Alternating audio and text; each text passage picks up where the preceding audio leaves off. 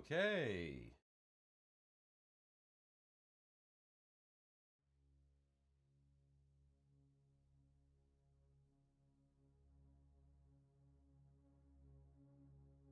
Sorry, I was 5 minutes later than the delay.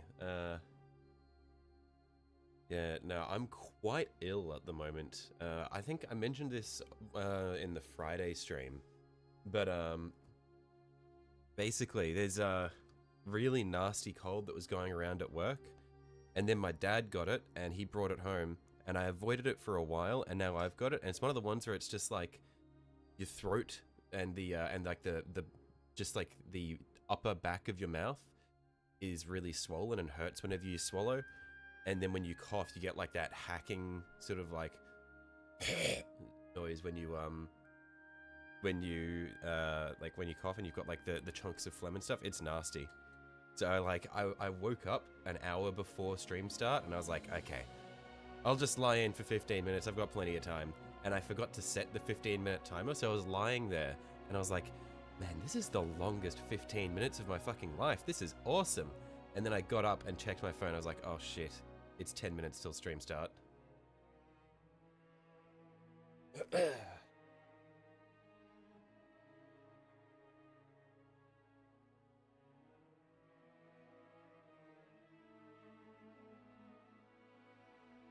But we're here now.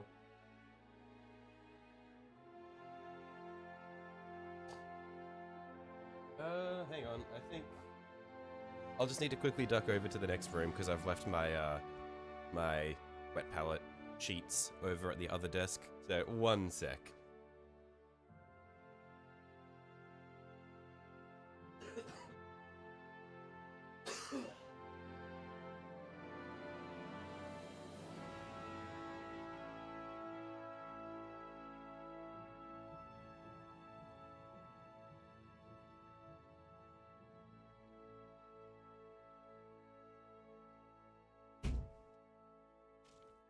Alright, there we are. Yeah, but I thought that it was going to get better. I thought I was getting better, like, with the illness. Because it wasn't really getting any worse, but, the hacking cough is definitely worse than it was yesterday. But I slept better than I did the night before, because the other night, I just could not get to sleep. The old name on this account was Deathy Death, so you thought, shit, is it showing? Oh, I see. No, yeah, but as far as what we want to do for today, because we've been yesterday, I think yesterday we made some really solid progress on this, because I like this this trim color that I've mixed up. I think it fits. So we're gonna finish all the trim in this sort of rusty brown color. And then we'll come back through and finish up any rivets that are on top of that. And we'll have to go with our very fine brush and do like the edge of those trims as well, like that. And then we can probably look into... Oh, and then I was also going to use that rusty brown on the recessed pipes and stuff. That'll probably keep us occupied for most of the day. And then from there, I think we'll be getting on to looking at what we'll do for heraldry. So that'll be fun. Left us down, but you're going to a restaurant that your old boss is reopening. Good luck and feel better. Righto. Too easy. Thanks for stopping by, Phobic. Have fun.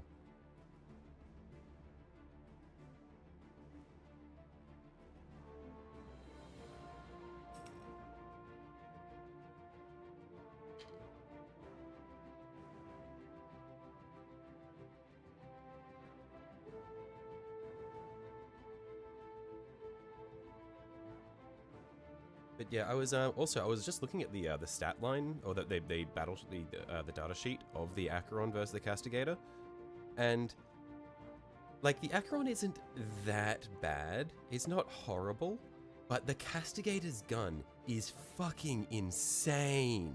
Like holy shit, that thing is like 18 hits. It just guns everything down. Like that's obscene. And it has the same melee as the acheron. You'd think the acheron would have a better melee because it's like a flamer build, so its melee attack is probably going to be a bit more developed, but the melee stat line is the same, which is a bit silly. my hottest Warhammer take? Ooh.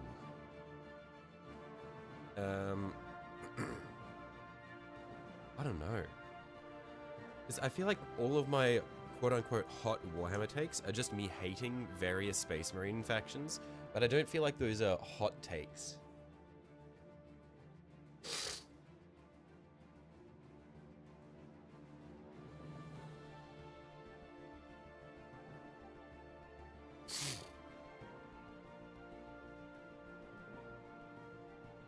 Well, Boss really showing his favorites. Oh, did you work at the same place, Technic?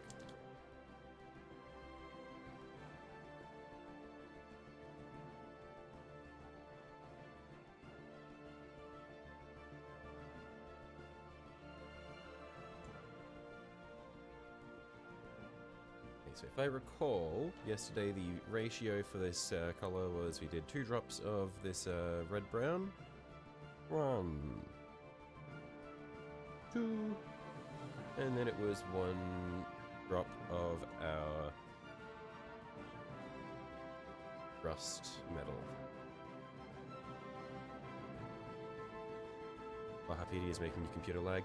Yeah, no, like, I do think Wahapedia is a little bit slow. I feel like it's one of the slowest websites I've used. It just takes a while to load, but yeah, it's good. It has a lot of shit on it. It's very good. But yeah, with regards to Castigator versus Acheron, like, it's weird that their weapons are named different things, but they have the exact same stat line. It's just a bit of a rip for the Acheron. But yeah, like, the Castigator's gun is just fucking crazy. I think the main appeal that I see of the Acheron is you want to pair it with a shooting army so that you can have it shoot first and remove the benefit of cover from like a high value enemy unit that's embedded in a building, and then have your the rest of your shooting army just gun them down. You are not invited to get together. Rip. Yikes. What did you do? Or not do?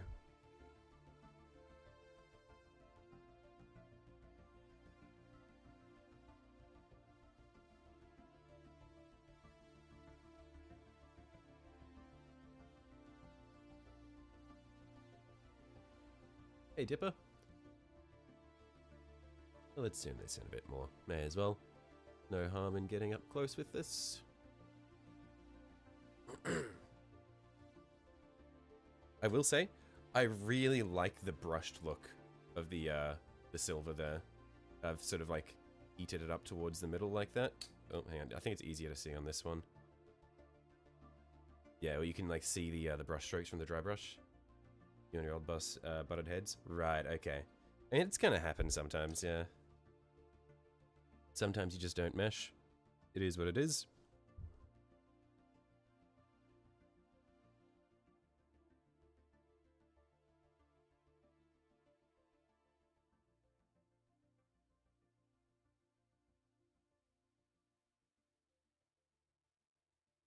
And yeah, from what I've heard about how tolerant Phobic is of his current like workplace with those insane hours, I imagine he's probably pretty agreeable.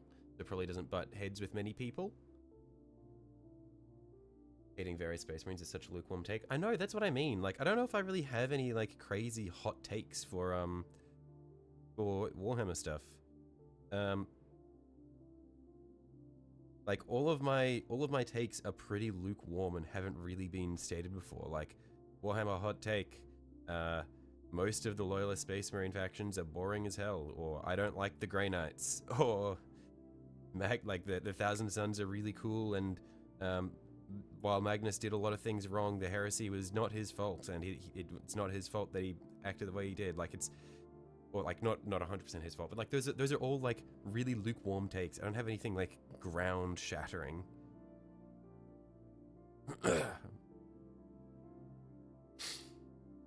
Phobic's very chill. Yeah, I've gathered as much. Yeah. I think one of my favorite like not confirmed things, I guess, is that the Blood Ravens are likely Thousand Sons successors. I think that's really cool because I love Dawn of War and I love the Thousand Sons, so it's like it marries my boys together. and it makes sense.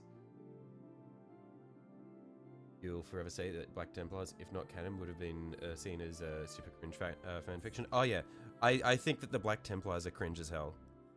Again, probably not a very hot take. Yeah, I think just most of the popular Loyalist Space Marines are just so boring. Like, I would say that the coolest Loyalist Space Marines are like the Salamanders are cool, but like they're pretty chill. They just don't get enough time to shine. Actually, who would I say my favorite, like, or my most underrated Loyalist Space Marines?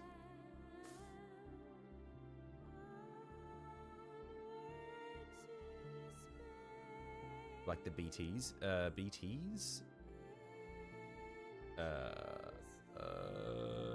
Is that a chapter, or is that an abbreviation for one of the legions? I don't think it's one of the legions.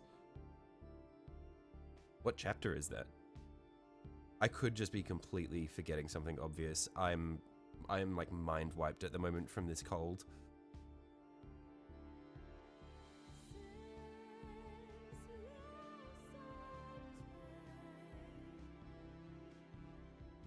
Black Templars, right. Okay, yeah, I'm just mind wiped. We're literally talking about them. Like, I would say that, like, Imperial Fists are really cool, just like regular Imperial Fists, but they don't get talked about. I feel like they don't get represented a lot, probably because their color scheme is a nightmare to paint, so people kind of sideline them a bit, and also because personality-wise, there can be a little bit of overlap with, like, Ultramarines, but not really.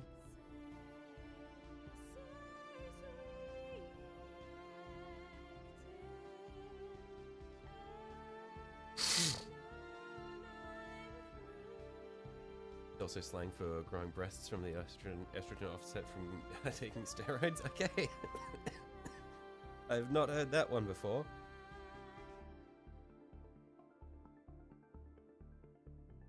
I thought steroids just gave you big nipples. I didn't think they gave you breast tissue.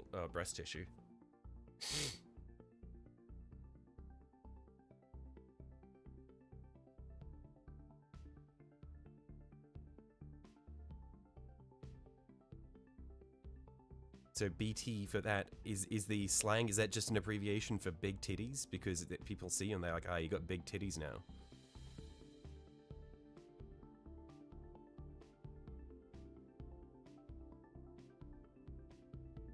Perfect's trying to get you into 30k. I mean, the 30k armor is so fucking cool. Like with the beaky helmets and the shoulder pads with the balls on them. And there's the new Saturnine stuff now. Like, 30k has some very cool stuff if you're a Space Marine fan. Like, let's face it, if you're a Space Marine fan, why are you playing 40k? All the cool shit is in 30k. Just play 30k so that we get actually cool releases for other factions in 40k, thank you. Bye-bye. That's my hot take. And it's not even a hot take, it's a lukewarm take. It's a tepid take at best.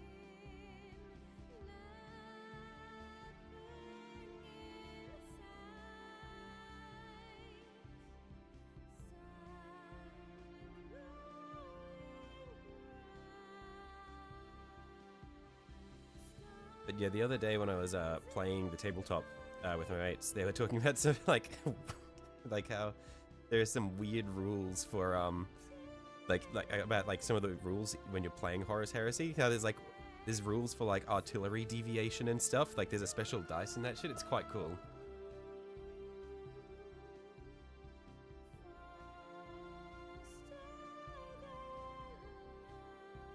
They don't do it directly. Your body will produce a bit of estrogen to offset the excess testosterone as your body wants a specific ratio, and you develop the MMA breasts called bitch tits. Okay, so it's bitch tits, not big titties. But interesting that it comes from your body trying to offset the extra testosterone. Would that apply to people who are on TRT then as well? Like people who not for like, I'm not talking about like people who are doing TRT recreationally, but people who are like actually low T and are getting TRT. Would they have that same issue or no? Because the body is like would recognize you as still being within a tolerable range, or would that person's body try to maintain a different ratio?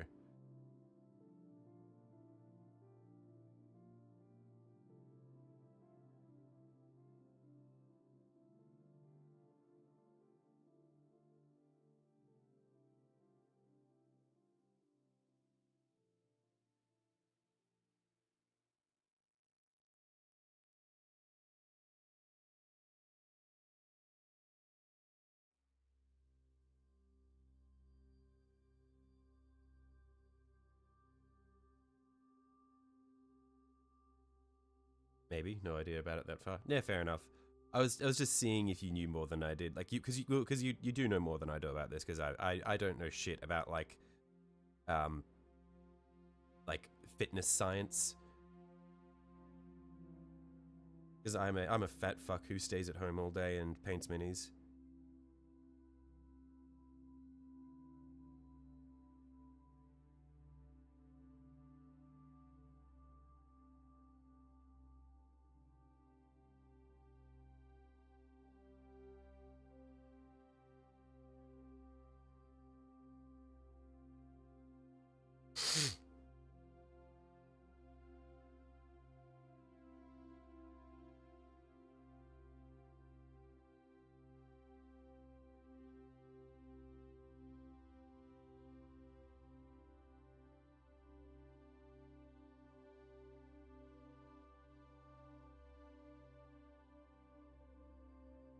Problem with the distillators are the armor they wear. They're basic Primaris instead of Gravis pattern. Wait, what are distillators? I think I from the distillators squads with nerf guns. What are distillators? Are they? I don't think I know that. There's so many Space Marine squads. Let's face it. It's like I feel like this is the Dreadnought issue all over again, except instead of you being able to make up a random, like, Latin adjacent sounding word for a Dreadnought pattern, you can just you can just make up a name for a Space Marine squad and I'll believe that it's real.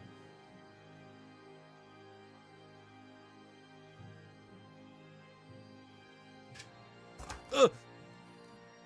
Okay, I knocked over the legs, but they didn't take any damage. We're fine. You know, you're skinny fuck, you know all this because of biology-related courses. Right, okay. Hey Noah, how you going, mate? What did you get up to yesterday evening? Well, actually, yeah, no, I haven't really touched base since I left, or since I went on break. Aside from getting the go-kart, have you gotten like any new minis or anything that you've been working on, or not at the moment, just doing your own thing?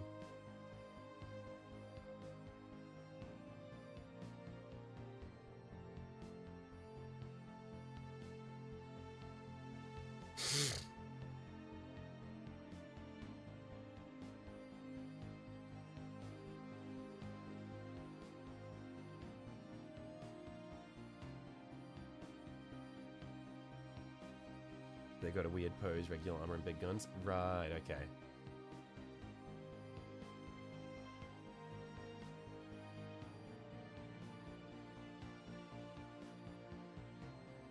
You got a unit of wardens, but not sure if I heard. I don't think I heard about that one, no.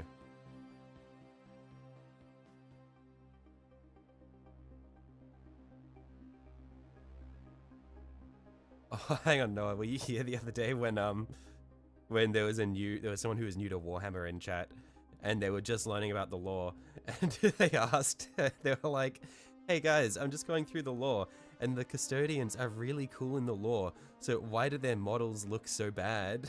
And I was like, uh-oh. He's like, they look so short, they're like dwarves.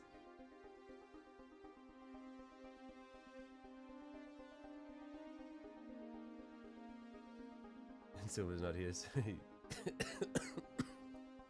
he's here now. He's an asshole, and you weren't there. Oh, you weren't there for that? No. I think like Silver's fine, but I think he's just sort of not too tolerant of your antics, I would say. Like, he did come down hard on you, but at the same time, also, he asked you to stop, and you kept going.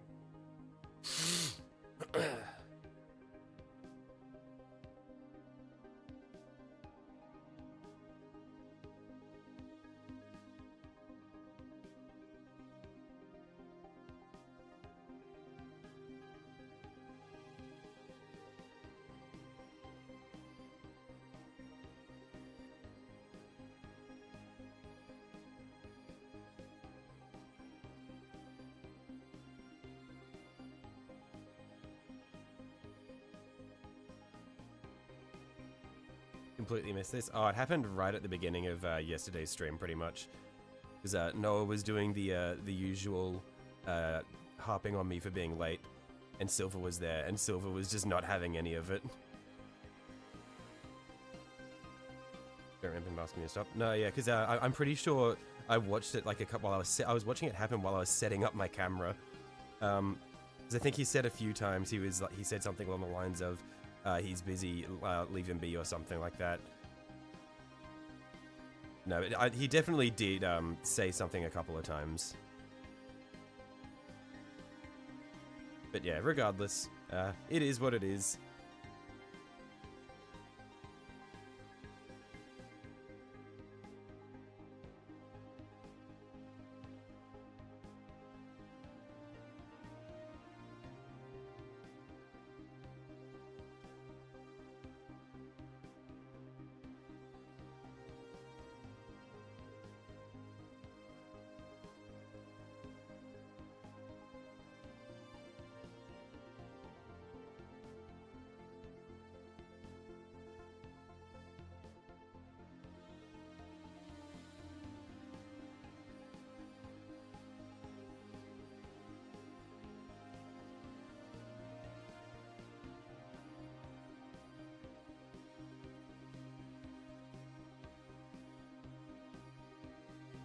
Yeah, I might wait for this to dry before... Actually, no, I could probably hold it by the edges, because I haven't painted the sides yet. Yeah, there we go.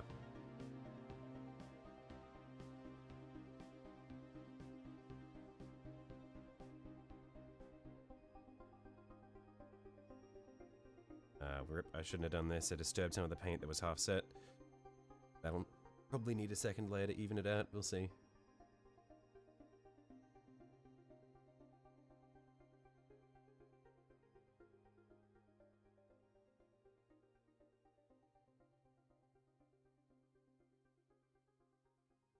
What time do you start today? I started about 20 minutes ago, Silver.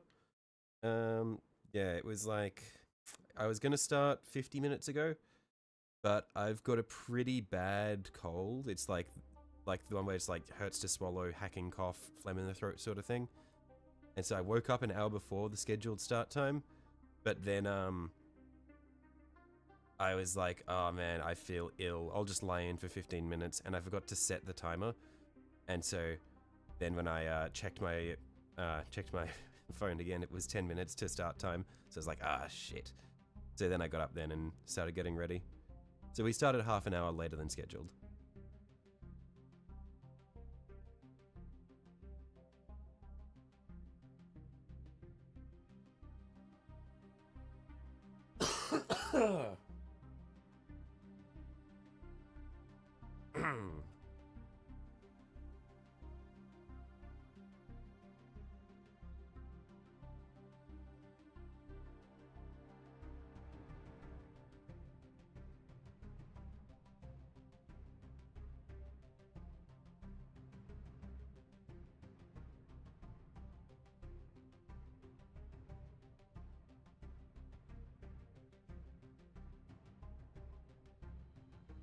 Yeah, I also still need to figure out, I need to sort out how, like, that chat window there, because it's not shaped properly for the, or the chat itself is not shaped properly for the box, so I know that when you guys send really long messages, sometimes it overflows off the right-hand side there. So that's something I'll need to sort out after the stream today. Because I did have an alternate chat window that I had initially gotten set up to work for this, but it doesn't read from YouTube for some reason. And I don't know how to make it read from that, so I'll need to look more into that later today.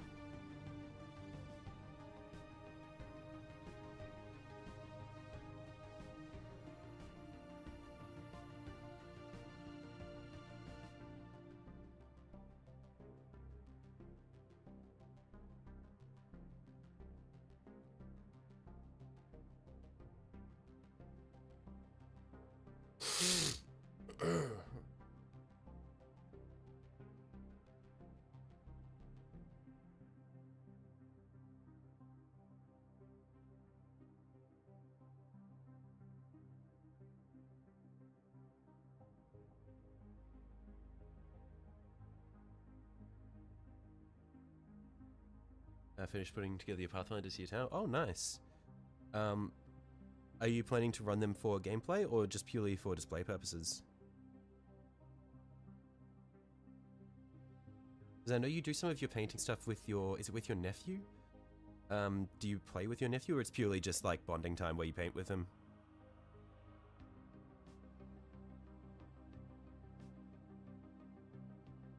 When I say play, I mean as in like tabletop, not just like generally play with him.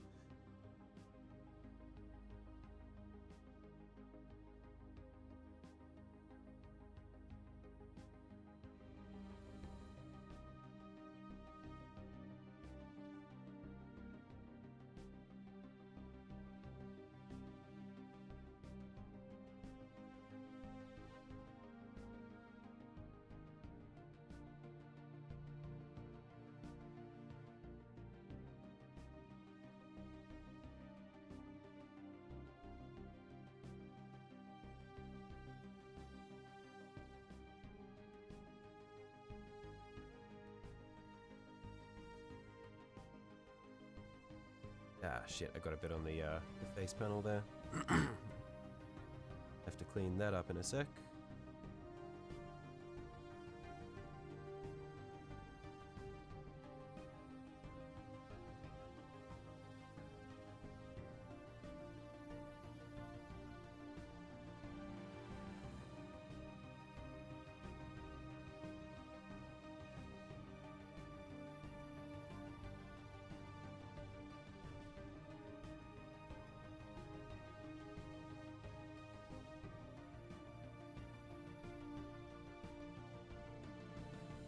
Going to be running the Pathfinder to gameplay. He's building orcs, and you have a ruined city board to play on. Oh, awesome, nice. Classic that he's interested in orcs. That's like, I think I mentioned this yesterday, but it's like all of my friends who are kind of interested in Warhammer but haven't like taken the plunge yet. They all like orcs.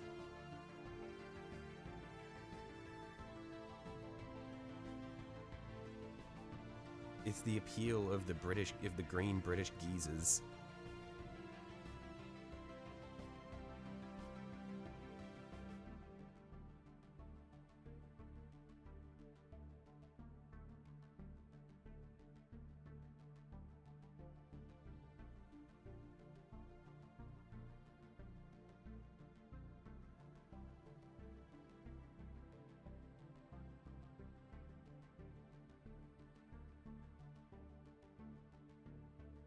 Everyone likes orcs. It's weird because I feel like orcs are the universally most popular faction, and at the same time I feel like I rarely see them played, or rarely see them like represented in like painting or gameplay on the tabletop, no? I feel like everyone's like, yeah, I love orcs, but you see so few people who actually paint orcs.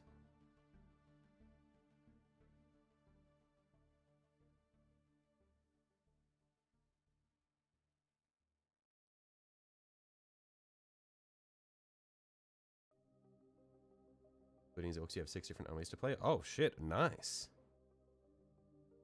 Yeah, I'm just now at the point where it's like, man, I need to get my boys set up, because as it stands, my ideal roster of knights will come to a perfect 3,000 points, and then I've got an awesome setup for a Tau Battlesuit army, which I don't think it'll hit exactly 3k, but it comes pretty close, and then I want to get my Eldar functional. It's like I'm now feeling the crunch of, man, I want to play all this shit, because I've got a gaming group.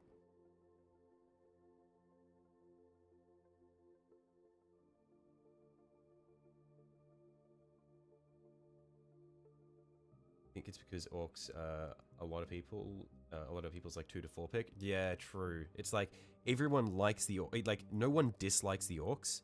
Everyone thinks they're funny guys, and like they it's like their spirit animal. It's like, yeah, I love this guy. He's me for real. But they don't like hit the cool factor of, man, that looks badass on the table. Maybe that's what it is.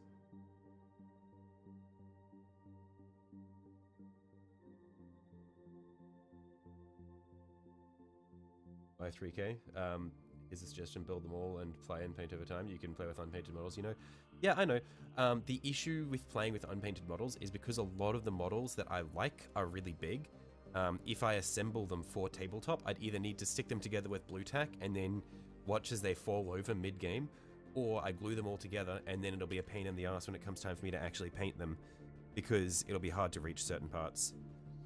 Because all of the, like, all of these minis is a lot, like all the big ones, it's a lot easier to paint them when they're broken apart.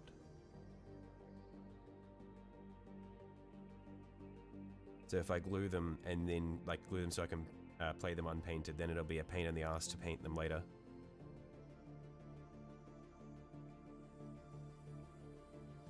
Yeah, I have pondered this issue. You super glue and stick it to the freezer after, or stick in the freezer after. Is that how it works with super glue? If you freeze it, then it snaps really cleanly?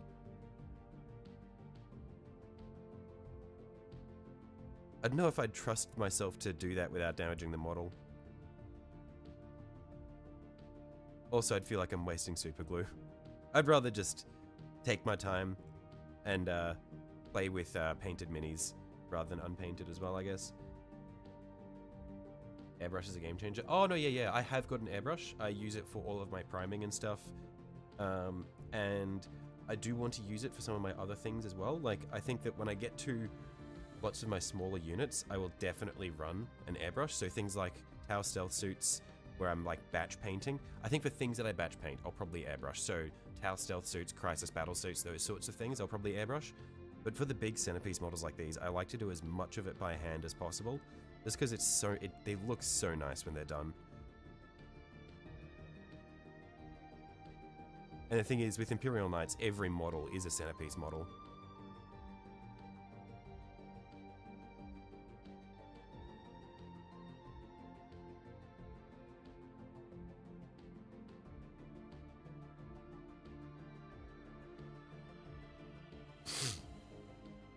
Although if I do Imperial Knights that have white as a primary color, I'm airbrushing that. Fuck it. That is not getting hand painted. Magnets? Yes and no, because the issue with magnets is I'll have to glue them onto it to make them work, and then when it comes time to assemble them, I'll have to snap the magnets off off certain sections. But like, it'd just be more trouble than it's worth, I reckon. I'd rather just take my time, slowly build up my army size. If my gaming group wants to play larger games, I can always run hybrid armies with other Imperial forces or things like that I borrow from them. Or we can just run 2v2s. That's what we're going to be doing this weekend, is we're going to have a 2v2 where each player has 1k, so it'll be total 2k points. I think as it stands, the armies are going to be my 1k of knights, which is going to be 4 models, 2 armigers, a questoris, and this acheron. And then my teammate is going to be running Thousand Suns. And then my opponents are going to be running Necrons, and I think the other person's running Demons of Slaanesh. So not the most lore-friendly matchup, but it'll be fun. Because I haven't played against the Demons of Slaanesh yet, and I know that that person who runs the Slaanesh Demons is Nakari. Well, sorry, he runs Nakari, and I've been told that Nakari is deeply fucked up and can just one-shot most things if she/he gets in close.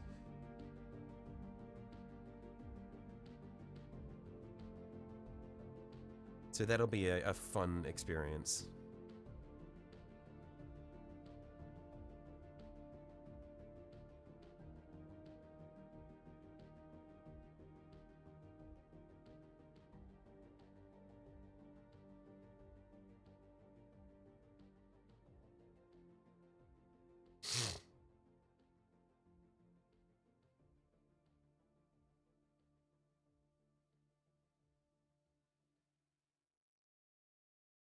Okay, we're probably able to do sides of these panels now.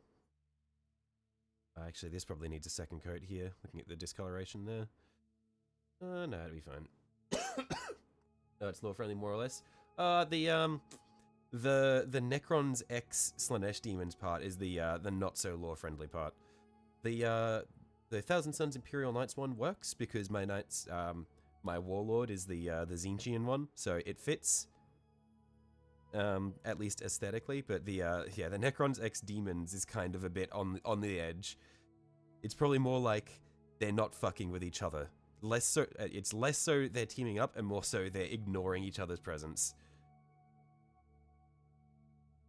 They probably can't really touch each other that well anyway. Necrons being like pretty much engineered exclusively for destroying physical matter, and then the demons not really having a sway over them because they don't have any souls. Although actually, Necron shit is probably actually it's Necrons are really good anti-warp, aren't they? Because they've got shit like the Pariah Nexus, and they were literally meant to fight the old ones who are psychers.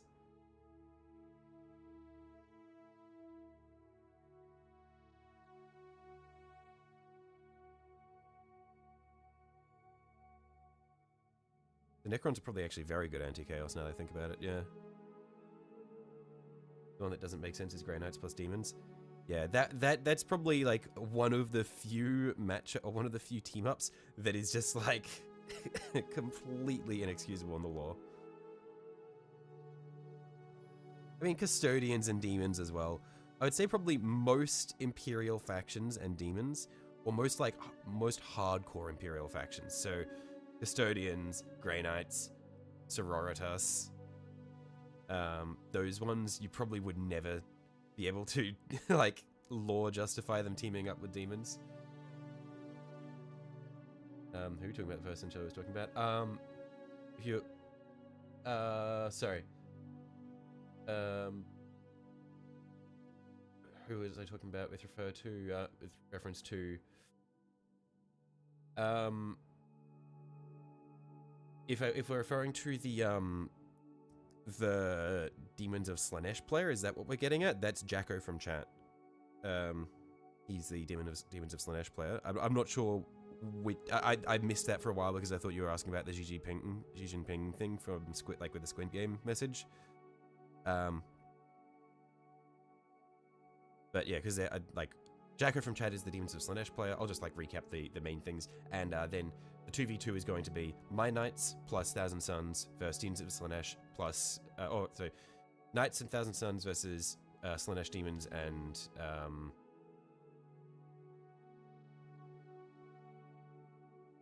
Necrons. The character, the Slaanesh Demon character Nakari.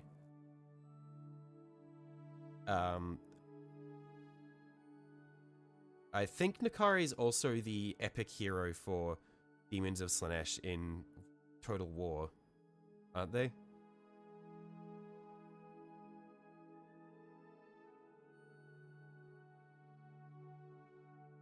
Yeah, because I've been told that Nakari is unbelievably fast and will just fucking murder whatever they get on top of.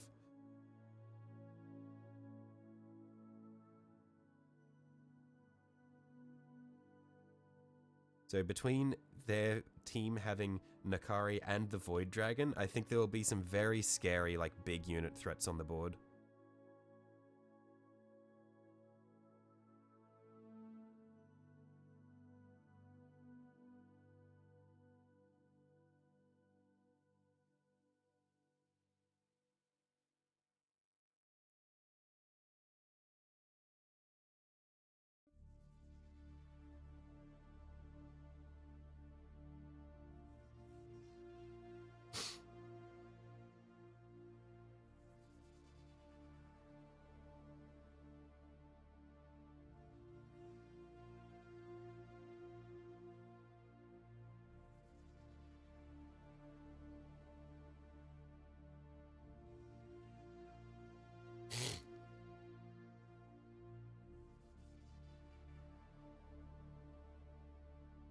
Just need to mix up a bit more paint for the trim.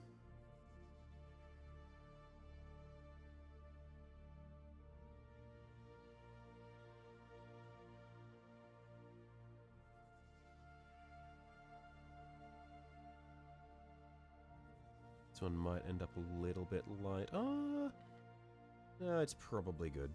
Yeah, I'd say that's probably fine. Oh yeah, it's darkening up a little bit.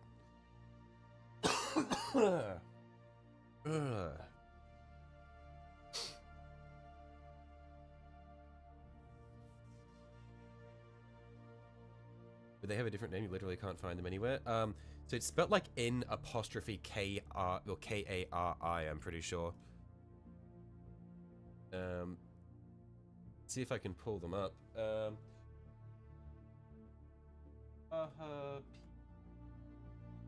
Ari.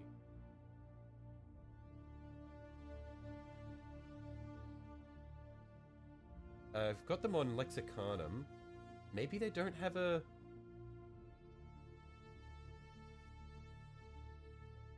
Weird, yeah, I can't see one on Wikipedia. Let's just go. End of... Mesh. Maybe it's a detachment for Slaneshi demons? Data sheets... Local.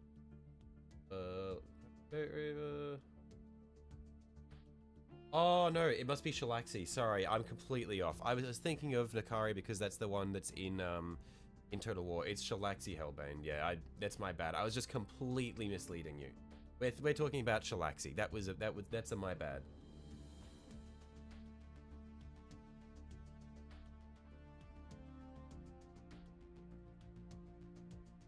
This is my first time looking at Shalaxi's weapons now as well. 14-inch movement. Reroll, advance, and charge.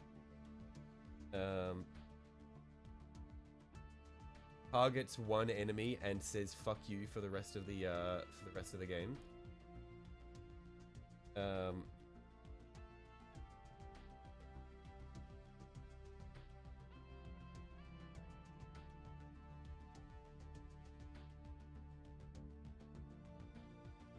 Yeah, looks like their whole thing is basically just pick an enemy, hunt them down, kill them, pick a new enemy, hunt them down, kill them.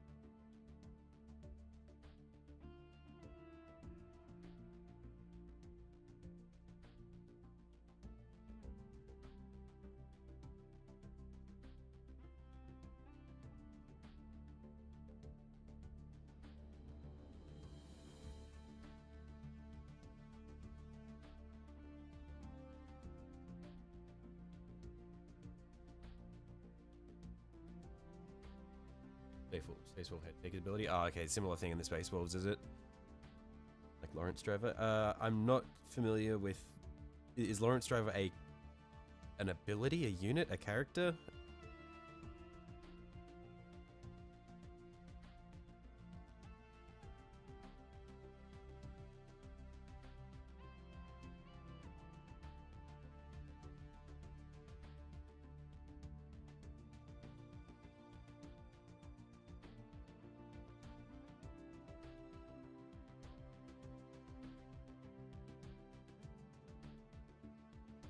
Yeah, I think the whole reason I was like so confused with hardcore confusing Shalaxi with Nakari is because I've had fucked up experiences against Nakari in Total War Warhammer, and the way my friends were describing Shalaxi, I was like, oh, it's the same thing. It's just like a super unit that will just run through and fuck everyone up, and there's not much you can do about it. And I was like, okay, these are the same.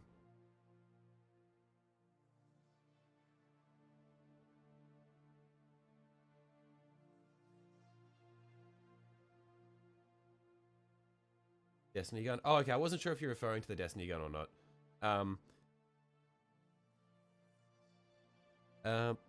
Does Lawrence Driver have like a Oh, it does, because it has the precision kills mechanic where they drop where you get pickups that. What do the pickups do? Get reload speed? Because when you get the precision kill, it does like the vortex where it sucks people in. and then explodes. What do the pickups do? Fuck, I never used that gun. Because I remember when it came out, lots of people were running it, but I was always an Arbalest enthusiast, and so in Crucible, it would just be like Arbalest versus Lawrence Driver. But I don't know, I just always preferred how Arbalest felt to fire. Also, it's way cooler, because you're just like, it's just a railgun.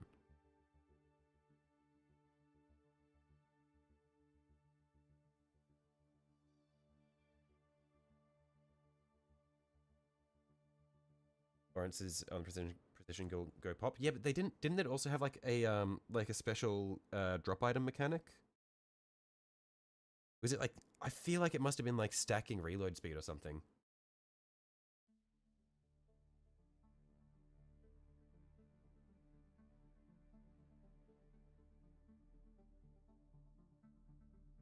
Well, that actually, that wouldn't make sense for a special ammo weapon having stacking reload speed, because you just burn through it all. Miss Prime Dead Man's Tales. I never really ran Dead Man's. I wasn't playing Destiny when it first came out. I was like on a break because I played like Destiny 2 on release for a long time. I played through all the dog shit original expansions with it. And then I went on like a long break for several years, and then came back when I'd like made some new friends who also played Destiny. And by then Dead Man's had already come and gone, and so I was never really like, it was never really one of the things that it was never in my repertoire. Grants ammo with 3 and with no deaths does extra damage. Right, okay.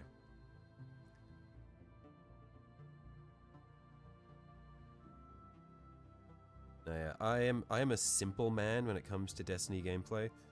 I am a Titan player, and I play like a Titan player. Not like I'm not like a cringe striker Titan run around and just shoulder charge everyone. I'm a simple man. I run armamentarium in our, well, in the, oh sorry, not armamentarium. I'll run oh fuck, what is it? I haven't played Destiny in months. Reload on sustained fire with auto rifles and machine guns. So in Nightfalls, I'm just running that one with Sweet Business. It's just gun goes brr. The only respectable way to live.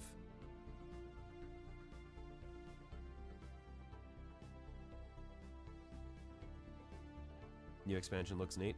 I haven't had a look at it since they revealed it. Like, I've become so jaded with Destiny over the years, like with all the dungeon keys and shit, like it's just upsetting. I feel really bad for like the actual devs at Bungie who are doing their best to try to keep that company afloat, while the higher ups and the marketing teams and everything, they're just like constantly cutting the workforce and then hardcore monetizing everything. And then there's all the shit happening on the side with Marathon. It's like, man, it would suck to be a dev at Bungie. You're just like, you're doing your best, trying not to get fired, trying to make a good game, and the higher ups and everyone around you is just constantly making the situation worse and worse and worse.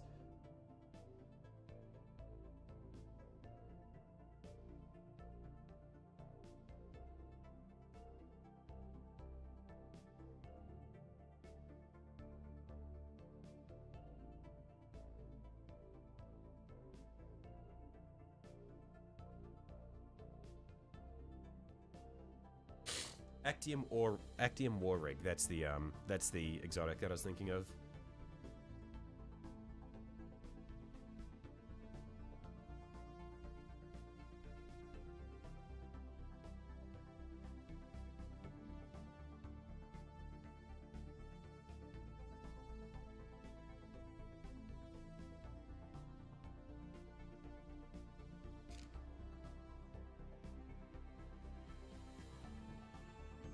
Situation the actual devs are in is one of the two things that convince you not to do ComSci. Yeah, it's like, I feel like if you want to be a game dev, the only good way to go for your sanity nowadays is just the indie dev route, but then you just have the issue of like big, like large scope games are just not really on the table. That's just not an option for you. And it's the same issue with any freelance work is just there is no job security. And also you have to work for yourself. And I feel like I am the kind of person who I cannot fathom the idea of working for myself. That seems fucked up. I don't want to have my job and then also have to do all the administrative shit of my job. I want a job where I can just do what I'm told and then have my time to myself when my shift is done or whatever.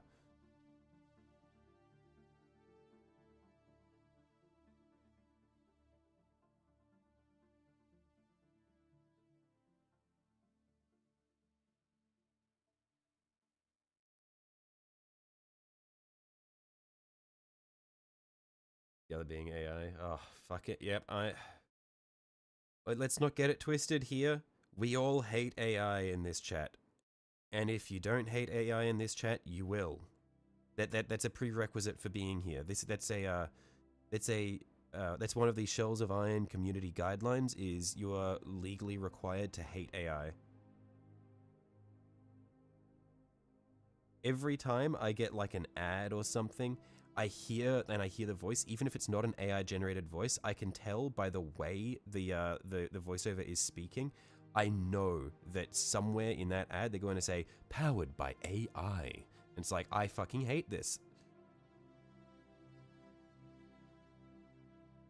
I think that AI as a technology is interesting and has its applications, but the fact that it is purely being used to destroy the creative industries is despicable.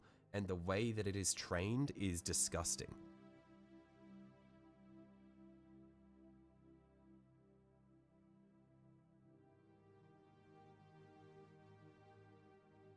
Hey Shelly, spent 4 hours this morning in 100-degree weather replacing the brake system for your sister's car. Shouldn't even thank you. You'll crash out. Jesus! Look, next time that happens, fix the brake system, but then what you do is you just like... I don't know how this works in cars, if that's a thing or not, but if it's possible, you should just unplug her air conditioner. Just make it so it doesn't work anymore. Fuck her. It's fix the problem, but then just make it so that she doesn't have any cooling.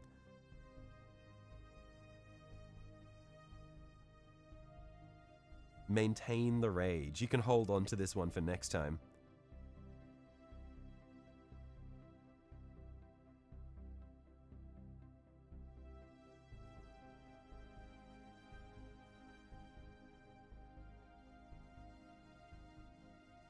Your brother uses ChatGPT for everything. The worst one for me is when people use ChatGPT and they talk about how creative it is. It actually just, it enrages me. It's like, you realize this is literally the opposite of creativity. What you are doing is you are asking it a question and it is giving you the statistically most likely answer. It is the least creative thing imaginable.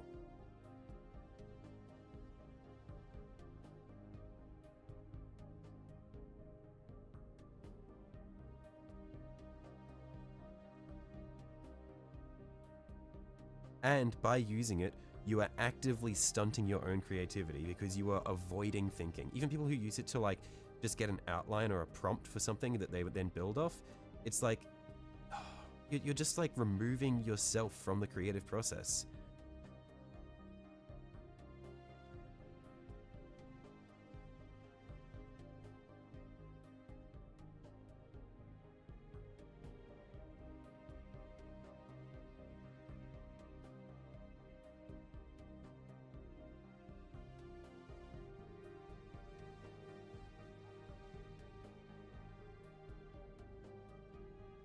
Yeah, as someone who is like very interested in things like voiceover and that sort of thing, AI just infuriates me. It's the same thing as like when I'm like playing my online D&D games with like my friends in the Netherlands. Like whenever we have new characters, it's not just D&D, but like tabletop games in general. Whenever we're like making new characters, we always like search for artworks to use just as our for our characters. To, like just for to represent them on Roll20, and the lengths I have to go to filter out all of the AI trash that just blocks up all of the search engines, it's really upsetting. It's like, man, I just wanna have art that was drawn by a real human. Like something that actually has soul. Yeah, no, I'm an avid AI hater. Again, I think that AI is an interesting tool and should have really good applications. Like, I think it's being used for things like helping sequence genomes in biology and stuff. I think that's really good. You can use it for fast tracking really menial labor that doesn't like menial labor that would take a very long time otherwise. It's just because it's a very powerful computer algorithm. You can use it to get rid of lots of menial labor and free people up to do other things. You can use it as a tool, but it should not be replacing like creative input.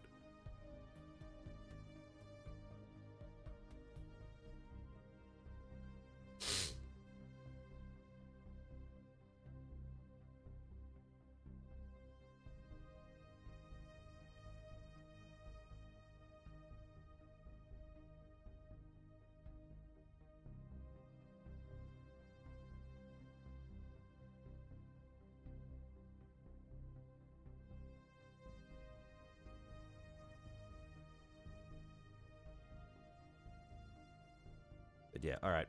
AI rant over. I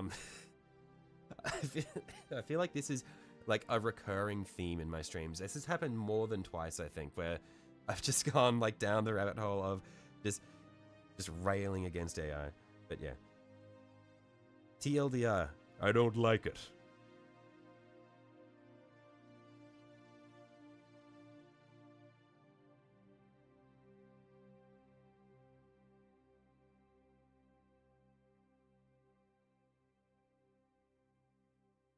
There's also just like the little side thing of like, you see something and you're like, oh, that's nice. And then you see something that like that marks it as AI. Like you realize it's AI, and then it just like immediately just ruins all like appreciation you had for it. You're like, oh, never mind. And then you like start seeing all of this, like all the bad things in it, and you're like, oh, okay, damn it.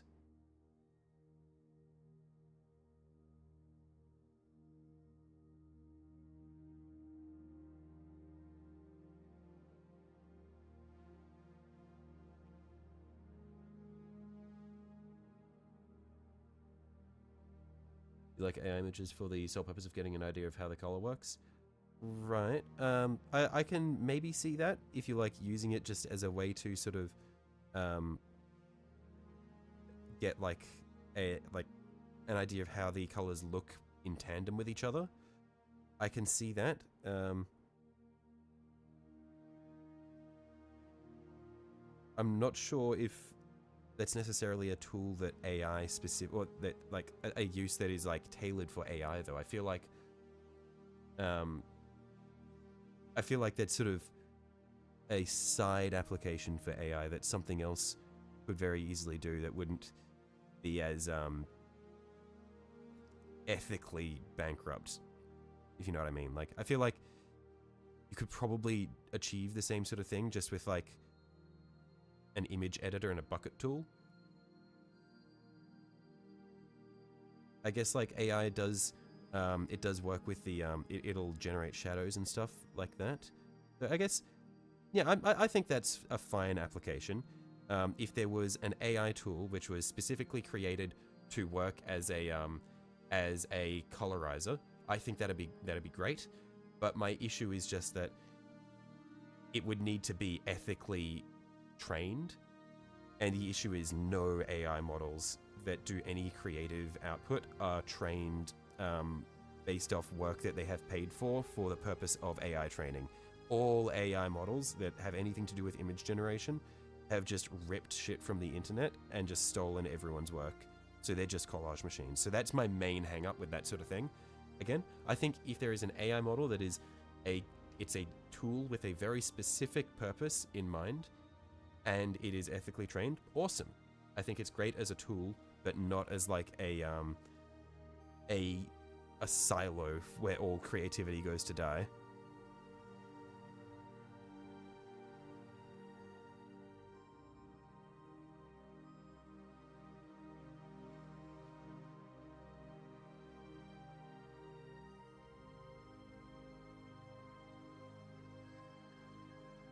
heard of one ethical AI thing, and it's from a Starset video.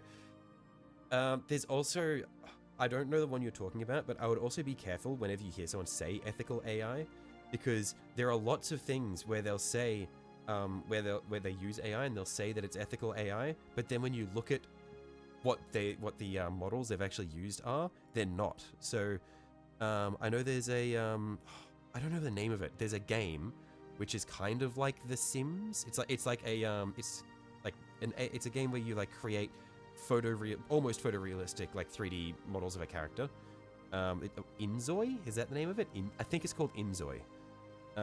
And it claims that it uses ethically trained AI, but then you have a look at the AI model that it's trained off, and it's like the Microsoft generic AI model, and that just scrapes the internet.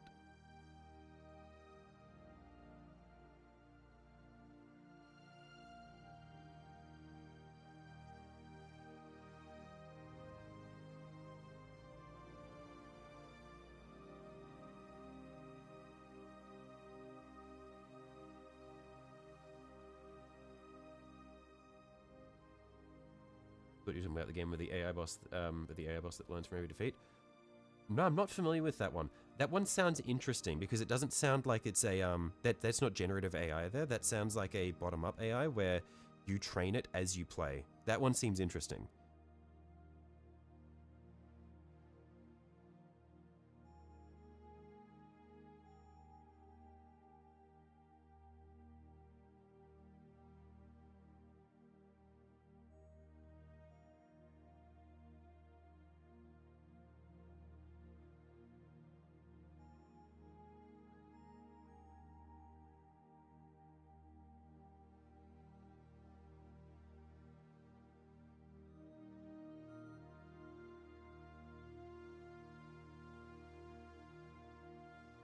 You love when they say ethically trained AI and they just had it scan the worst part of the internet. It came out super racist. True. That was like for all of like I want to say like 2015 through to like 2022, 2023. There's like whenever companies were coming out with AI chatbots and they'd like give them a social media account and it would turn racist within the month.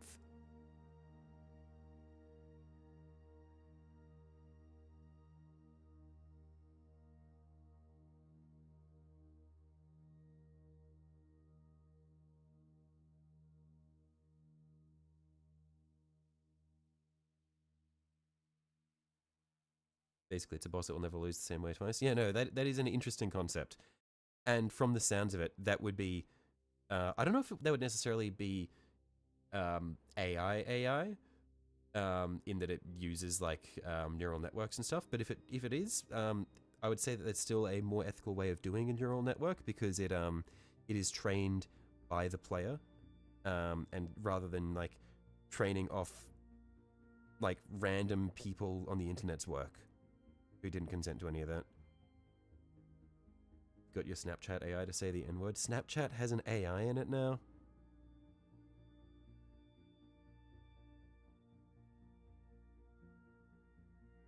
It's... I mean, I guess Snapchat doesn't exactly have a high bar for ethics or anything. The only reason I still have Snapchat is because my high school friends, we all had a Snapchat group that we used like at lunchtimes at school and that sort of thing. And so then it's just a lot of my high school friends, they don't have Discord, and so it's just like we still just use that Snapchat group to talk. Has an AI chatbot. It's had it for like 3 years. Oof.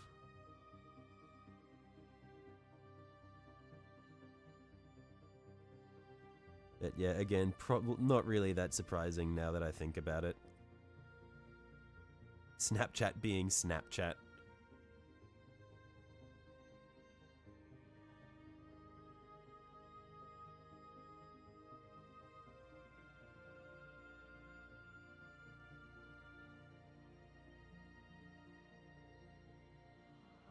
Asterion from MIR5. Is that the learning game boss?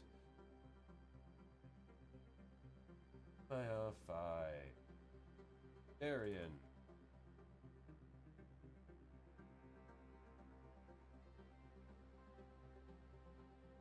Oh, okay, it hasn't come out yet from, but uh, that'll be interesting to see. Yeah. What is MIR5? Is it the 5th installment of a series, or is it just called MIR5? It looks like it's just the name of it. It'll be interesting to see what that is. When that comes out on Steam, I'm keen to see what they write in the AI content disclosure.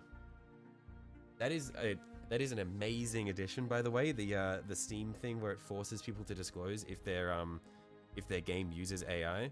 I love it.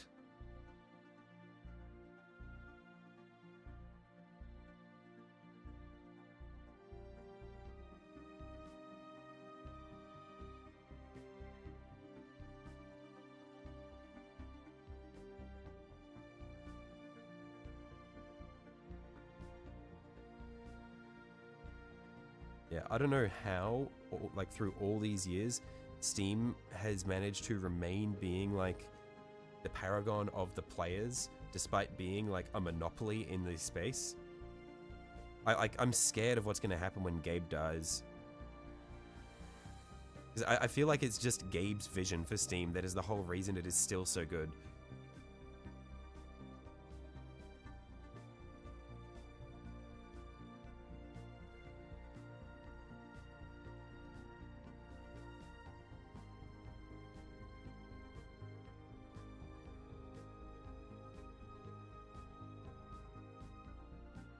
Common Gabe and W. True. I'm also really interested to see what what cool stuff Steam comes out with on like the hardware VR side of things, because I know several years ago Gabe was talking about how like VR, the software or the technology is so much more advanced than like we see in any consumer level products, and he would love to put out like a new VR thing immediately, but it's not worth it because the moment it by the time it finishes production and gets launched, the technology will be so much more developed that it'll be really obsolete. So I think it seemed like he was essentially just waiting until the progress on the technology bottlenecks before he makes anything. Because he like talked about shit like controlling limbs you don't have, and that sort of thing, which I think we kind of see with Neuralink as well. As much as I hate Elon Musk, now that he's no longer like involved with politics and stuff, because his like all of his businesses are crashing and burning, he's like mostly put his foot in his mouth. It's cool to see what Neuralink and that sort of thing are coming out with, because despite Elon Musk being like Elon Musk, he's putting his money into some interesting stuff. Gabe and the CEO of Costco must not die. Why specifically the CEO of Costco?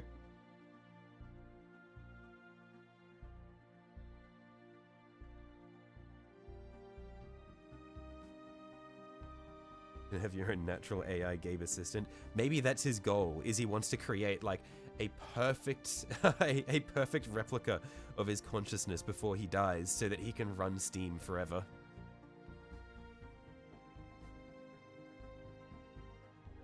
He can be the bulwark against against the companies.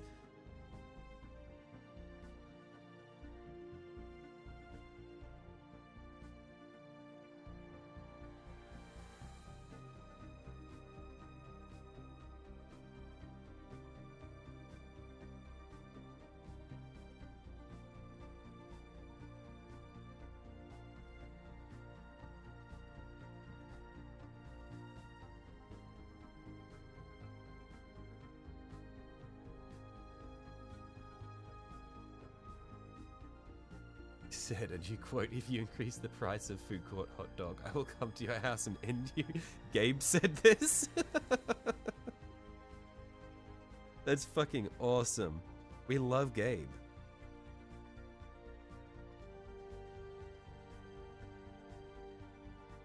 Hello again. Welcome back, Noah.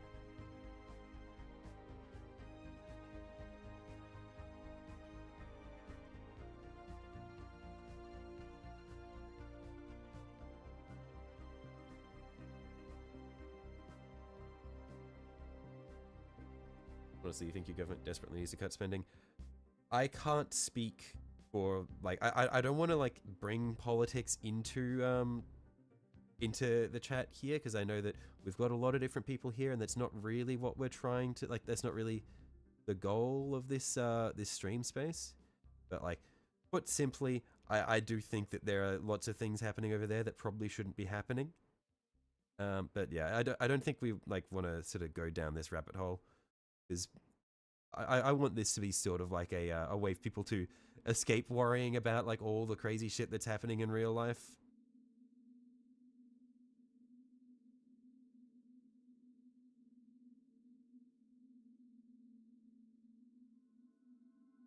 And I know that there's probably going to be people on both sides of the aisle here, because we've got people from lots of different demographics here.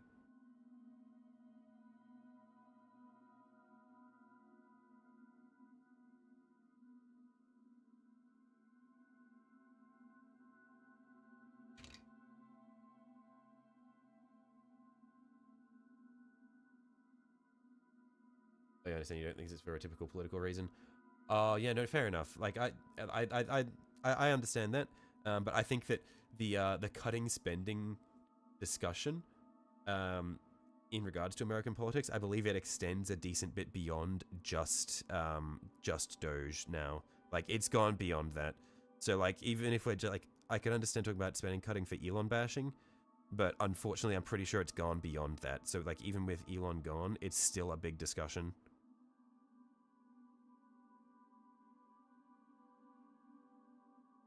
You should cut spending so that the government can become weaker, and then you can conquer the US and the world. Ah, true. A man of ambition.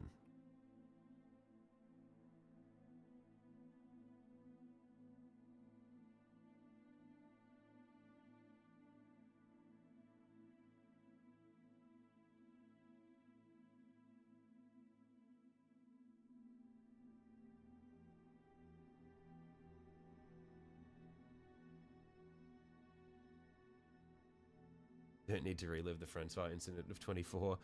That wasn't even politically motivated, was it? That was just him being... That was just him crashing out, right?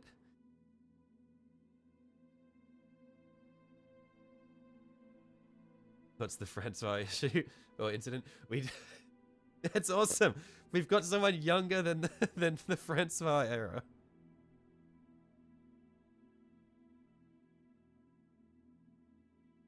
But also, we need to be grateful for the Francois incident, because that is what brought silver to us.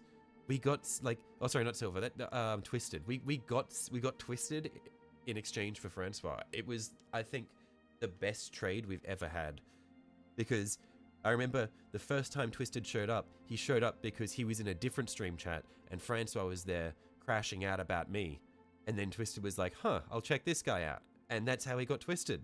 So that, like, that's a win. Like, that's like a huge W.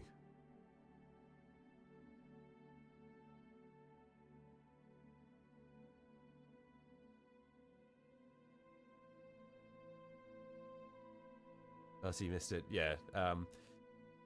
Yeah. Long story short, there was a very long time viewer who was an old man who had, like, he was very he was there for pretty much every stream, as long as he wasn't talking about anything like social or political. He was pretty good, but he very often sort of made like went on detours to talk about women and politics and stuff, and then it, like, I asked him to stop a lot. And it just got to the point where, like, he usually when I asked him to, like, back up, he'd sort of chill, but then it got to a point where he was, like, talking. I'm pretty sure he was talking about Sunju's partner, and then I, like, asked him to chill, and he didn't chill, and then I asked him to chill again, and he didn't chill, so I banned him. And then he went and crashed out in someone else's chat, and Twisted was there, and Twisted came and checked us out, and now we have a way better old man. He also hit on Shell's sister. Did he do that? Surely not. I don't remember that one.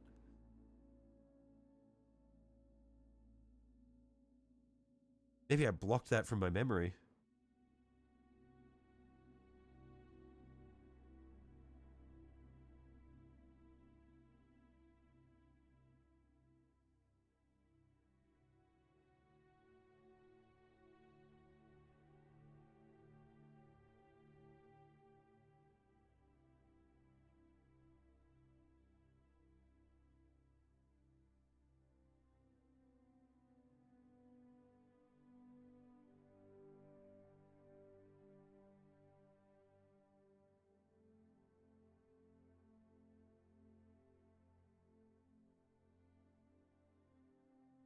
I love panel lining. It's so satisfying.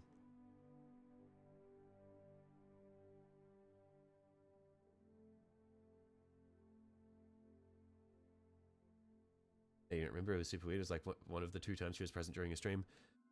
Alright, so first of all, bit of an exaggeration to say she was present during the stream. I think at most it was like she opened my door and asked me something and then left immediately. But yeah, yeah, I don't remember that one. I think for me, like his biggest transgressions were just like the things where he was talking about.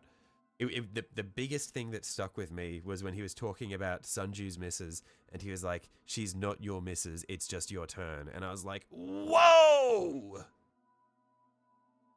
So that was like the most that's the main one that sticks with me. I think that's just like replaced everything else.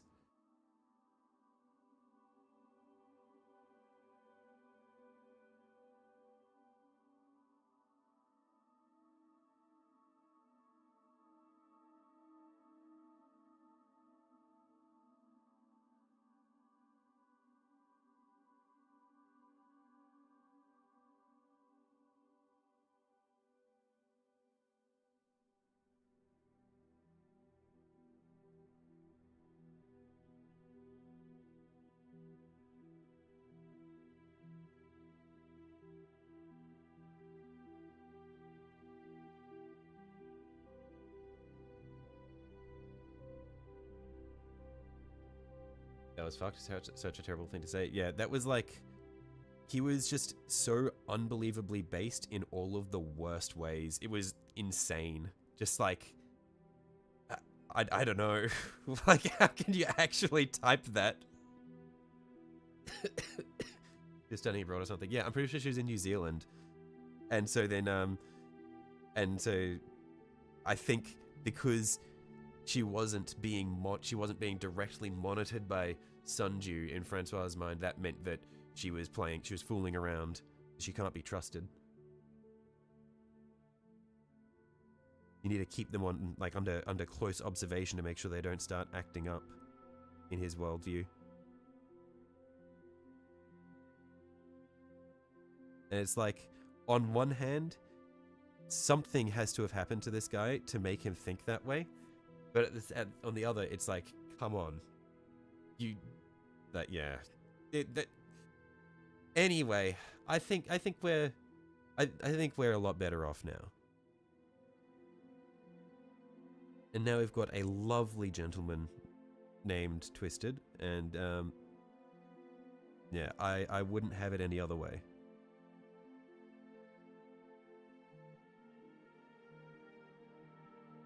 You get this guy from 4chan? No, he just showed up on. He was just one of my first viewers as well.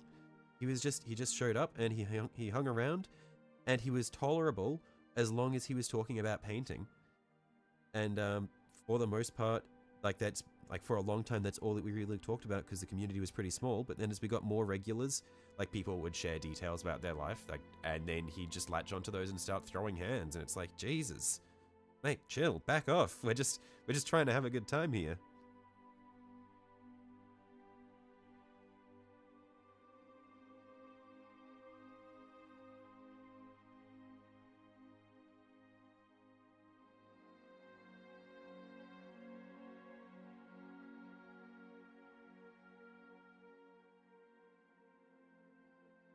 Block you, so you heard half of this from word of mouth, right? Oh yeah, he did block a lot of people. You know who we're on about? Yep. Hey Sunju. Hi. Hi. We're just talking about the person who we traded in exchange for Twisted. The much nicer and much lovelier old man.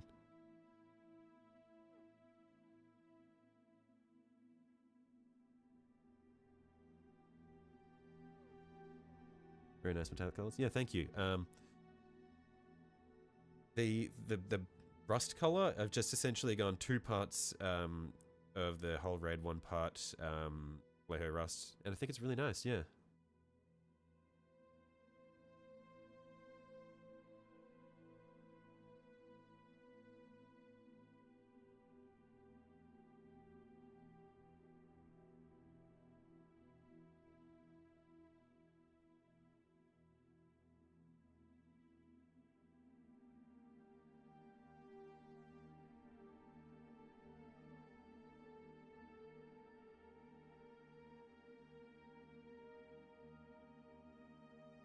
Gotta go to bed and purge your mind to this, dude. Right.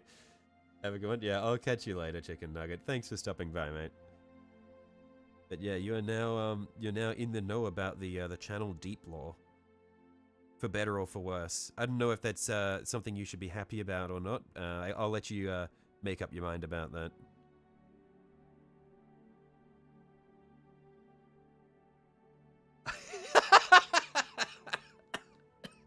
I forgot.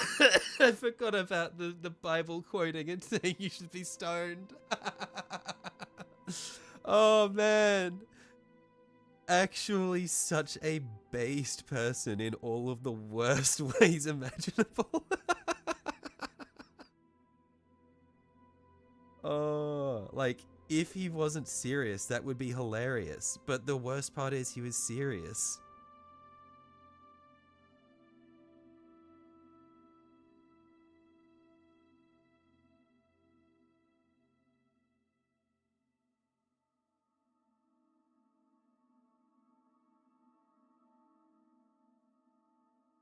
It was just your turn with your missus. Yeah, that was probably the worst one that I remembered. Was truly a great guy. Yeah, genuinely like gross stuff. Good riddance. Wasn't he also into super weird conspiracies? Yes. I believe one of the big ones, or one of the things that the early warning signs for me was when he was talking about how all of his friends see him as smarter than the average person, and they come to him for advice because they know, or that all his friends see him as very high IQ, and so they come to him for the right answers to everything. Like, okay, bit of a weird thing to say about yourself, and yeah, he was a free thinker. We'll put it that way. He was a free thinker. See you later. Have a good day. Right, I'll catch you later, Noah. Have a good night, mate.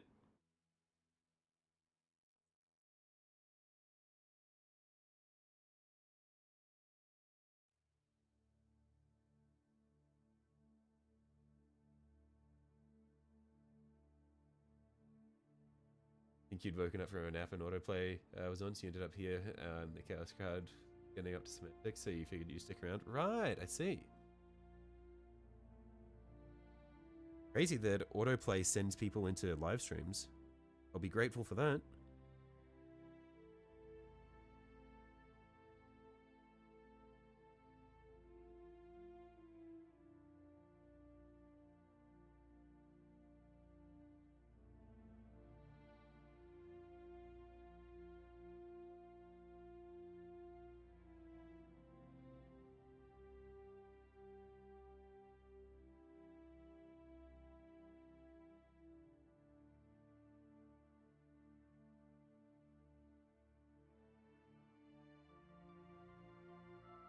I'm just better. New people won't even know about Commissar.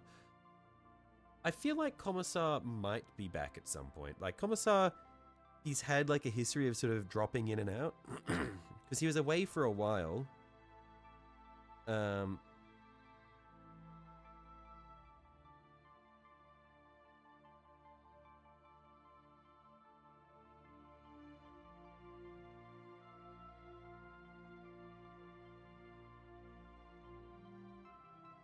Now, because Commissar changed his name, did he become Chaos Agent, or was that a different kid again?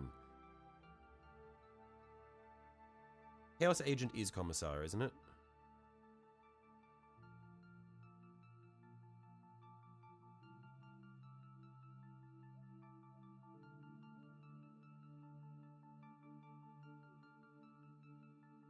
Because I don't feel like I often referred to Chaos Agent as Chaos Agent.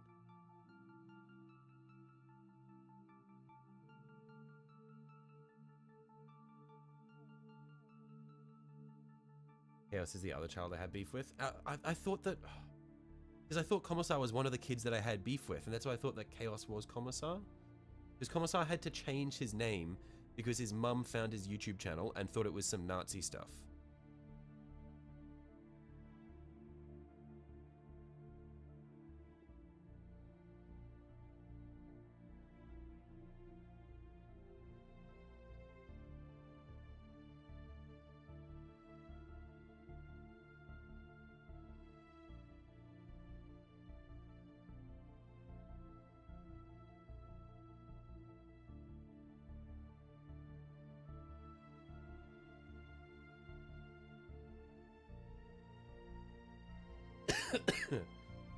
Friend that's new to Warhammer is already looking into getting proxies from cults as well as buying, voting, and other things. Well, I mean, when you're new, if you're new to Warhammer and you have access to a 3D printer, I can absolutely see why you would do everything you can to avoid spending money on the overpriced minis that GW puts out.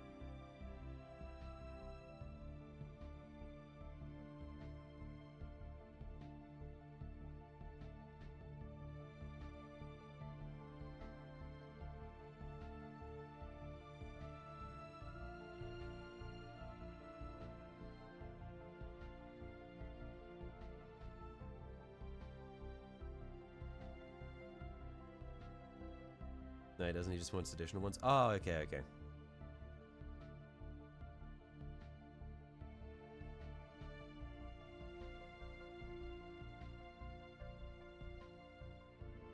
Still buys directly from GW even though you've told him to buy online for 20% off. Yeah, I mean, I'm also lazy and I will generally just buy from GW unless I'm in the city and I go to the LGS, and in that case, oftentimes they will have a lot, like some minis at a discount, because I tend to like less broadly popular things like knights, and so they'll be sitting on the shelf for a long time, and so the local game store will discount them to try to move them along, which is nice. Common Imperial Knights W.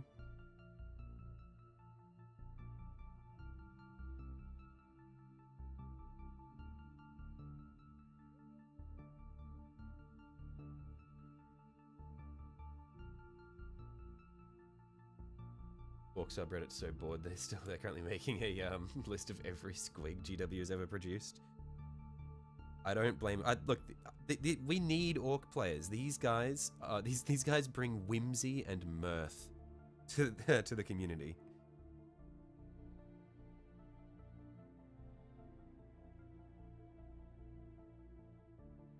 I feel like I've asked this in the past before. Is there an official Squigoth model or no? Because that was like, for me, like, childhood Jack playing Dawn of War, the Squigoth was the coolest thing ever. Just this giant gun platform that just blasts the shit out of everything and just stomps on like all the buildings and stuff. That was so cool. And it's carrying all the boys. There's a Forge World Squigoth. Might need to look into it. Does it have rules? Scottish orcs detected in the subreddit. Need some orc Highlanders.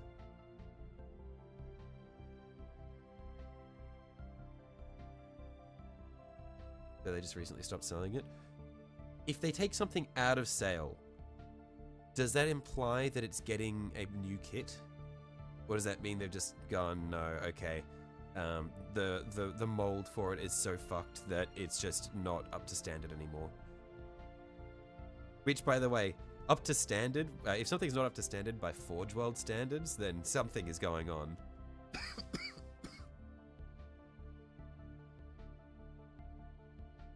Out of stock everywhere, seems to be gone. Rip. That's sad. It's an iconic unit that a lot of new orc players will never know. Still has Legends rules, most likely will not be getting a kit anytime soon as it's ancient. Quite sad.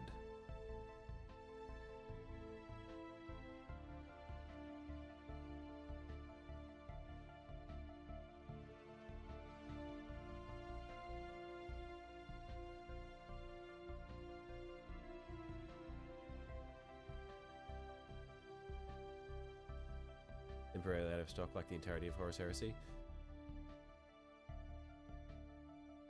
Is Heresy really like selling really like hardcore at the moment? Because I can imagine that the Saturnines would be moving like constantly, but is it just like the hype of the Saturnines is getting people to buy into lots of other stuff in Heresy,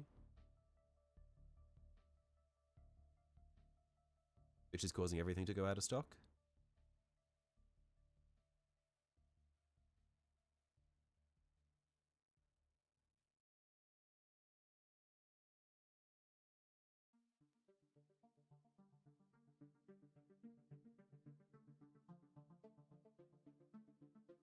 Heresy Plastic's doing great. Right. It's probably because of the Saturnines.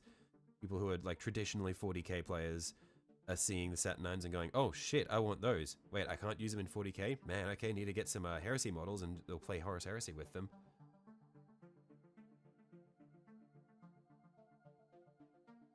I mean, I'm not a Space Marines guy, but the Saturnine units look fucking awesome.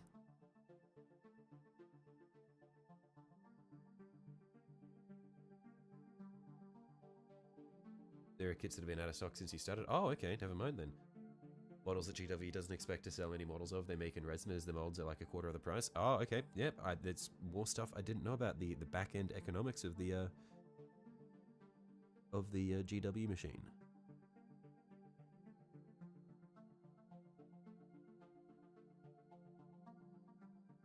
Found some amazing Eldar proxies that are magically not over-sexualized. Huge. Yeah, I feel like if anyone is making a third-party Eldar model, they have some intentions. They have reasons for doing so. And I can imagine it would generally hinge on them liking elves.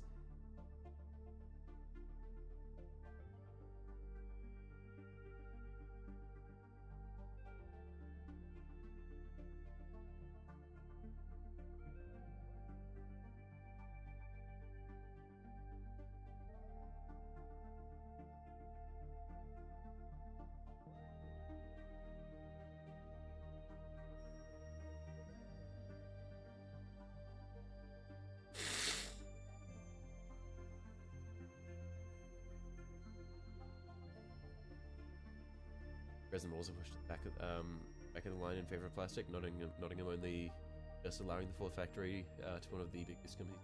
Is cheap. Okay, factory from Matchboard and that was only increasing. Right. Oh yeah, because all GW models are exclusively made in the UK, aren't they? I think that's very cool. Like, we give GW a lot of shit for stuff, but I think it's very respectable that they are keeping all of their production in their home country. I think that's cool and good for their I just think it's respectable with the way a lot of companies go, where they get to a certain point and then they just offshore it all to China or India, exploit poor people, and then watch as the quality of product just crashes.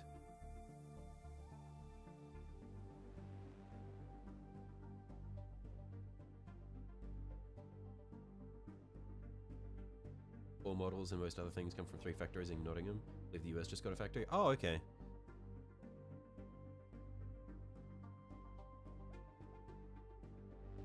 So I guess they might be globalizing, but not necessarily in favor of cheaper production. Probably more so globalizing for access to markets.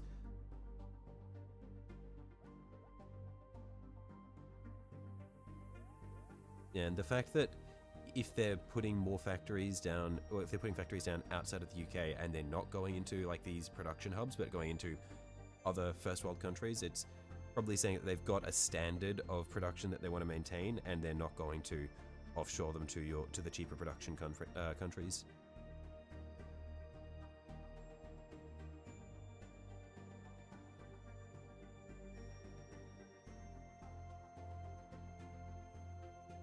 As a warehouse, don't think they have any plans of moving a production outside of Nottingham anytime soon, as they like to keep their molds and manufacturing shit close. Oh, actually, yeah.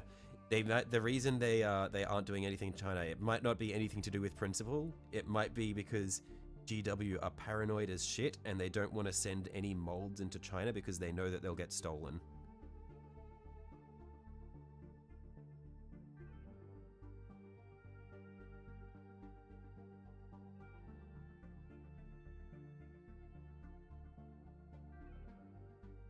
The Squiggoth is from 2002? Holy shit, okay, that is old. That's like your age.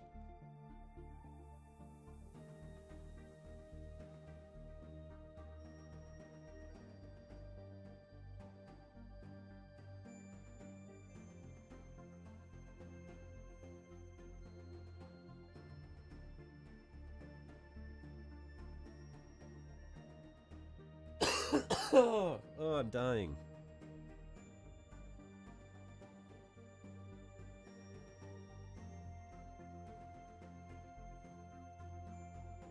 It's older than you. Oh, you're 03? Are you younger than that? Man. So many goddamn kids in my chat.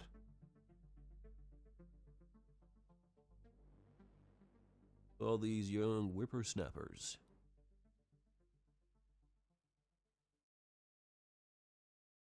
Hope they stay UK based. UK's lost so much in terms of production, you don't make shit anymore. I think, because yeah, what are like the UK's main exports? It's like, I feel like UK still has a very big film scene, don't you? Because you subsidize a lot of film production costs. So you have like a lot of studios and stuff over there, right?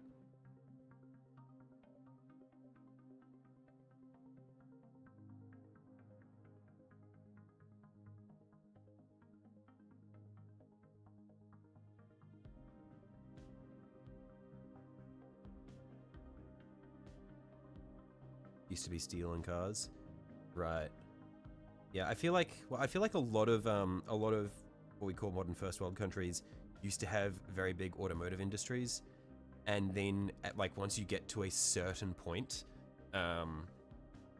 it's like there's a transitional phase where you move from a manufacturing society to a consumer society, and most of the time when that happens, the like the automotive industry will go, because like Australia used to have a big well, it used to have a home automotive brand which is called Holden, and we got rid of them years ago. And I think the US is the same, where like automotive manufacturing used to be a thing, but it's not anymore.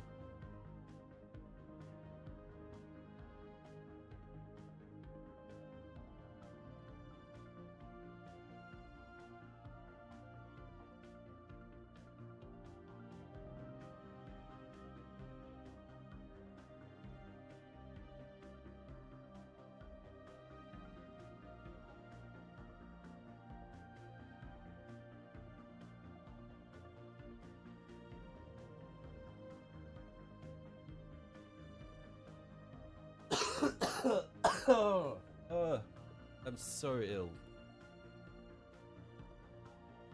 Like, on one hand, it's nice that it's not the constant nose running, because that's just annoying, but this just hurts. Still make cars in the US, also Canada and Mexico. Yeah, I thought like one of the big things was the US automotive industry it's been pared back a lot though, because Canada and Mexico both have quite good, or because Canada does a lot of automotive and Mexico is just a big production hub in general. I thought that something that has happened in the past couple of decades really has just been the US has pulled back on things like automotive because its neighbors are doing that for it. That was my impression. US doesn't make engines. Right. Oh, it's kind of like how Tesla, for example, they do all their assembly in the US, but they don't do like all the parts manufacturing there.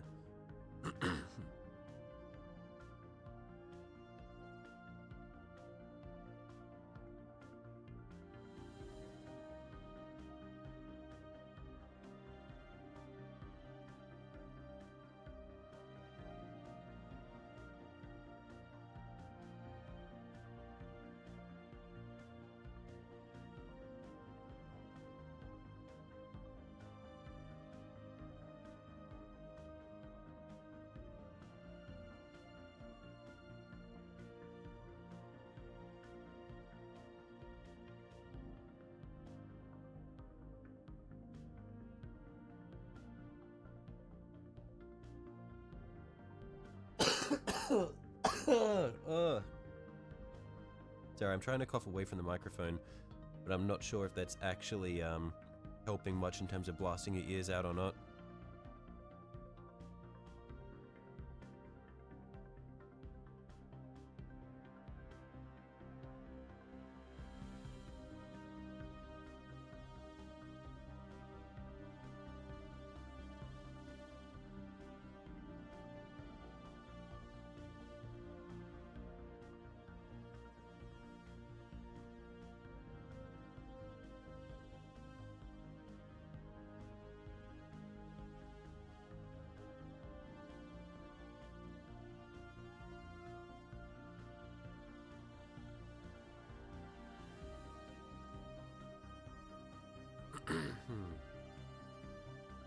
fact, in fun fact, in Norway, kept most of the oil rights they bought from US government asset and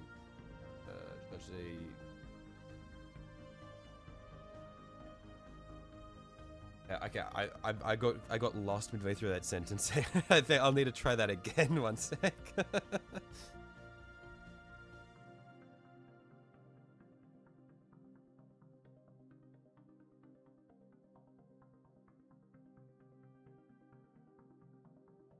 My brain does not comprehend long sentences when I'm unwell.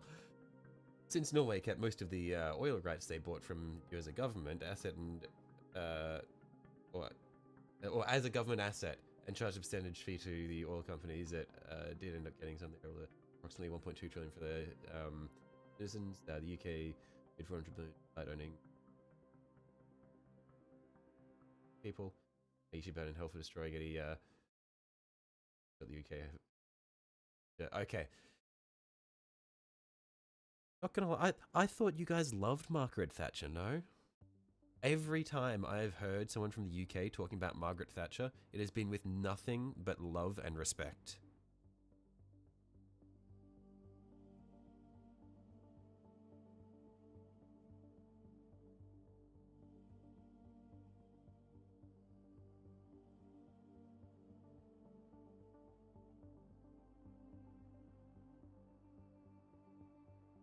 But yeah, in all honesty, I think Margaret Thatcher was like, I think we all had like that Margaret Thatcher figure in our government, didn't we? Because like the US had Dixon a while ago. Like I don't remember when it was like the 80s maybe. It was like he did like similar shit to what Thatcher ended up doing. The Brits like her and the Scottish don't, you know? No, I was being fully sarcastic there, Technic. I'm sorry, but literally every person from the UK, regardless of nationality that I've heard talk about Margaret Thatcher, fucking hates her. She is the Antichrist. She's worse than the Antichrist. Yeah, I don't think I've ever heard any British person like Margaret Thatcher. Dixon, early 70s? Right, okay.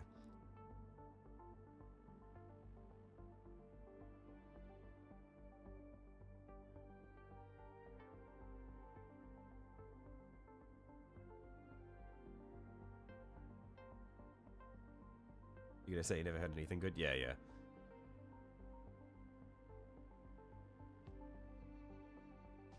Yeah, and the Australian Liberal National Party is basically just a party of Margaret Thatcher's. Thankfully, though, because of Donald crashing out over like the past 5 years, it's really killed a lot of political support for our Conservative Party here. So the most recent federal election was a strong, like it was a clean sweep for the Labour Party, which is what we want to see.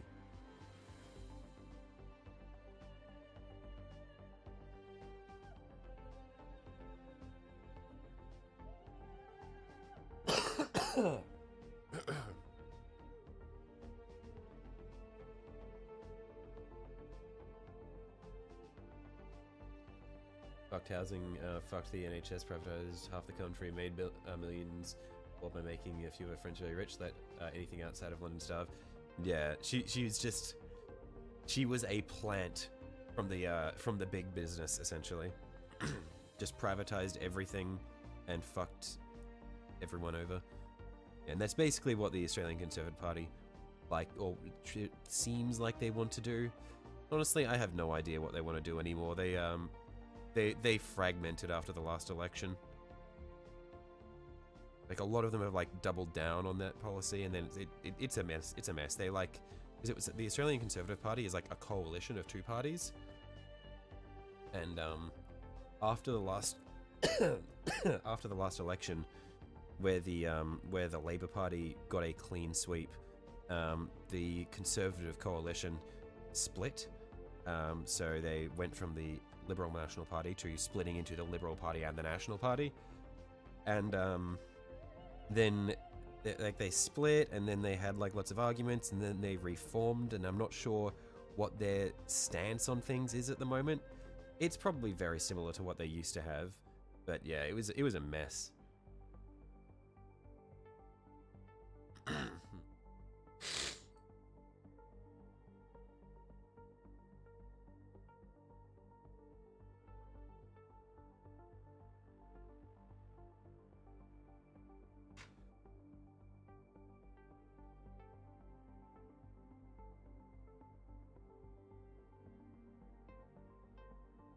You get plastic shadow specters that look amazing.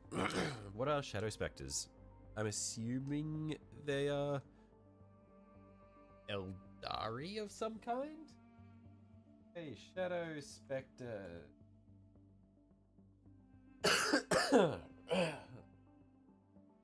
Yes, they are. Oh, cool. Oh, man, I nearly just threw up on phlegm when I said cool there. I don't know if you heard that. That was disgusting. Yeah, very cool.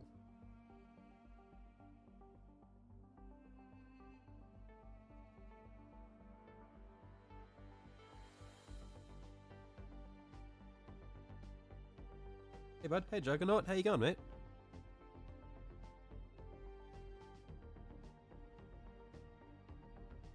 You look like General Grievous. Yeah, I really like the high-ish shoulders, and they just look so smooth.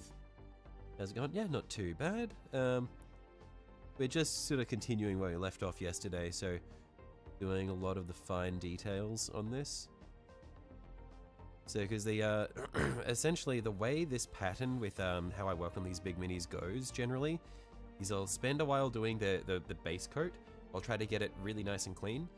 Then I'll spend an absolutely obscene amount of time just going through and doing the really tiny details like these, where I sort of go in and I paint these edges. And then once I've got that done, then I come through and we'll work on a lot of the things like the heraldry and that sort of thing. So for the tiny details, it takes a while, and you don't like cover a lot of surface area on the model. But I feel like it's these tiny details that really like make the models look good. Because they're the sorts of things where it's like you lean in closer and you're like, holy shit, all of the rivets are painted.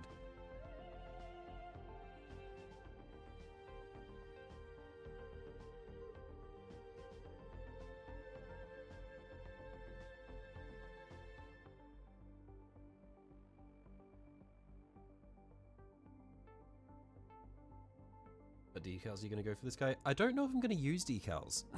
I might freehand all of it, because I used decals on the on my first night for a lot of stuff, actually not even for a lot of stuff. I used decals on one of his shoulder pads, but then I've freehanded pretty much everything else that I've done on all of my other nights. Painting rivets on trim is insane, can't lie. Look, I am a patient man.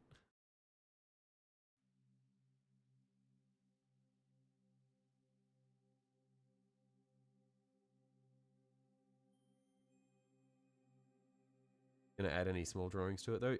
Yes, that is the plan. I haven't figured out what the what in particular I'm going to do. So since he's associated with the Iron Warriors, there will be the Iron Warriors symbol on it, at least in one place. And so that's like a skull. It's a stylized skull, and I think the Chaos version of it has the 8-pointed star behind it. I'm not sure if I'll use the 8-pointed star or not. But then there'll be like markings for the 4th Legion, which I'll probably have in one spot, because he's not technically a part of the 4th Legion, so I'll have it like on a panel where it has like kill markers on it as well, so lots of chevrons and that sort of thing.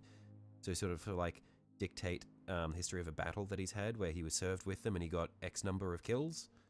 And then yeah, I would say that we'll probably focus more on those sorts of aspects of the heraldry, where it'll be like less on beautiful artworks and that sort of thing, and more aspects on like telling his history through the battles he's participated in. So we'll have things like kill tallies, rank, that sort of thing, because that's what the Iron Warriors focused on a lot more as well. Was Iron Warriors were very efficient, and they didn't really have any room for like the glitz and fluff of like aesthetic decisions. It was all just very much everything needs to be practical and to the point. So I'm not gonna go super overboard on things like really big artworks and that sort of thing. It'll be, yeah, lots of just like kill tallies and service markers.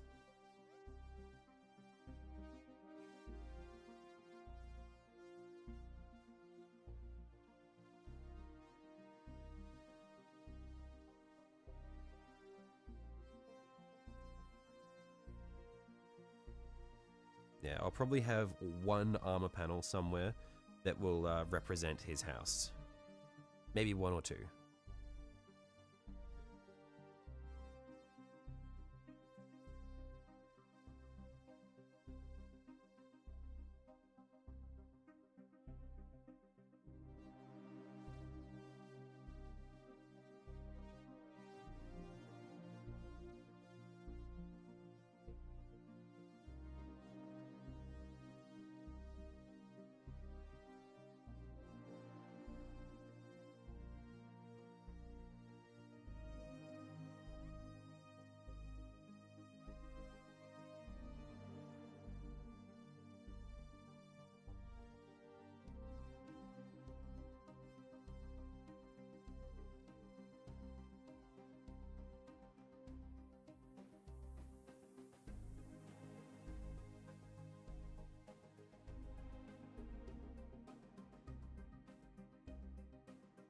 Yeah, I think that's all those edges done. Oh, this one probably needs another coat because it's quite thin.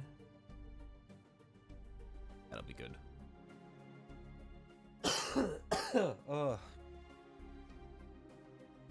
Oh, my throat is killing me.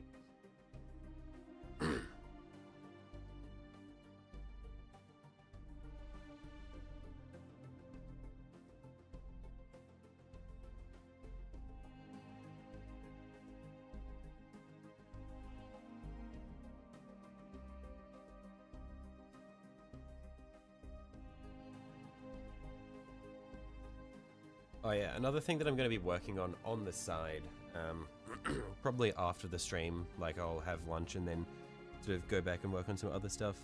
But just because essentially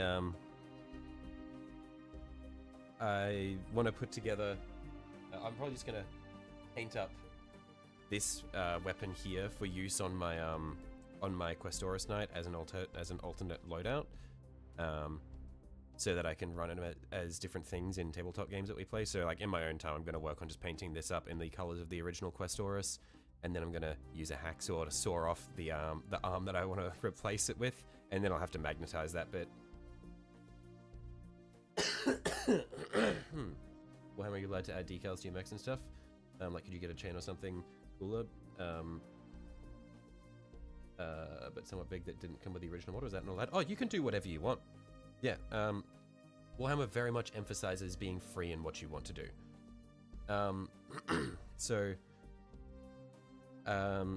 That's why it's okay for you to freehand paint shit on it, because sometimes the decals that are included won't let you do the things you want to do.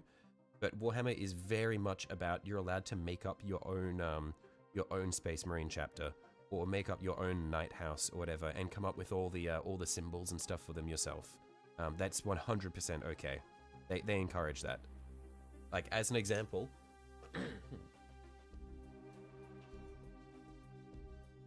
I'll zoom this out a bit so you can see. With the symbols here,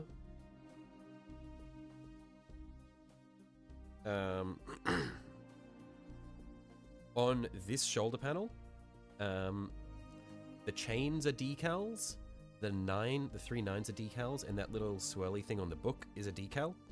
I got them from different models. So the chains came from this model's box, but the 9s and the little swirly thing came from a Chaos Space Marines box.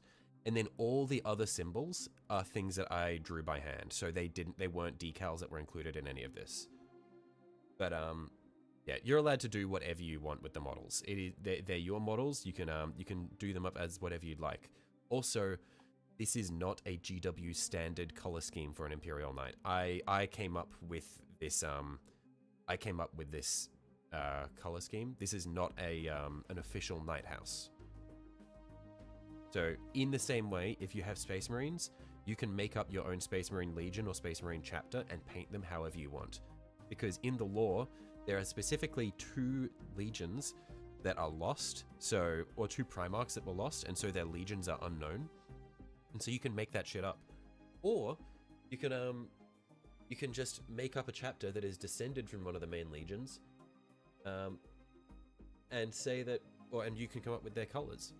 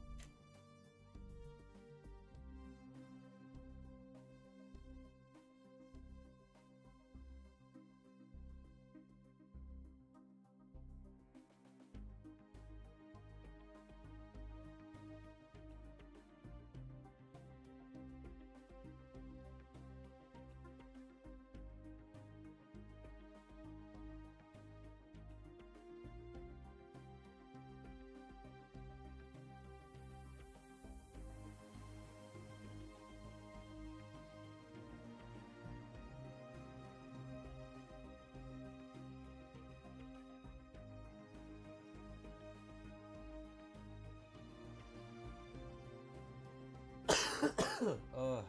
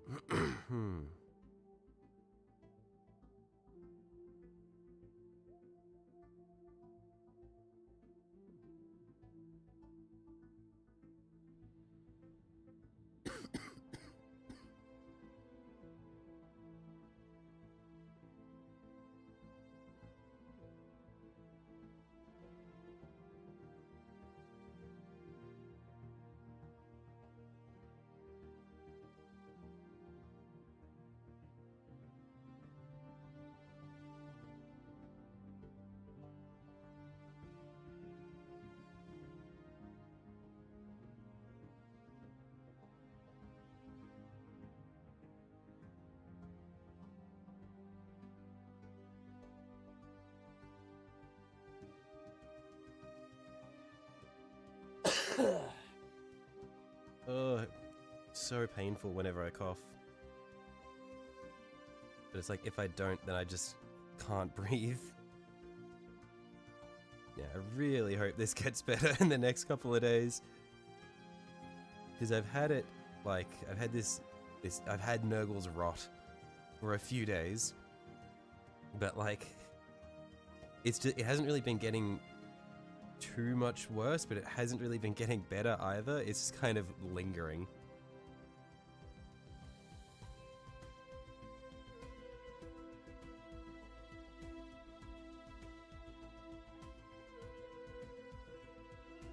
Took a screenshot from the new seat from around 15 from the new Siege mode in Space Marine 2. At one time there was like 800 points and models on your screen in a tiny house room. I see.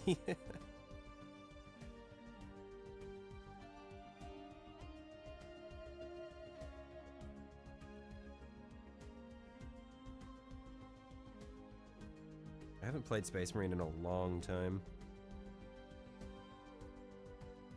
Not since pretty much release, honestly. Be good paints to buy for gold, not metallic metal? That is a question for the experts, and I am not one of them. I'll leave that to the room.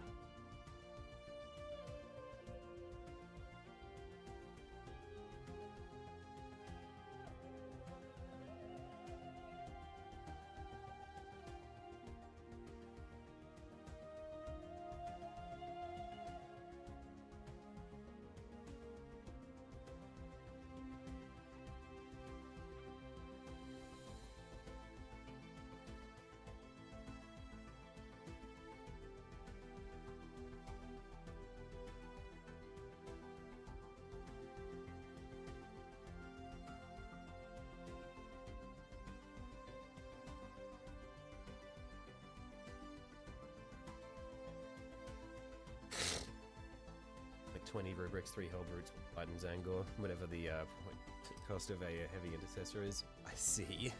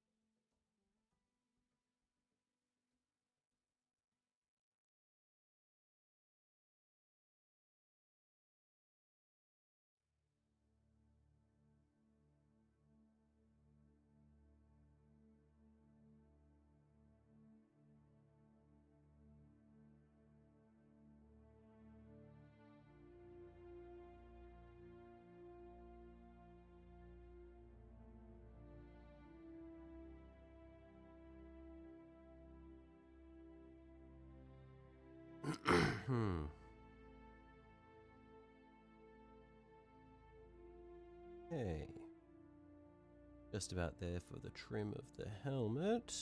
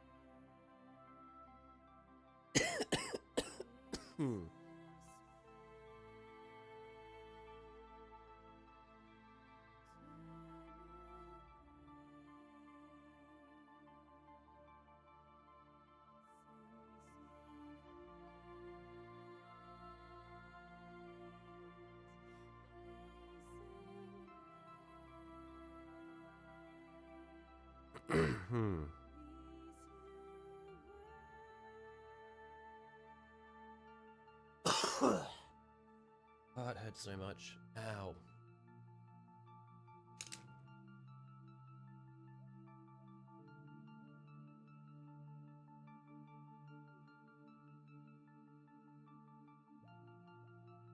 Yeah, I hope I'm able to kick the plague before the weekend so that I can still play Warhammer without infecting the gamers.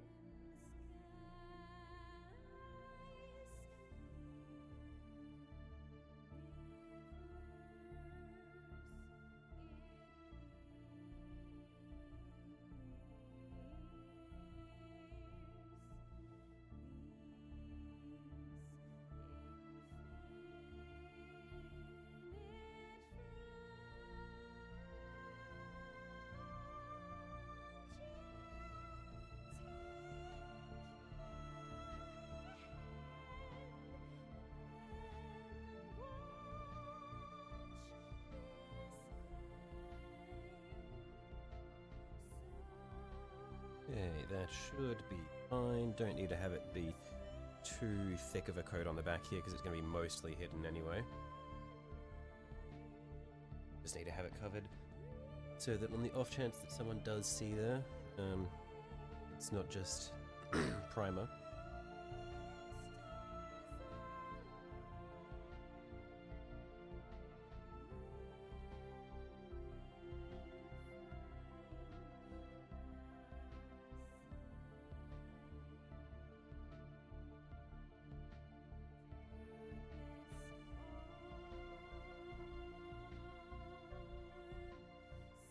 Back in focus here. There we are.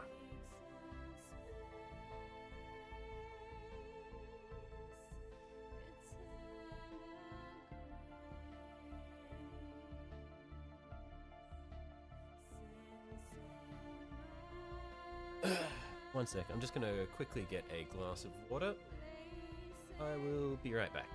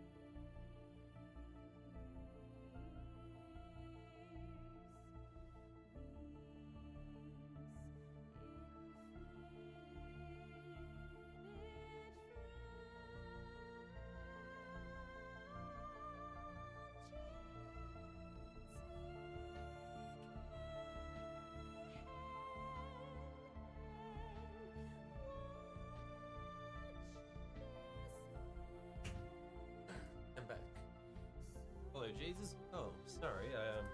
Getting a glass of water while when you joined.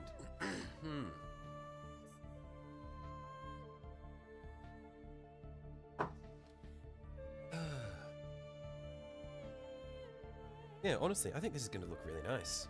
Seeing how the top panel looks with all the lining and stuff, I really like it.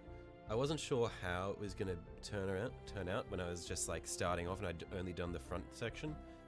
But I think with all the little metallic details and the lining coming in, I think it's going to be really good.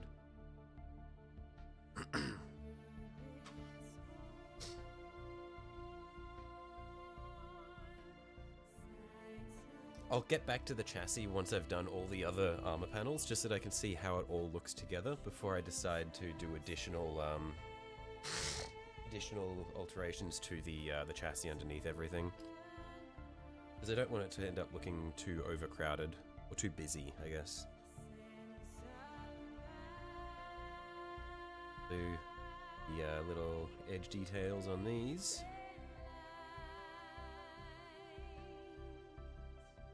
Zoom this in a little bit more so we can see what's happening. Oh, right. I'll also want to go back through over this with some lead belcher in here just to help break these two sections apart. That'll be an important one.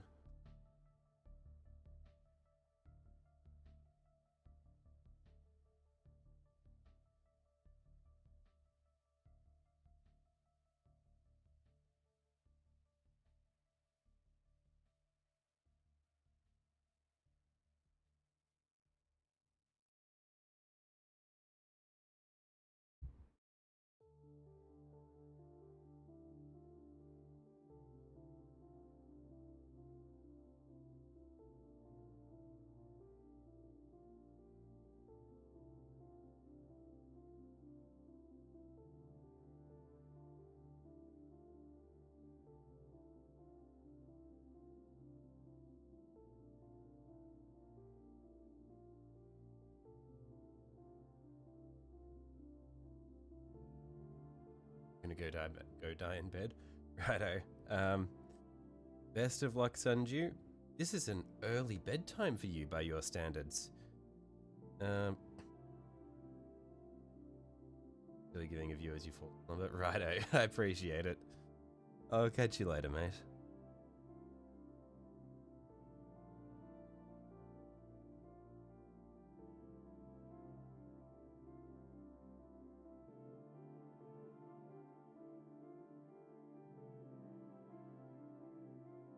Recently learned that if you hated yourself anymore, you could probably hit top 500 in Overwatch. I see. I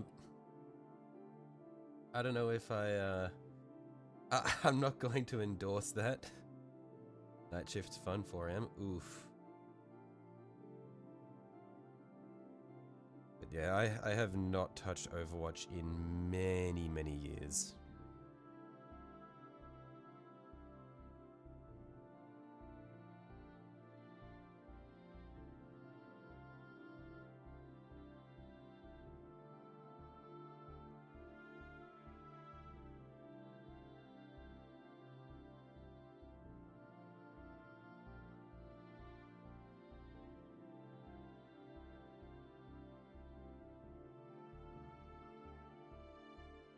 Yeah, I feel like the last I played Overwatch, like the most recent hero release for me in Overwatch was when Ashe came out.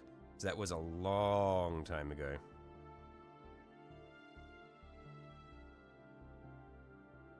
It was like, oh, actually, who came out?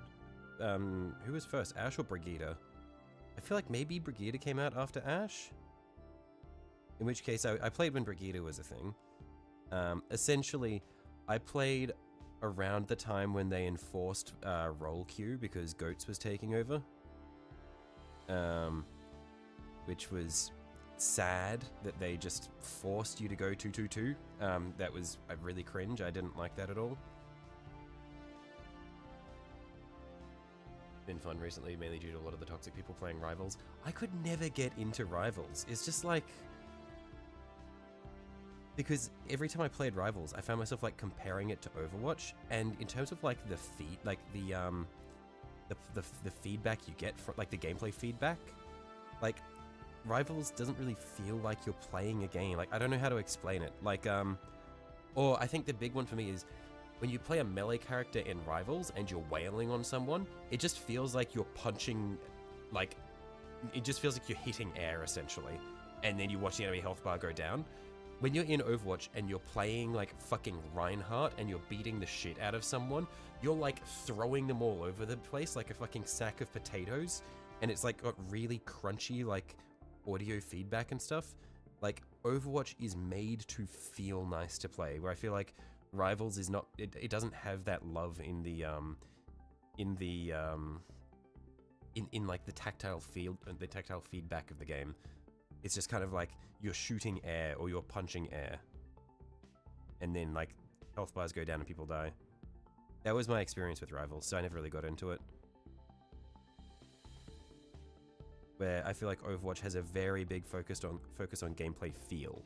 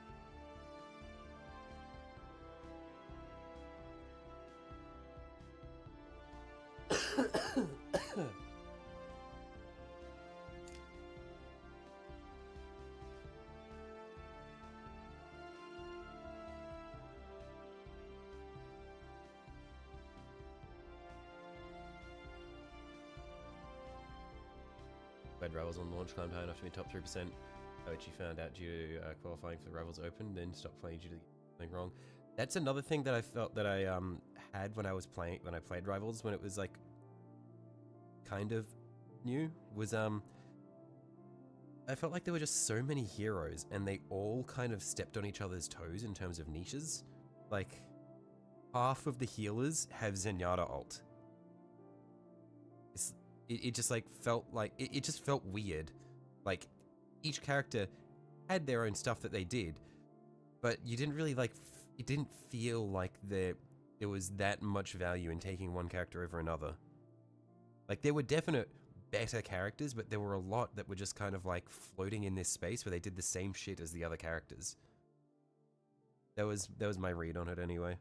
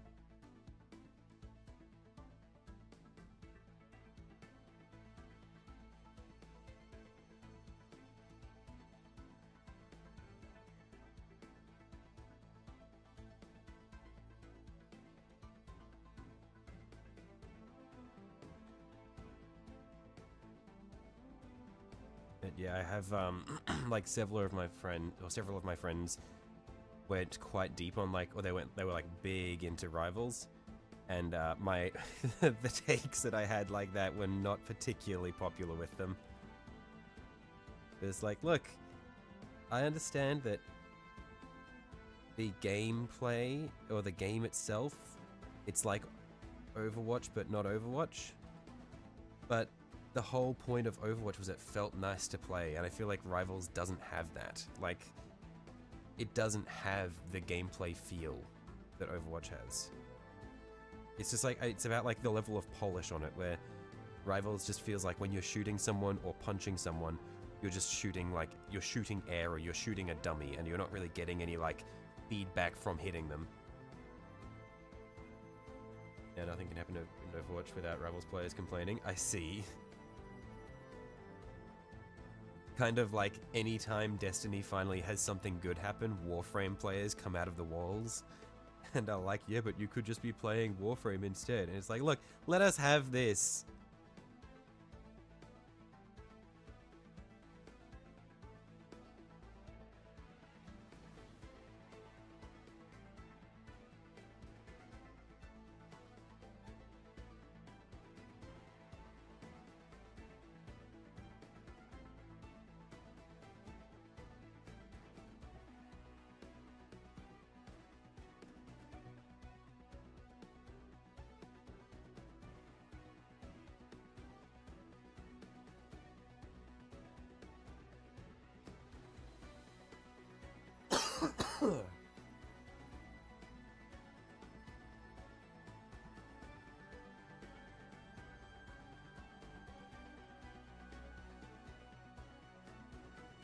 As someone who's played both, as someone who's played both, Warframe has the better internal community.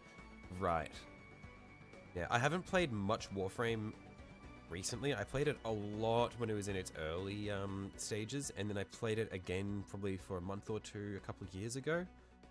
And I feel like, I think my issue with Warframe was similar to what I just articulated about Overwatch versus Rivals. I feel like Warframe is fun, but then at the same time, I feel like the gameplay, it just gets really, like, the movement is satisfying, but then it just feels really samey, where it's just like, everything is just you zooming through the level, and it's just, I don't know how to explain it. I just feel like the gameplay just didn't feel that rewarding for me. I understand that Warframe's gotten a lot of really cool content updates though, and I haven't really seen any of that.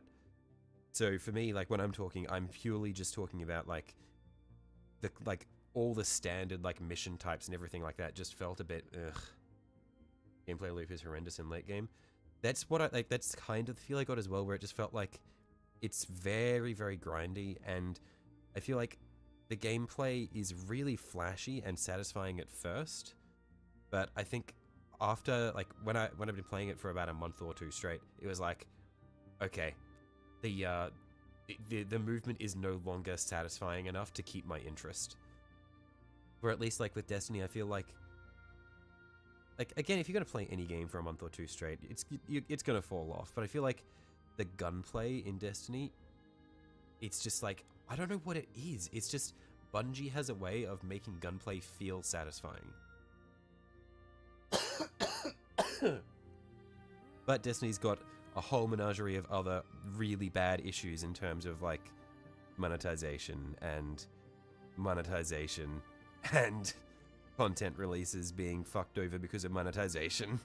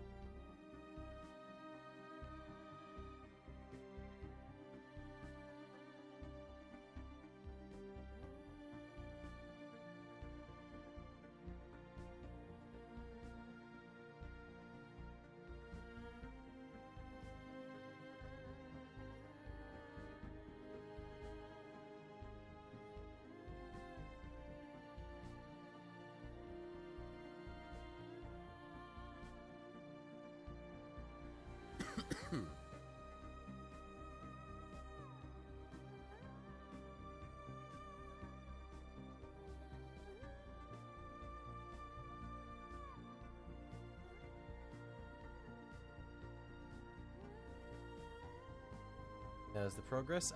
Going pretty well, Jacko. I'll show you what we've got. Because I've essentially, so at the moment, I'm doing the all the trim for the panels, and we've done a lot of the rivets. So you can see on the chassis there, we've done a lot of the rivets and stuff. Depending on how it looks with all the panels done, I might come through and revisit all of the recessed pipes. But if the panels look really good, then I might just leave them as is to avoid overcrowding it. But then we've got the top panel as well. I'm really happy with how this looks. Like when you get the panel lining down, it's so nice. So essentially, I'm going to get all of the panels to this sort of stage of quality, and then we'll move on to doing our heraldry and stuff. So we'll get like symbols of the 4th Legion and kill tallies and stuff like that going. So that'll be fun. So coming along pretty well. A lot of the stuff that we're working on right now is since it's all these fine details, it takes forever to get like. It takes forever to look like we're making progress, but it's like the little fine details, like the side highlights and that sort of thing, that I would say are some of the most important things. Gonna have hella hazard stripes. Oh, for sure. So like, it's gonna be a no-brainer that hazard stripes all up the chain blade at bare minimum, and then I'm probably gonna have at least 2, maybe 3 panels devoted to hazard stripes.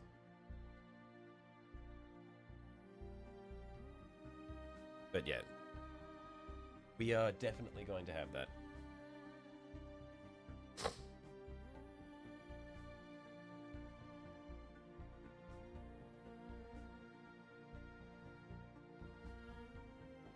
Have you and Nat already finalized your planned compositions? Because I will say, the second I posted that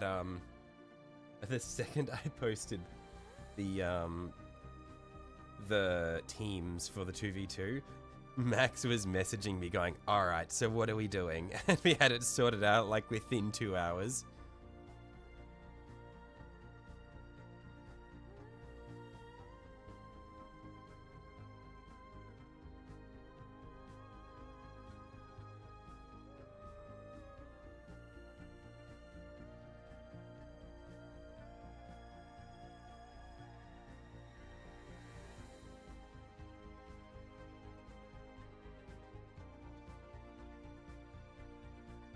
Yeah, you're also done. Nice.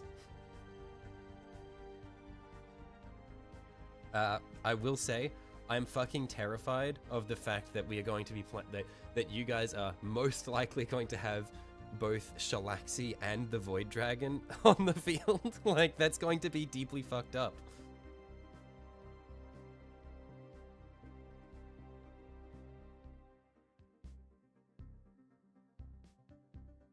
Yeah, I was talking about Shalaxi earlier on stream, and I kept calling them Nakari because the way that Max described Shalaxi to me, I was just thinking of Nakari in Total War Warhammer, because I was like, okay, that is just what Nakari does to me every time I encounter them. And so the guys in chat were really confused. They're like, dude, I can't find a datasheet for Nakari at all.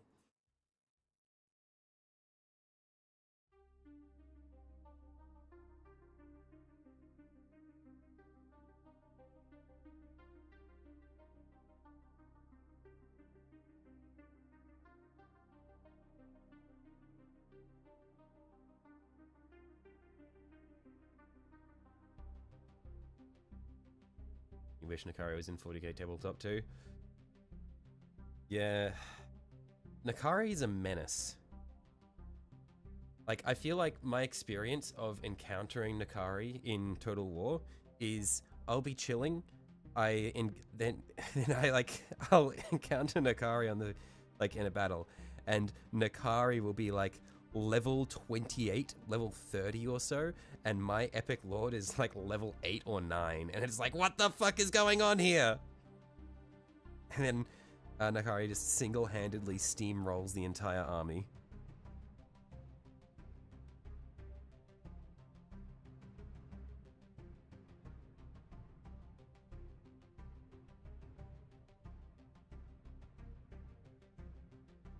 According to your calculation, 66% chance Shalaxi against a Gibbs Knight Errant. Ah, that's awesome. Thanks, Jacko. That's really exciting.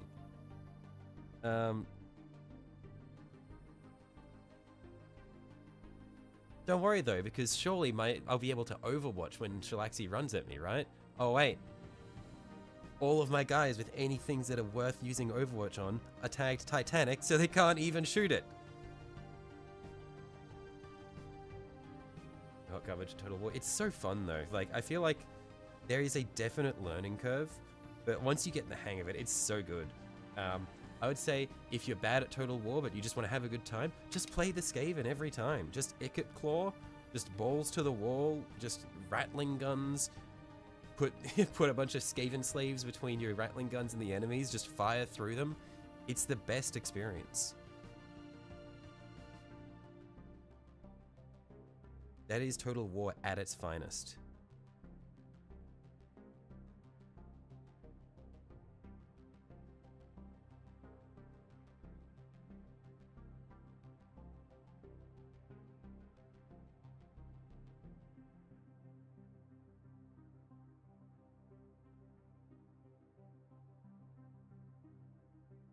Although actually, Warplock Jezzails go hard as well. They're just so good. Just spam a shitload of Jezzails set up like on the edge of a forest with a long line of sight, and you just kill everything across the battlefield before they can get even close.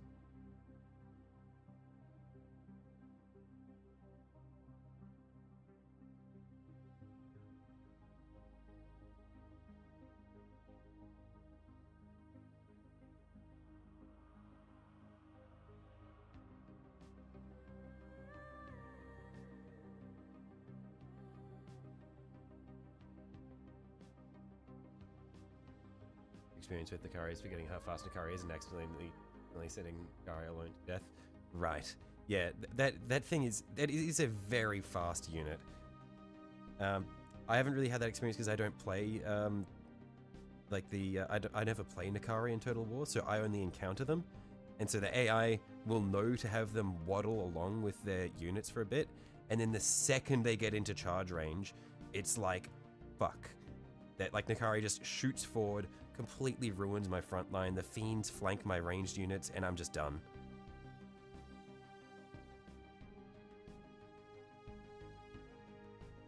Still scared from having rattling guns tear down your cavalry with that speed debuff. Oh, do they slow things that they shoot? Or still scarred? If Shalaxi shoots and fights the errant, she has a 7% chance of killing. Right, okay. I was gonna say, 66% chance is very scary. I don't know what calculations went into that, but that was terrifying.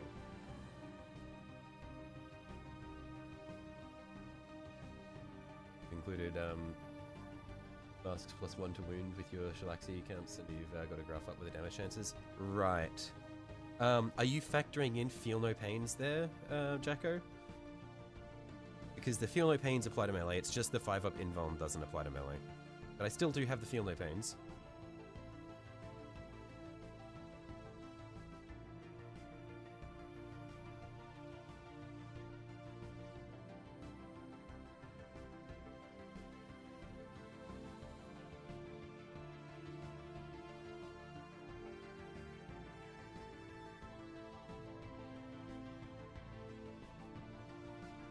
Factored even in the +4+ invuln.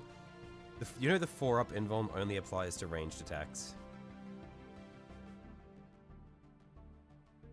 But I think if you're factoring in all of that, 66% still sounds obscene. I feel like there has to be something that's gone wrong there.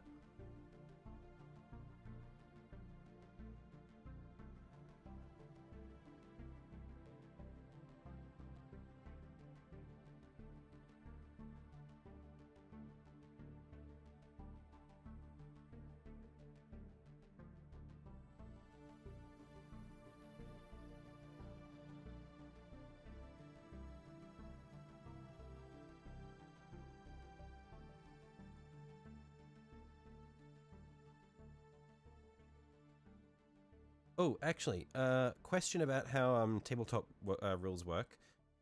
When you're charging someone, Are you able to charge past a model through their engagement range in order to reach someone behind them? Or if you try to charge that, does the engagement of the model in between stop you in your tracks?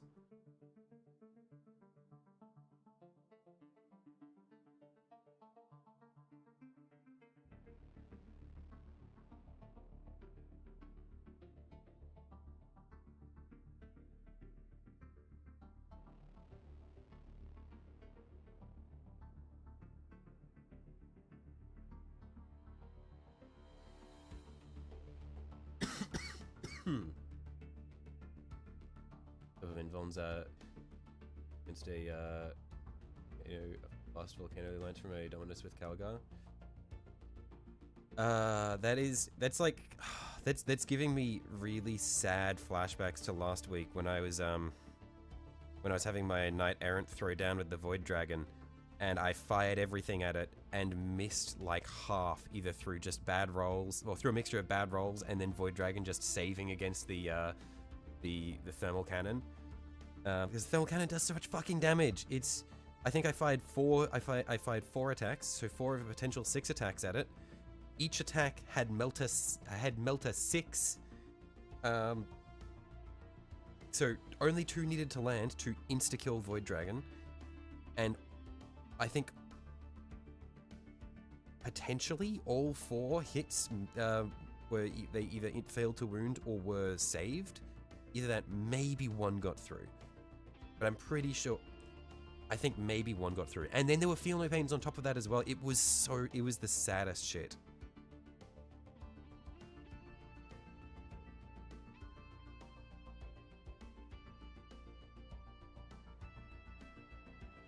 Take a peek at the calculations you sent and see if it's likely.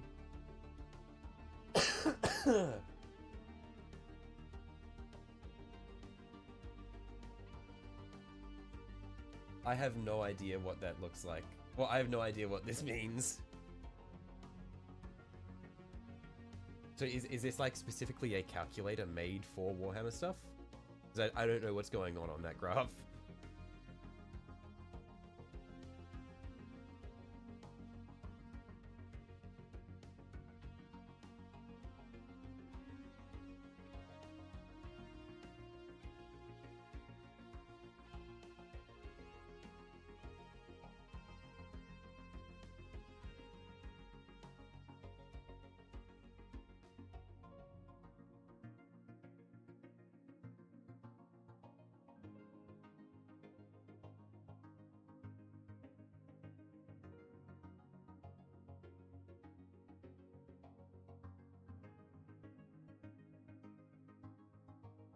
So you read it wrong at 70%. Oh, okay. So this is correct then. That's awesome. That's great.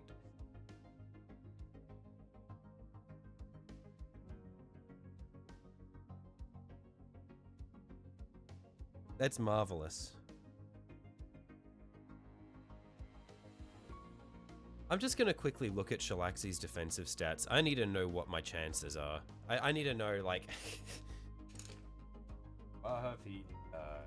Shalaxi! What is my... She's got 20 wounds with that damage output.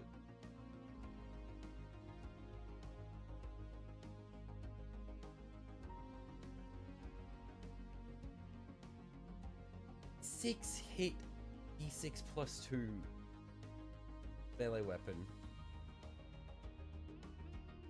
It's the single best anti-large model in the game and only has a 17%. So, you say single best anti-large model. Also, from the looks of it, just the single best anti-hero model, based off the fact that her Soul Piercer, or its Soul Piercer, I don't know what... Their Soul Piercer, is a 6-hit, Strength 12, 2d6 plus 2 precision weapon. So you can just go in to a squad and just say, I'm targeting all of these on your guy. He's fucking dead.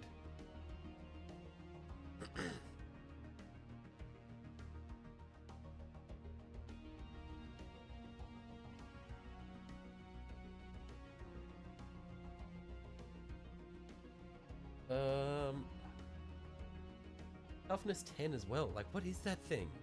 I thought you said this was meant to be a glass cannon. It's like almost as tanky as a knight. It's Slaaneish's only anti-tank. Sure, but it's also basically a tank. Toughness 10, 20 wounds? With a 4-up invuln? Like a blanket 4-up invuln as well. Like knights have a 5-up invuln against ranged attacks. This is a blanket 4-up.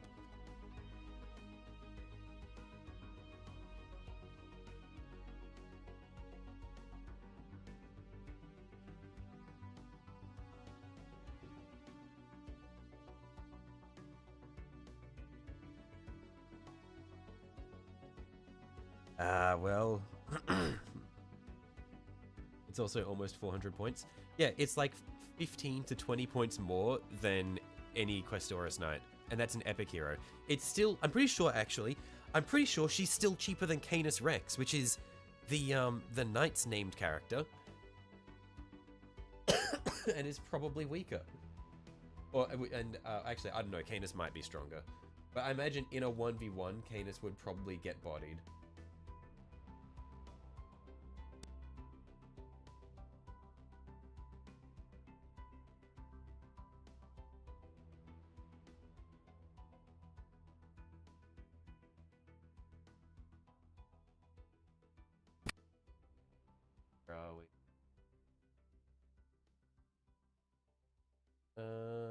Canis Rex. So Shalaxi's 380. Oh no, Canis Rex is also 380. Okay, so they're the same. Same points cost, and Canis probably takes the W. I don't know. I feel like Canis would probably just also get one shot. He has the same defensive stats as Shalax, or sorry, as a regular Questoris. Same toughness, same wounds, same invuln. The only difference is that when Canis gets killed, Sir Hector pops out and runs away. Because realistically, Shalaxi is doing first attack, so unless you're using fight back... Oh, actually... No, yeah, I see what you mean. It looks like Canis's melee weapon might just one-shot Shalaxi. What the fuck is Canis's melee? 5 attacks, hits on 2-ups, strength 20, AP minus 3, damage 9 per hit. What? And yeah, crits on 5-ups. What is that melee weapon?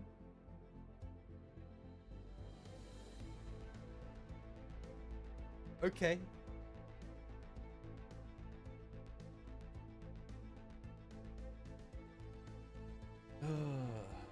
Alright then, I guess that's that. It is definitely one-shot Shalaxi. Don't forget there's a sustained. Yeah, there's a sustained one as well. Why is Canis so fucked up? I guess he's the only named Knights character, but... That is scary. Oh, that is very scary. Fortunately for you though, Jacko, I don't have a Questoris assembled as Canis. At entry, if you take a buffs and Shalaxi needs to one-shot or is doomed. Yeah, although, remember, each one of these attacks is going to be a 50-50 because Shalaxi has a 4-up save. Shalaxi's just got that 4-up invuln. So he needs to hit all 5 and then win the 50-50 3 times. Well, actually, I guess he just, yeah, he basically, he needs to hit 3 times and win the 50-50 3 times, I guess.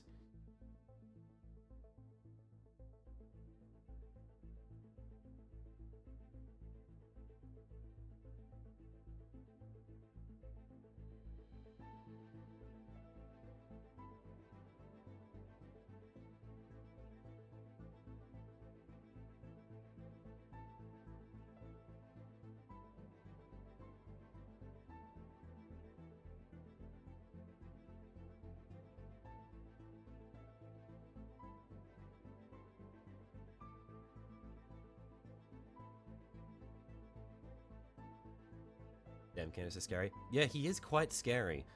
And he's got the funny thing of, you kill him, but that doesn't count as killing the warlord, because then Sir Hector pops out and runs away on foot, and then he just babysits a point in the backline for the rest of the game.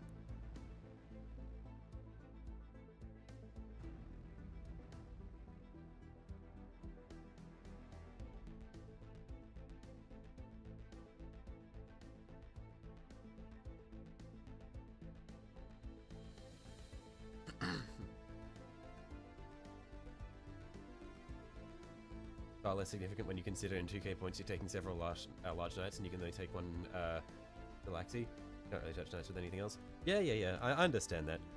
I will say, you don't have to worry about me taking several large knights in in the 2v2 that we'll be running, because if I were to focus, so if I had I had all of my large knights built and ready to run, in the 1k points, or that I have to allocate to the belt, to the army, or this game in particular, at most I could take 3 large knights under 1k, or 4 large knights if I were to spend all of the additional 250 point budget that we have allocated to the team. But I don't even have that.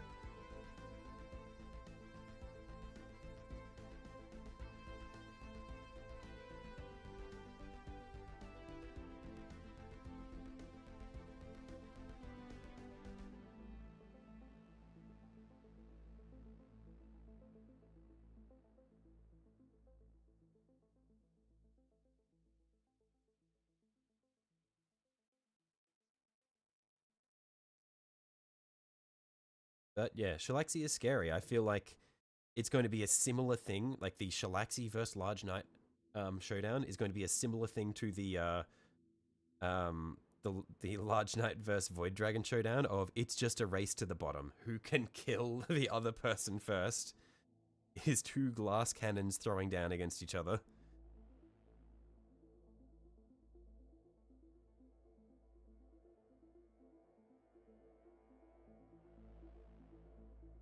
Two units that under normal circumstances would be like super units that no one can really fuck with, have a lot of health, deal a lot of damage, are now just glass cannons. Re-nerf Shalaxi was significantly stronger. What did they nerf on Shalaxi? Because it looks like everything that it's got is pretty strong. What used to be stronger?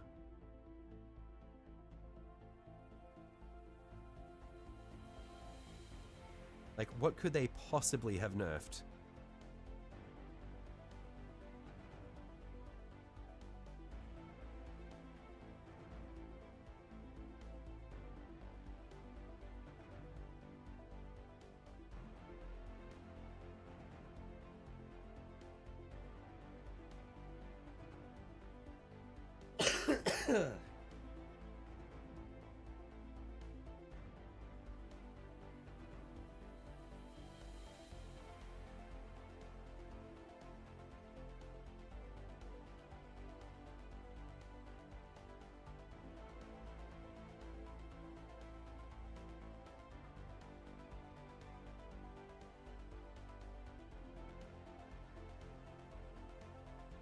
Lexi didn't need to select the target, had rerolls against all large models, could reroll damage, had a feel no pain, removed attacks from those in the...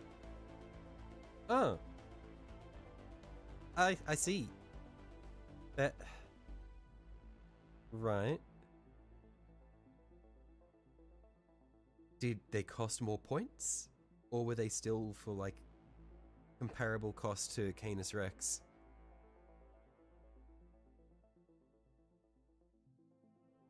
Because those things I would expect to be on like a 410, 420 point model or so, maybe.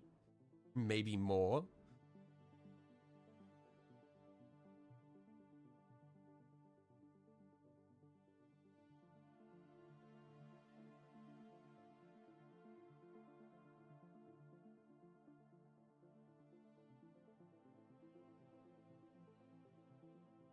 Cost more points, 425 or 450. Right, okay. That does still seem like a very powerful unit.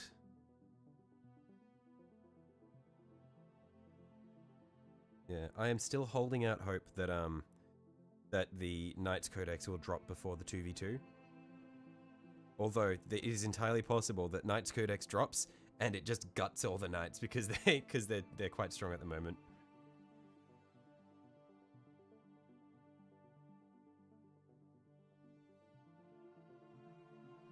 Or it reduces points costs, and then I'm shit out of luck because it nerfs them and reduces points costs, and then I'm shit out of luck because I don't have enough knights to run on the weekend.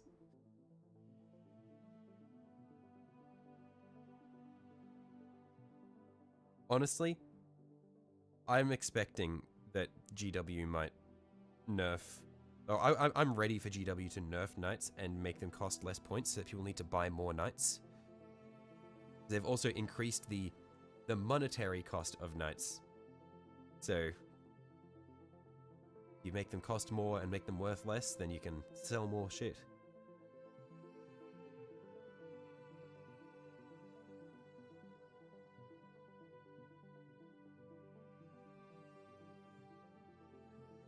And us Knights players are slaves to the machine because we haven't got anything.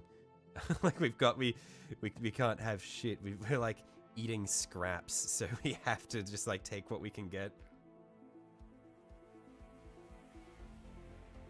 Just found a knight new inbox, $75 each. Put 4 in your cart.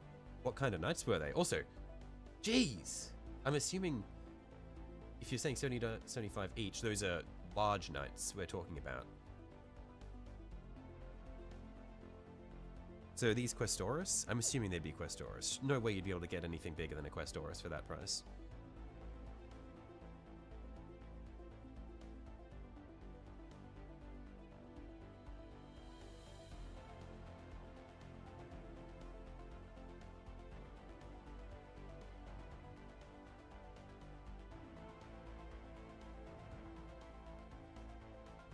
And out of curiosity, where do you find these deals?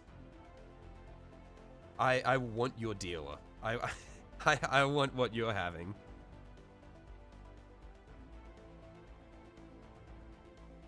They better keep the 30k Knights the next edition, otherwise Knights would have no choice. Yeah, 75 bucks. Yeah, that is USD, Jack, but still, that's probably like 140 AU, which is still like $60 or so less than what you would normally get a Questoris for. Like, that's still about 60%.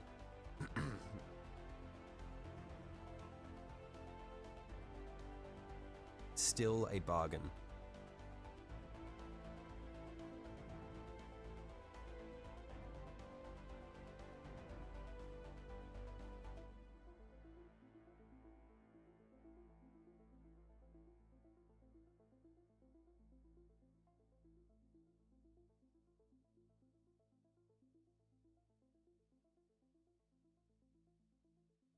And new Knights Codex comes out.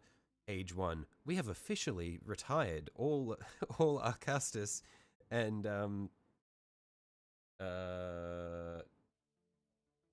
what are they? What is this? What's the chassis of this? Arcastus are the really big ones. Imperial Knight Lancer, Knight Acheron.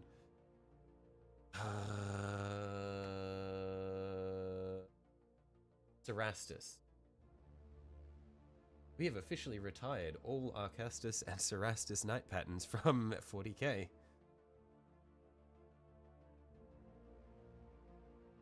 Jack, a message from the road? Righto. Is that the message from the road, or are you just saying that you're currently driving, or you're currently being driven and so you're watching?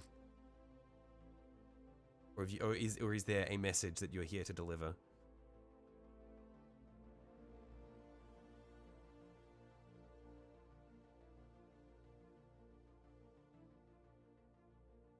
Turn up your voice.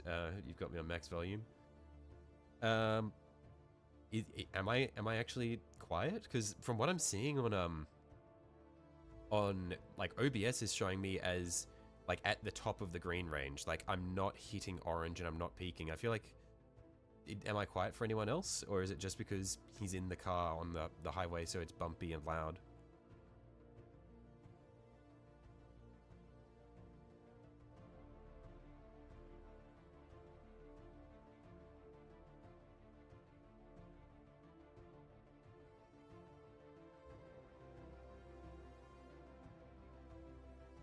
The moment you have any other noise, you can't hear me? Okay. That being the case, thank you for pointing that out. I will make adjustments in the... Oh, actually, what can I do? Where are we? Okay, we'll see if we can push into orange. I've got my mic settings there are maxed. Okay, so first up, what I'll do is I'll push the desktop up a little bit. So we get music up first to compensate. Probably push music to about here. And then, I think I'm probably going to have to do this just from my mixer on the right here.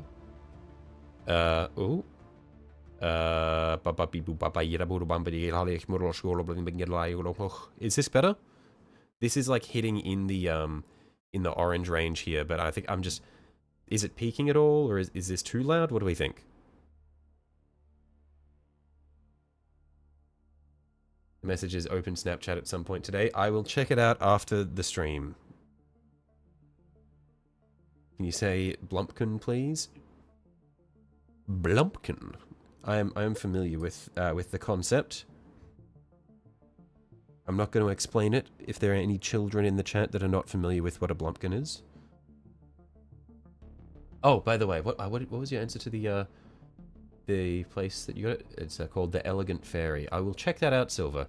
Knowing my luck, though, I probably can't even get it in Australia anyway. But it's worth checking out. Portal Leviathan box set from the 10th edition. Well, and the 10th edition Tau Crit box army box from that site. Right, okay. And you've gotten stuff from them, so they are trustworthy. Good to know. Yeah, I'll check them out. And if I'm lucky, they'll send to Australia and may not even have shipping costs if you get a certain value. If they're chill like that, then I'm down.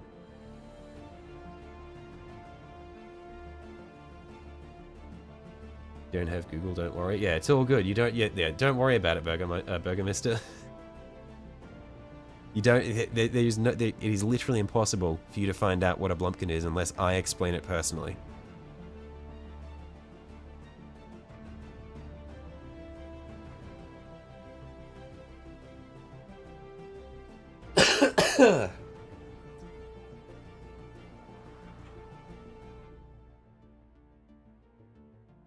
When you look it up, it's a 1-star clothing store.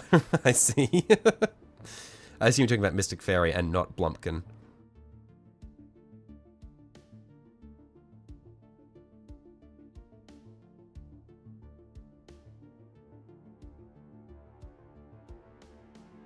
Yeah, thanks for the mention of the audio levels as well, because I imagine that there's probably a lot of people who would come to the stream and then just hear me talking and hearing it being like barely audible and then would immediately click off because they're like, ah, fuck this, not interested.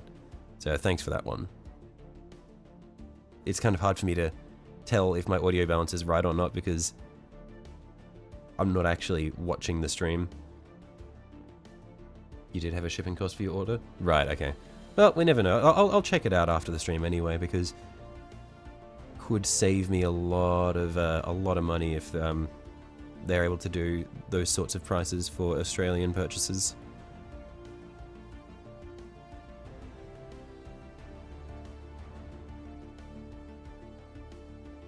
Got a Blumpkin stream before GTA 6, you're welcome. Yep, gaming.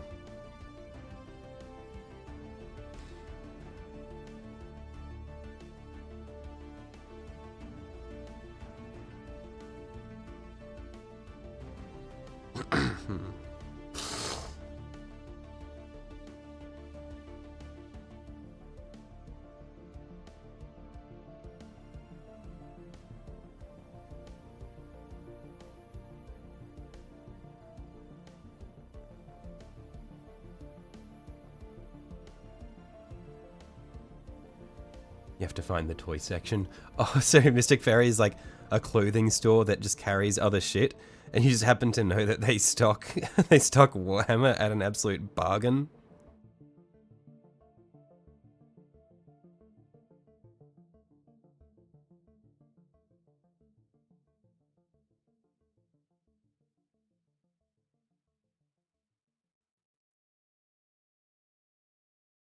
Silver has all of the secret connections.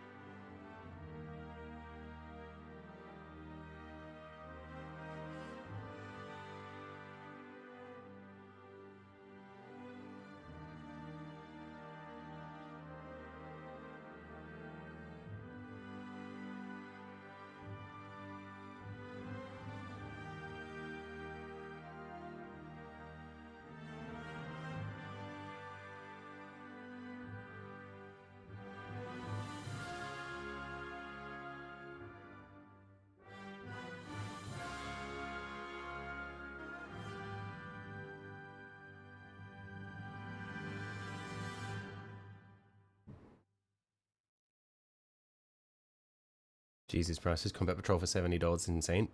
Man, I wonder if it's like, do they permanently stock things at those prices?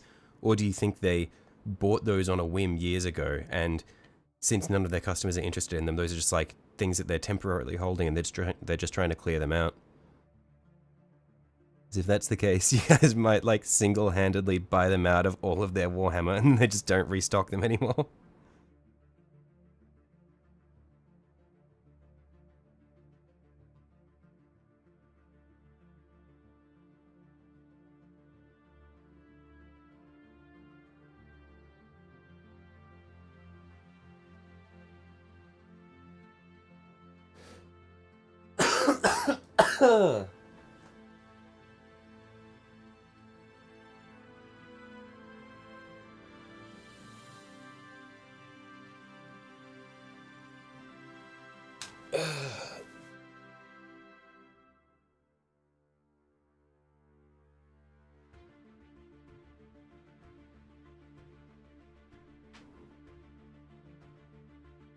You have another site too.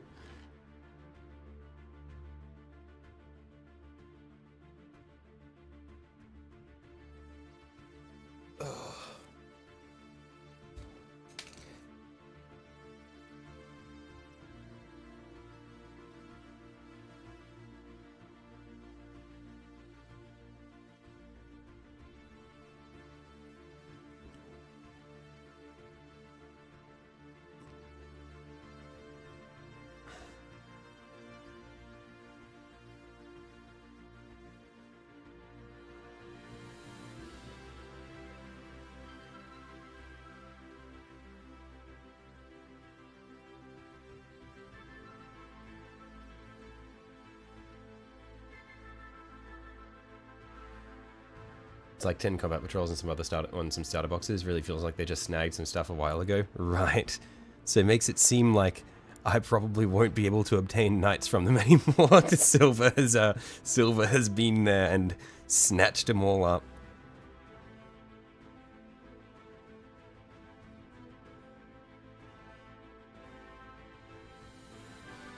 Yeah, those do sound like some criminally low prices though.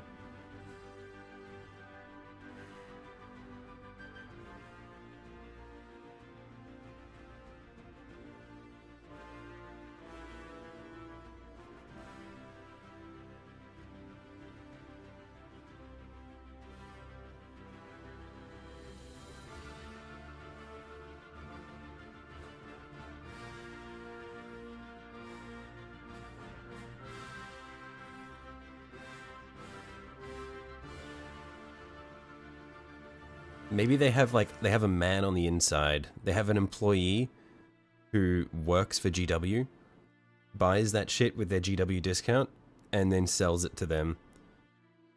Or they're like their employee, like one of their employees' sons works at GW.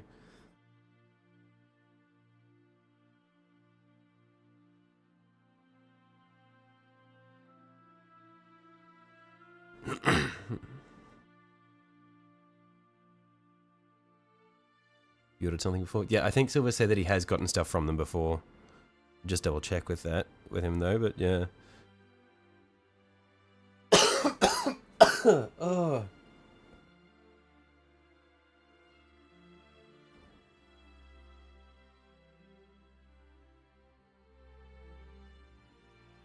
Sometimes you think modded RimWorld is more fun than Total War Warhammer. I haven't played RimWorld at all, really, so I can't really speak to it.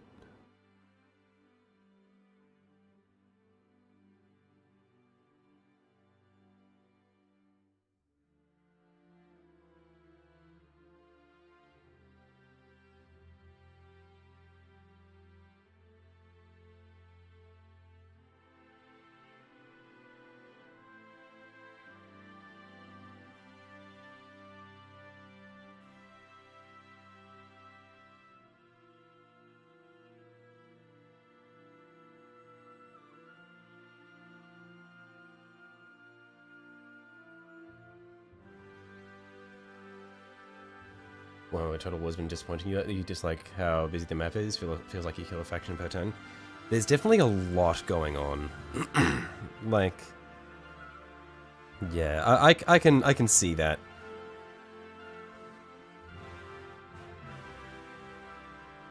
It's because Immortal Empires, they're like, yes, we want everyone here.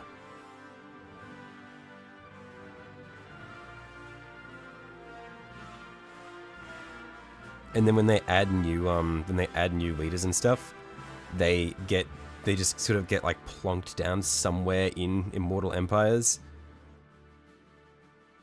So just less space every time there's an update.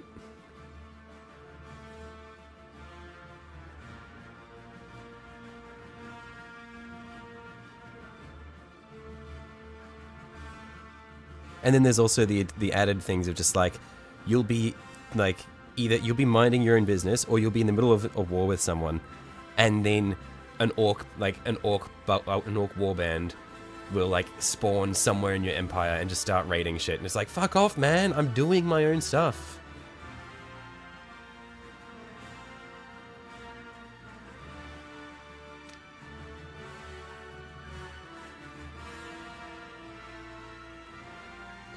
I think you don't enjoy it due to being not good enough to do what you want. Yeah, there is definitely like a learning curve that just comes from like just getting used to the world map shit, and just like getting your economy working properly in the world map is a pain to get used to. I think once you sort of get the feel for it, it's not too bad. But I think an issue is it's hard to tell what you're doing wrong.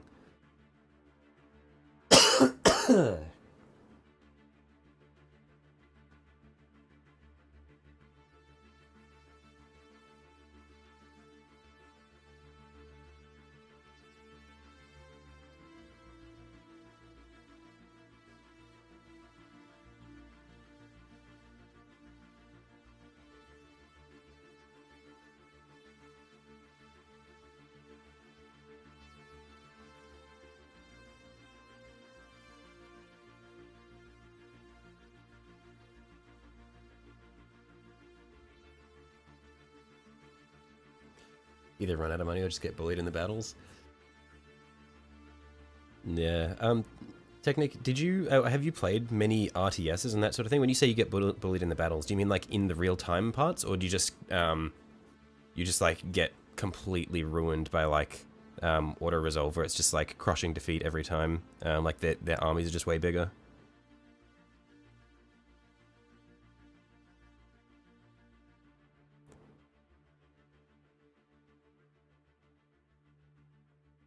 Because I really like the real-time aspect of the battles. Like, when I can fight real-time battles, I love to do it.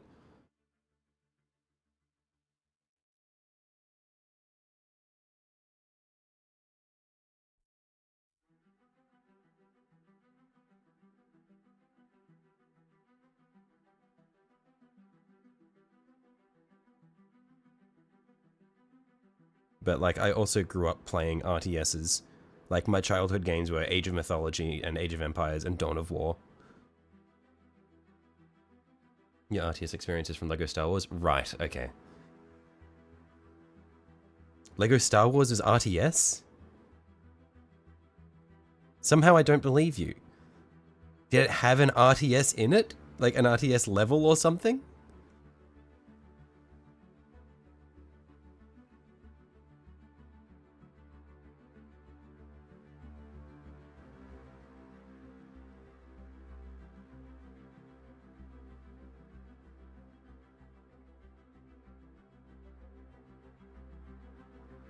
YouTubers pulling impossible and you can't even win a battle in your favor.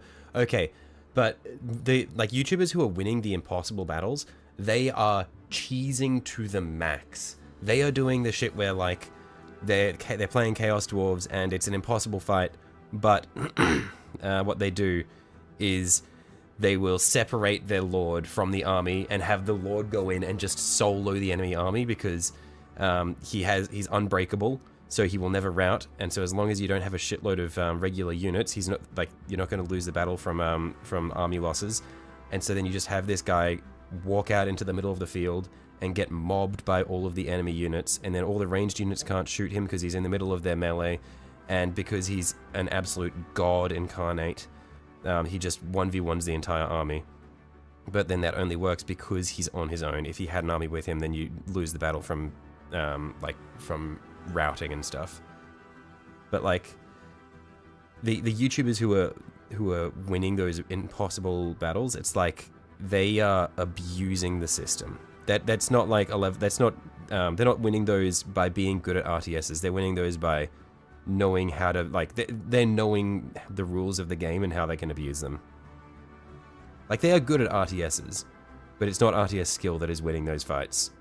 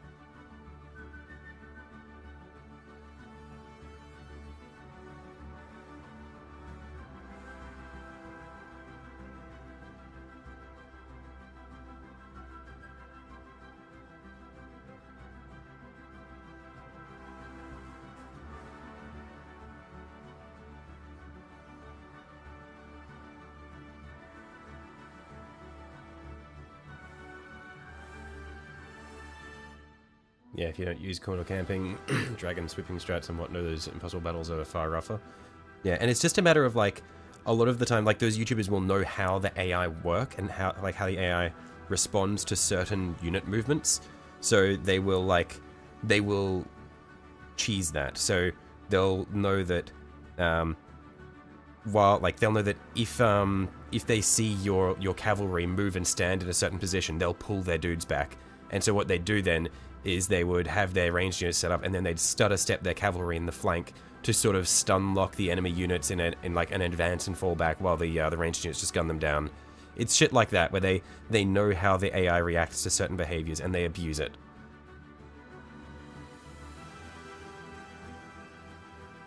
They're not like being Sun Tzu in a lot of those really fucked ones. They're just abusing the AI.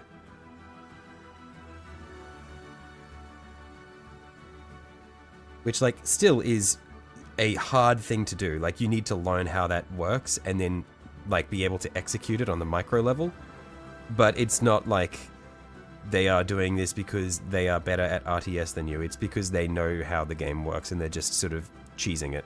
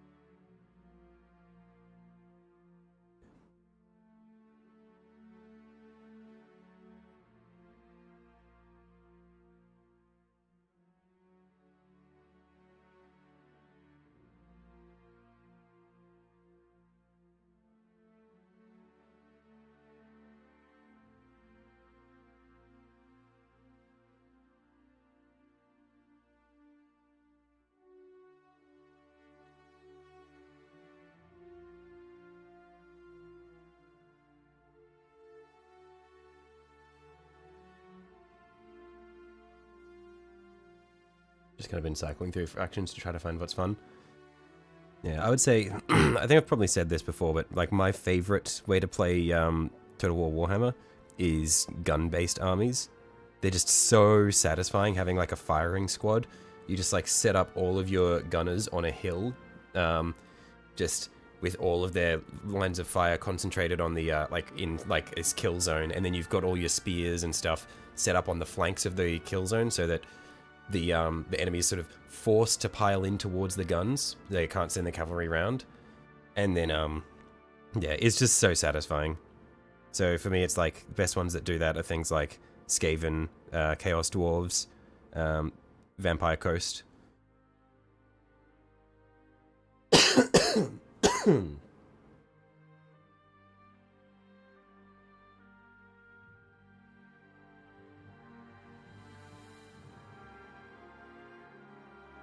Seraphon, what's that? Seraphon, what's that? Seraphon is Lizardmen. It's the Age of Sigmar name for Lizardmen.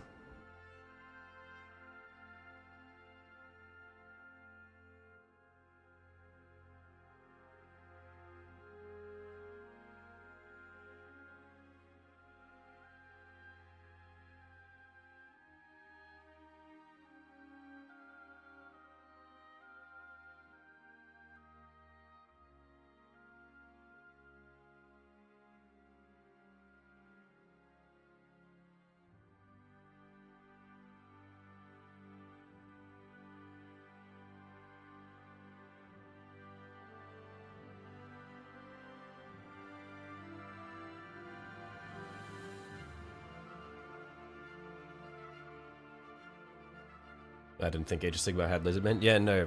Lizardmen avoided the end times by getting in a spaceship and going to space while the world exploded.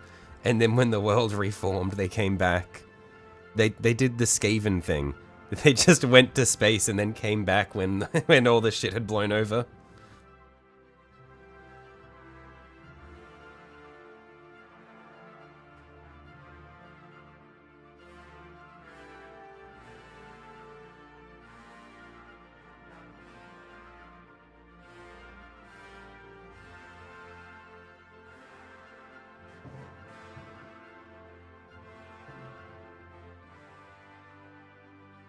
Pisses you off that GW put vampire counts in Legends for the Old World. Oh wait, so they're not purchasable as like a regular Old World army anymore?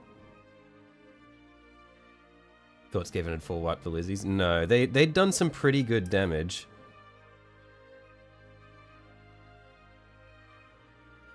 But the survivors got in a spaceship and fucked off.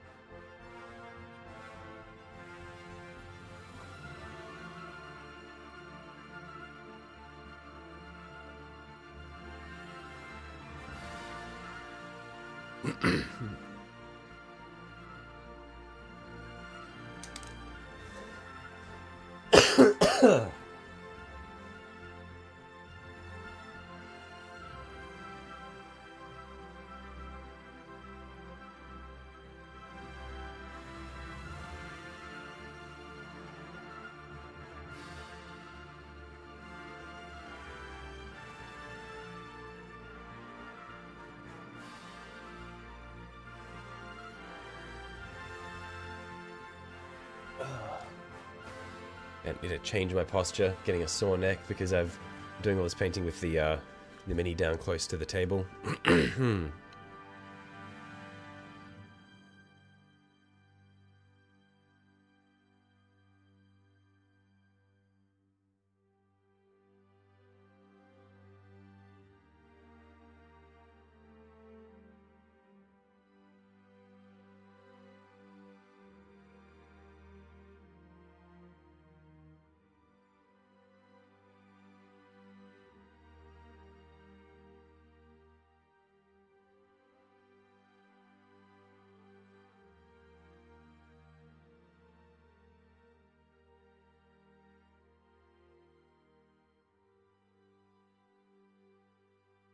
And Charles, what's your Total War anti-Wood Elf strategy? My anti-Wood Elf strategy is I just kind of ignore them.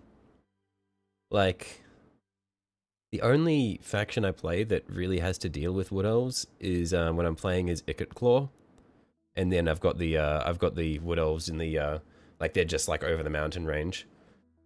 But Claw doesn't tend to really even have much beef with them. But I will occasionally just get a shitload of 20 stack armies and just have them march through the Wood Elf area, and then I'm just able to auto resolve the fights, and then just take all their shit, and then start chopping down their big tree for wood.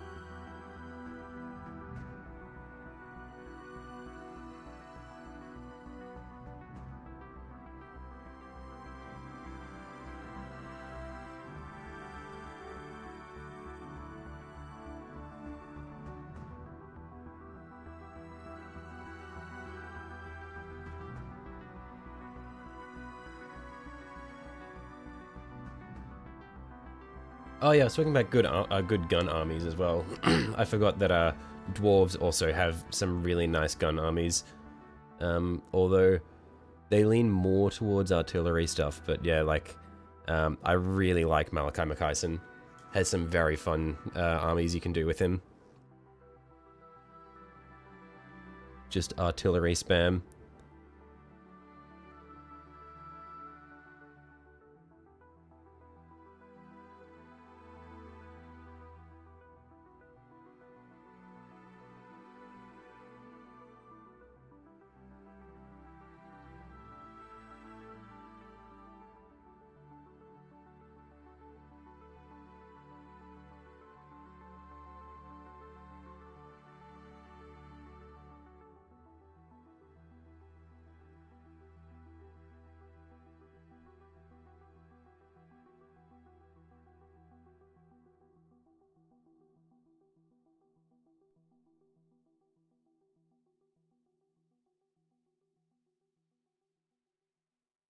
What does Slanesh Demons do against Thunderbarge? Give up? Wait for it to go away.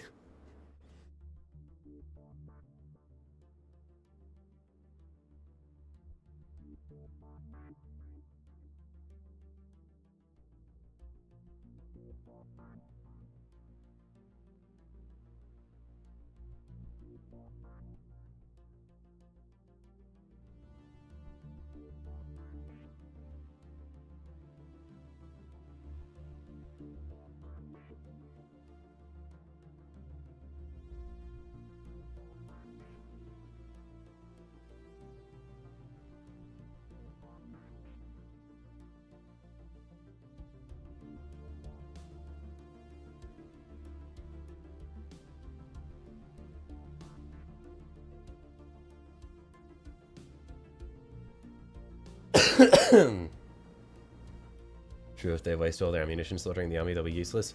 Well, not just that, if you're specifically talking about against Malachi McKyson, the Spirit of Grimny is temporary for like 90% of the game. But the regular Thunderbarges, it's just like, just avoid it and try to kill the foot soldiers so that it routes because it has no one on the ground.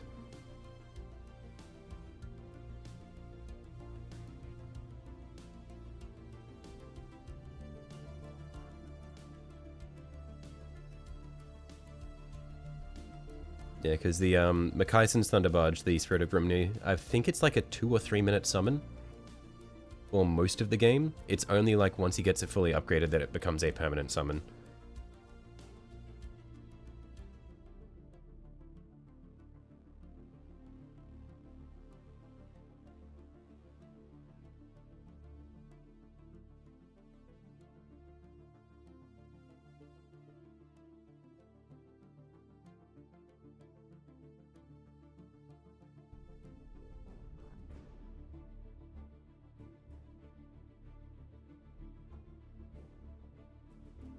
forgot about the routing thing.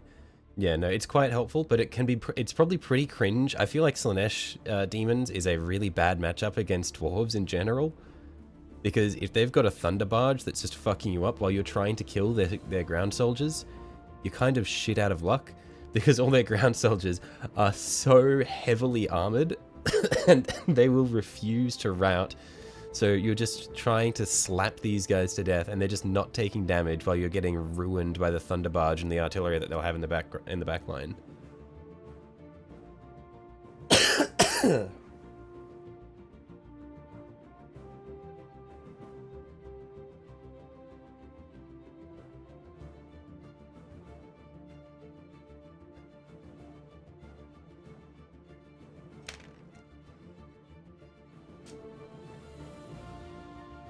One sec. Oh, such a sore shoulder because I had bad painting posture for the first few hours. Oh.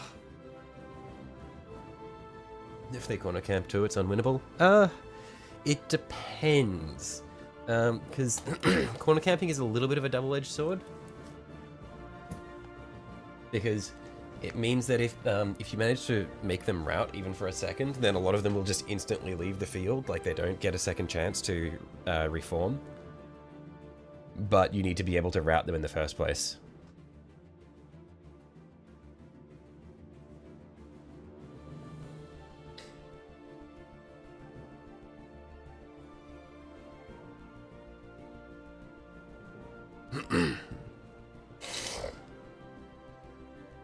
And also, an issue with corner camping is if you're really reliant on gunner units, you can run out of space, and then the firing lines of your gunner units can get really fucked up, and they may not be able to shoot enemies because they'll be shooting through their own front line.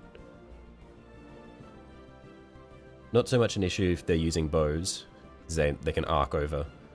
But guns kind of need that clear line of sight towards the thing that they're shooting at, unless you're playing Skaven, in which case, fuck them. The Skaven slaves can take a few hits.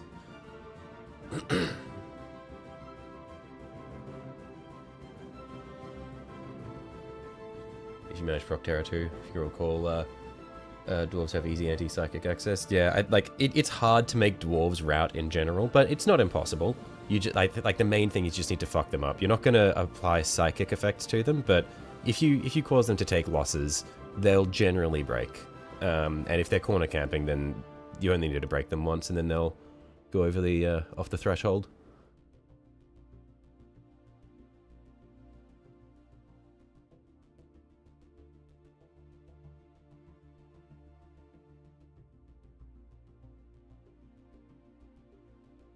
That's true, though. Well, that's true. Multi people don't tend to pick guns into Slanesh, though, because no armor. No, but it's not about the armor pen of the gun, Jack. It's about sending a message. We don't build gun blobs because they're armor pen. We build gun blobs because they're really cool.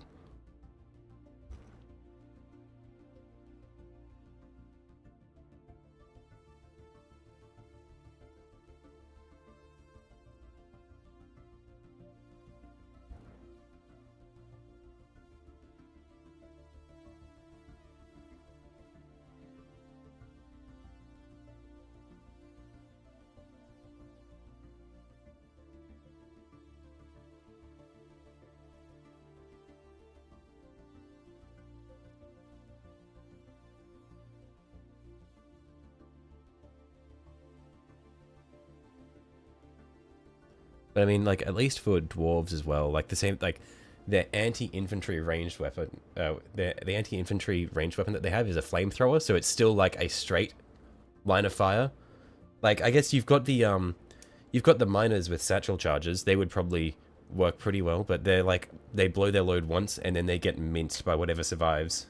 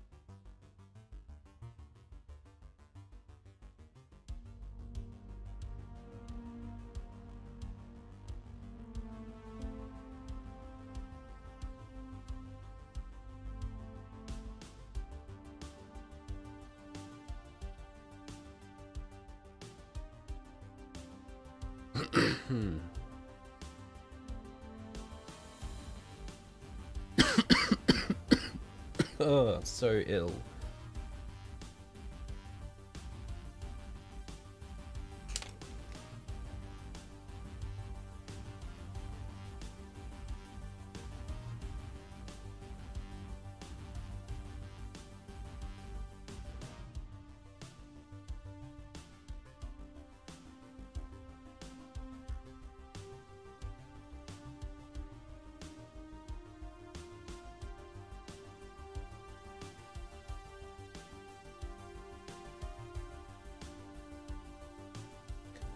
Alright, you've got a cool gunline strat that you've yet to see anyone do.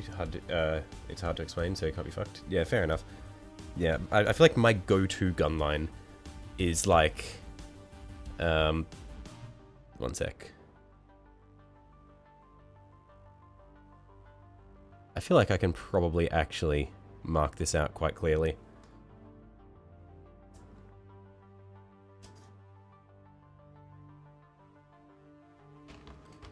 Yeah, I feel like my my go-to gunline will be like, I'll find somewhere to set up, and I'll have my my gunners all set up in a formation like this, all facing inwards. So they'll have their arcs all like this sort of thing. And I'll find somewhere to set that up. Oftentimes I'll do it on the edge of a forest, and then I might stand my my lord here. And then I just set up all of my all my spearmen and like all my spearmen and infantry and shit will just be set up like along here. And I'll essentially have them set up so that they can deter any flanks, or like that sort of thing. And so the enemy is sort of they're pretty much forced to go straight into the gun line because the lord's there. And they try to make their cavalry and flankers avoid all the melee units. And if all my dudes, all my gunners are concealed in the forest, then I'm pretty much guaranteed to one-shot at least the first batch of enemies that shows up. But yeah, that's like my go-to. And it tends to work pretty well against most things.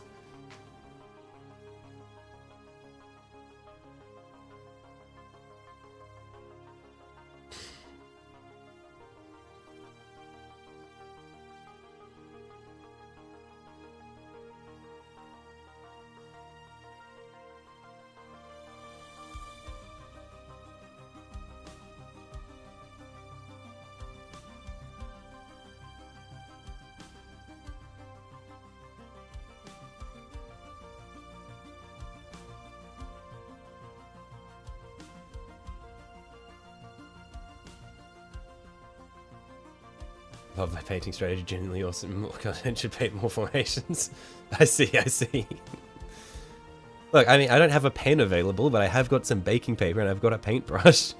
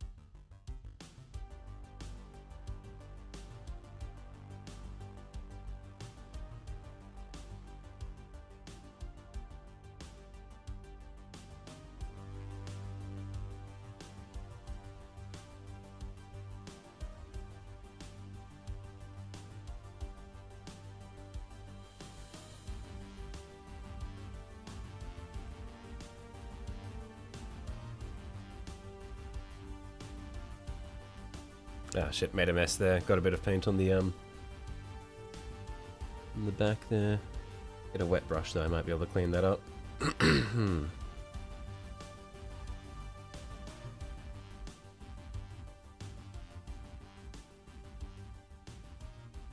Yeah, it's looking pretty good. Got rid of the worst of it.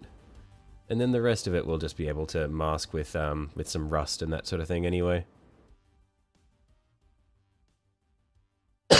Oh, I'm dying.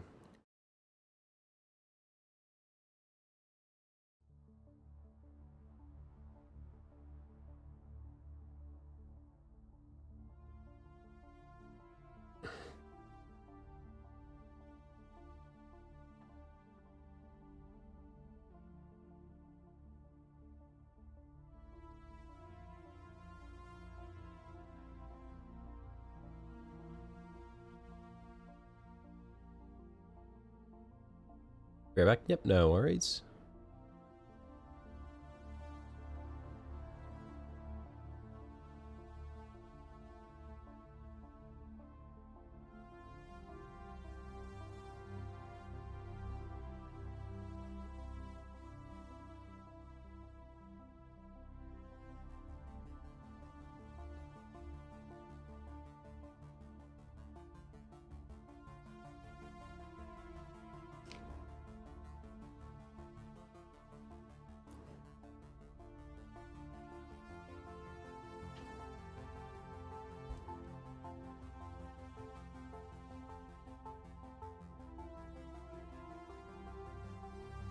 Where is the focus? Yeah.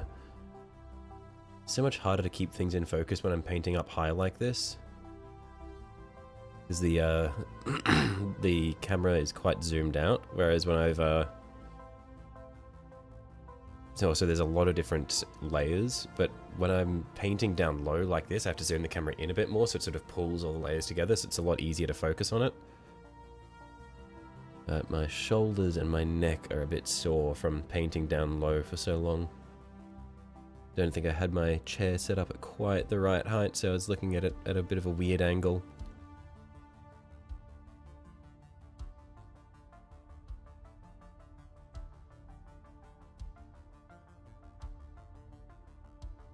You back? Welcome back, Juggernaut.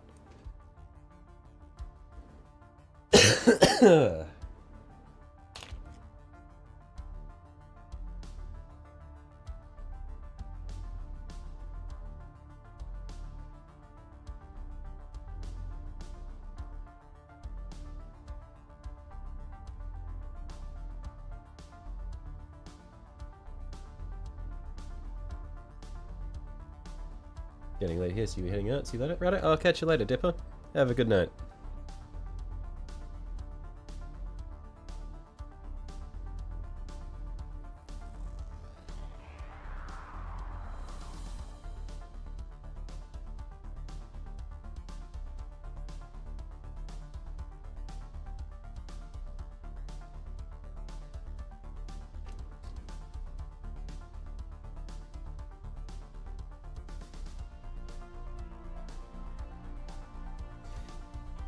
Okay, I'm gonna see if I can readjust my my chair height to see if I can paint it a bit more of a comfortable angle.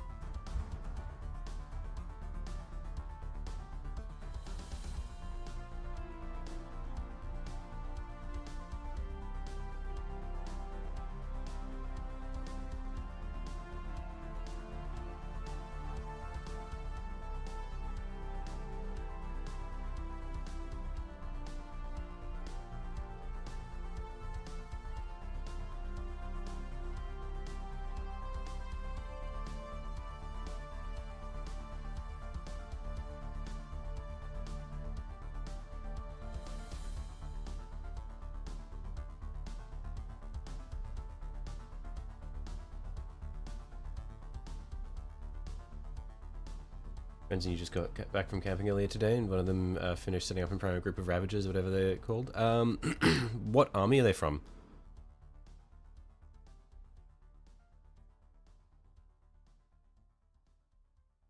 Are they Tyranids? Raveners, maybe? Oh no, there's probably a Ravager unit as well. I'll have a quick look, because I'm not familiar with all the different units. 40k, Ravagers. Okay, no, yeah, never mind. Well, actually, no, a Ravager is a Drukhari gunship, but otherwise, the Ravagers are also a band of Khorne Berserkers. Raveners, right? Okay, so the Tyranids, yeah. Yeah, they're quite cool.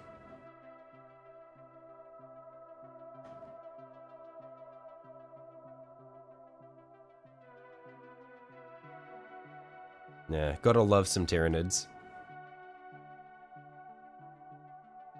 They're really satisfying to paint as well because you don't have to worry about being super super precise with them because they're disgusting space bugs. They don't have like clean outlines on their armor panels and that sort of thing. So you can afford to just be messy and quick with them, and they still look great. I enjoy painting Tyranids every now and then as a way to like sort of decompress after painting lots of precise things like my knights.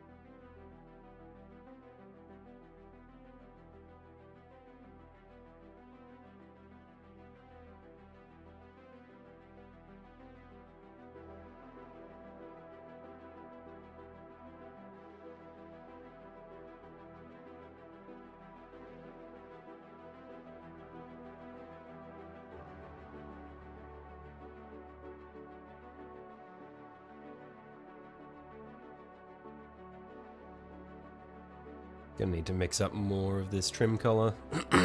The stuff that I've gotten here has largely dried out. Okay.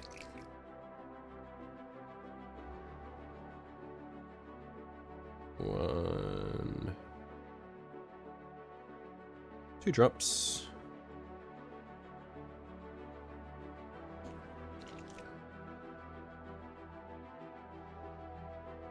And then 1 drop. That was a tiny one, so we'll go another drop there.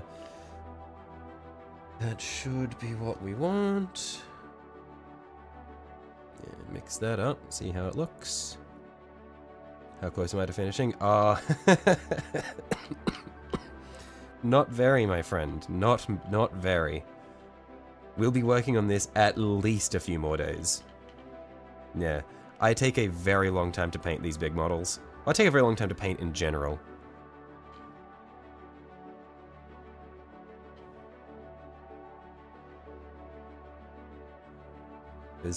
At the moment, these early stages for the painting for me are the menial parts. This is the part where I'm just getting like all the foundation colors done. So I've done all my base coating, and now I'm doing all of the trim and that sort of thing. And when I'm done with that, I could technically call the model done, because at that point it's like, okay, I've painted every part of the model. But after I've done all that, I then go through and do all the heraldry and stuff, and that's the fun part. Because that's where we get all the symbols and all that sort of thing on it.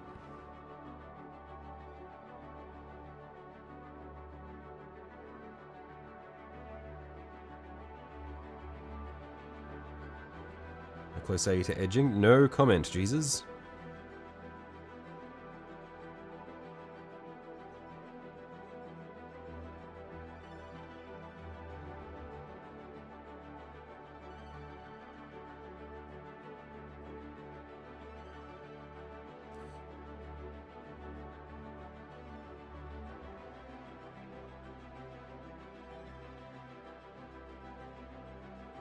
Gonna get your Necron's kill team soon. Nice. Yeah, the kill team models are so nice.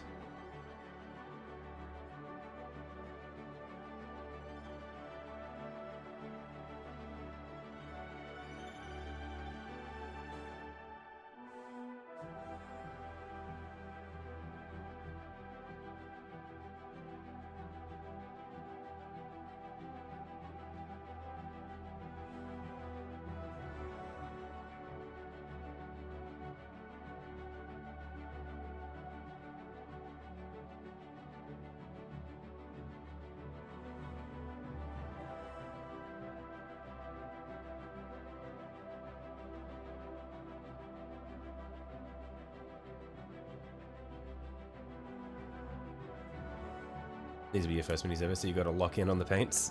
I like the enthusiasm.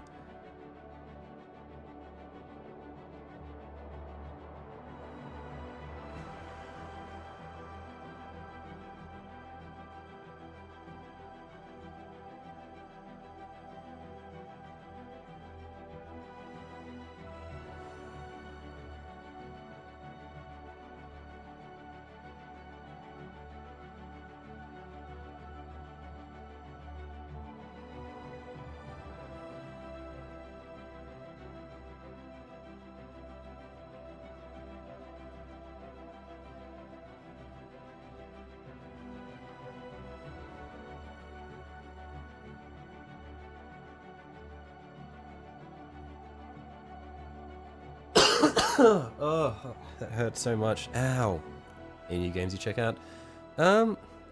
Not really. I've never really been one for like following new game releases. Yeah. I never really have like games that I'm looking forward to or anything like that. Because most of the time when I play games, I'm just playing games with my friends, and so it'll be like games that we already play, that sort of thing.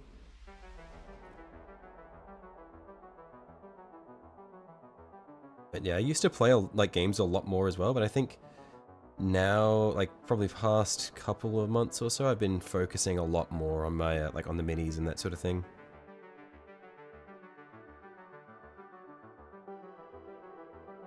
I feel like it's sort of been better for me as well, because like when I'm painting minis, I feel like I'm making something with my time, where when I'm playing games, it's more of like a way to pass time.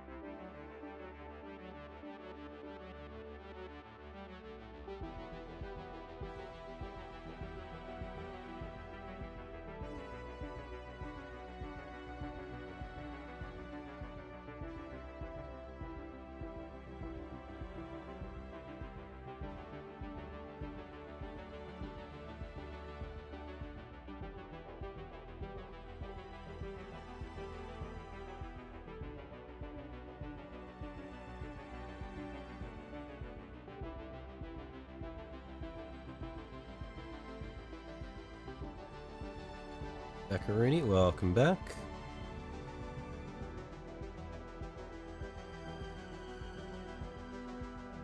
Take a peek at your sick gunnery strat. Did you send me something? Oh my god.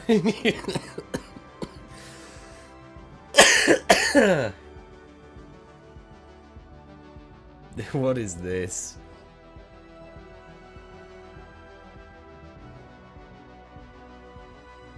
Okay.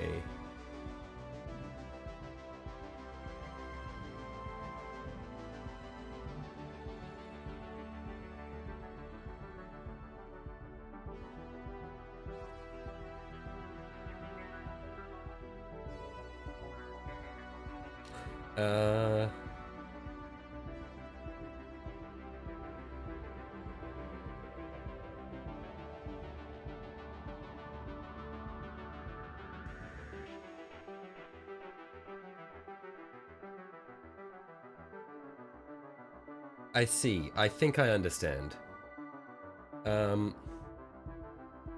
In fact, I believe what you've got there, so, hang on. I'm pretty sure the way that you've done that staggered line there is very similar to actual ancient Roman battle tactics with the way they would formulate their centuries, where they would stagger those lines so that they can sort of assist their adjacent units. So yeah, I can imagine it's probably quite good.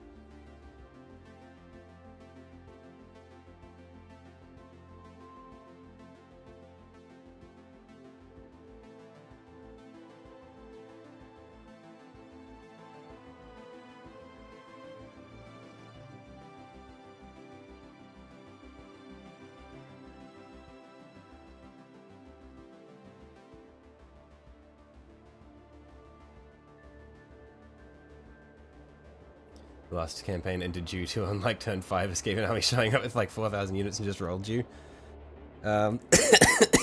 Classic Skaven moment.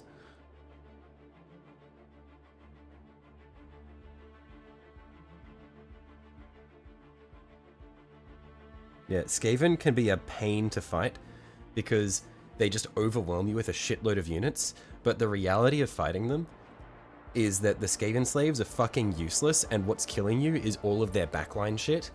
So you need to like find a way to avoid all of the Skaven slaves and just get to their backline, or just like punch through the Skaven slaves where you can.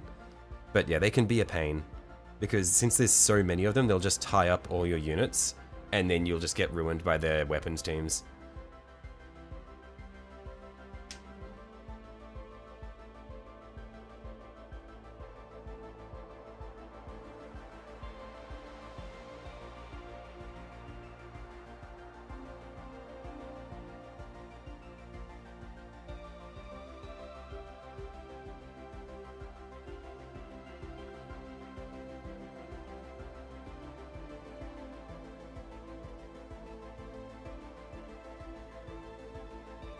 You're playing Lizardmen. I struggle with Lizardmen. Like, I want to like them, but I just can't bring myself to like the way they play. I don't know what it is.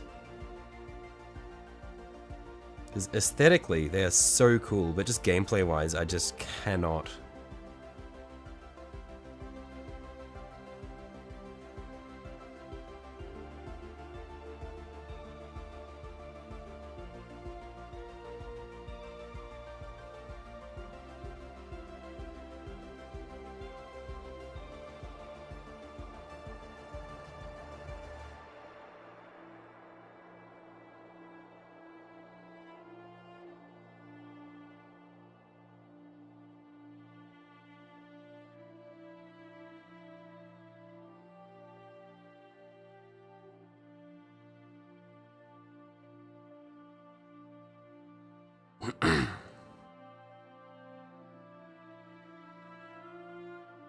$40k Space Skaven or Space Seraphon?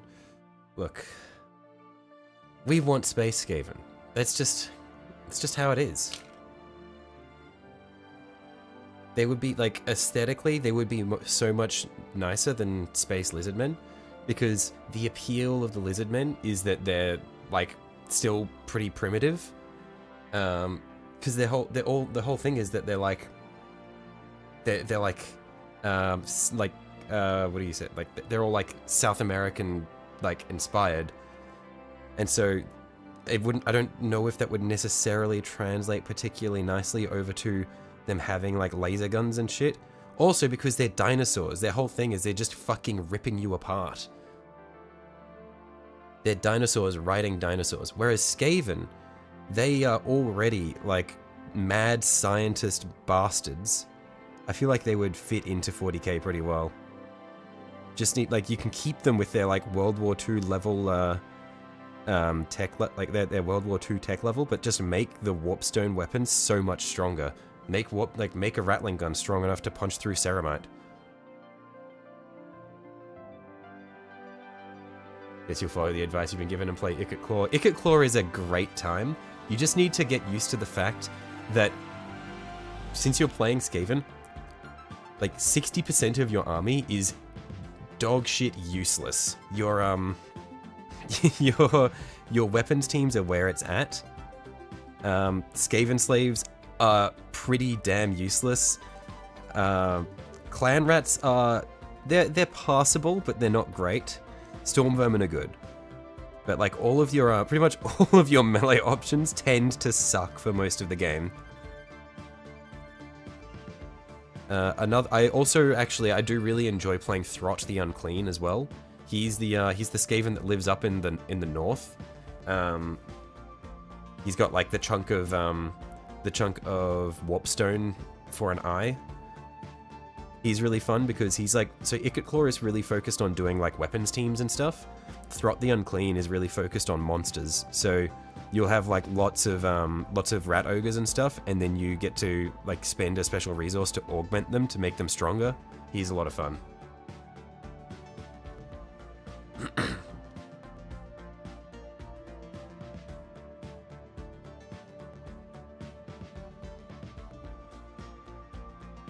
Sigmar approach? I guess so. I'm not familiar with how the Skaven behave in Age of Sigmar, but the general idea with the Skaven, like especially for Icket Claw, but it's just you will have a lot of Skaven slaves and a lot of clan rats, and you will have some Rattling guns and some Warplock Jezzails and maybe some like some artillery somewhere, and your goal is just set up your weapons teams somewhere nice, and then you just like anytime the enemy tries to get close to the weapons teams, you just throw a squad of Skaven slaves or clan rats at them, just hold them in place so that your guns can just rip them apart.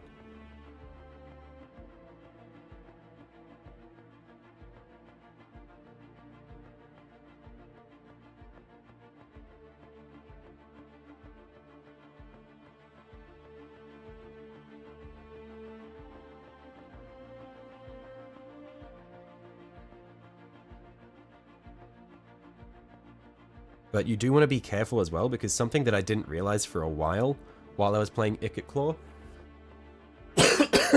was I had like a super elite army. So it was like pretty much entirely made up of like I didn't have like any Skaven slaves. It was pretty much all Storm Vermin and weapons teams.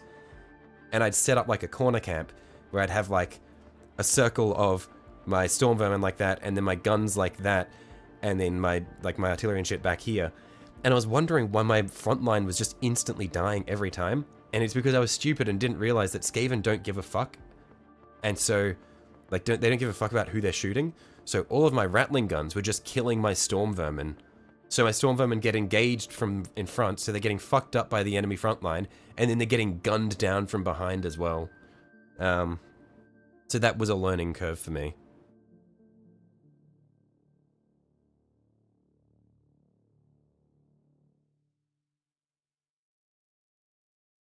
Doesn't matter that much when you're using Skaven slaves, though. That's what they're there for. They're there to get shot.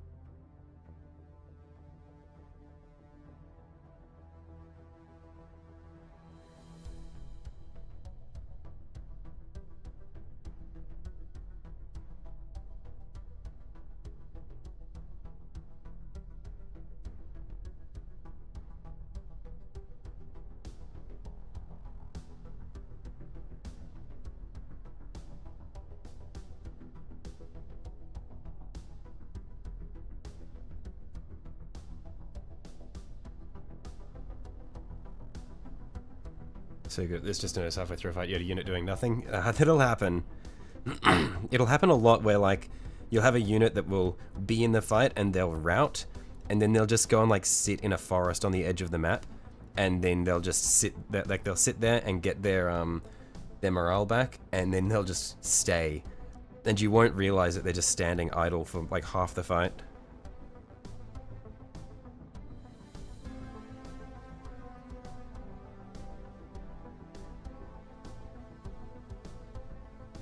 Another thing that I'm not sure if you're aware of, but something that makes RTSs a lot easier is doing control groups. Do you know what control groups are? Have you got them set up? Because essentially what it is it's like you can select if you have like a block of units that you want to move as a group, you can select them and then go control 1, and then they are bound to the hotkey 1. So when you press 1, that means that that'll select that group. And so you can make lots of different groups so that you can sort of move chunks of your army around. So you can group all of your front line together and all of your guns together, for example, if you want. Or you can have like two separate armies and have them grouped. Makes it a little bit easier.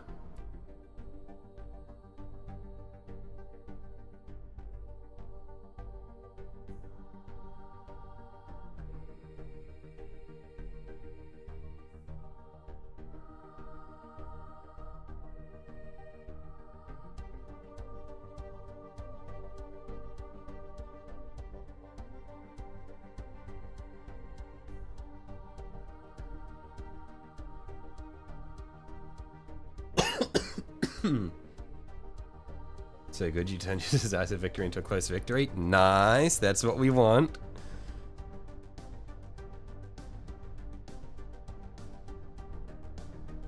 It's all a learning experience anyway.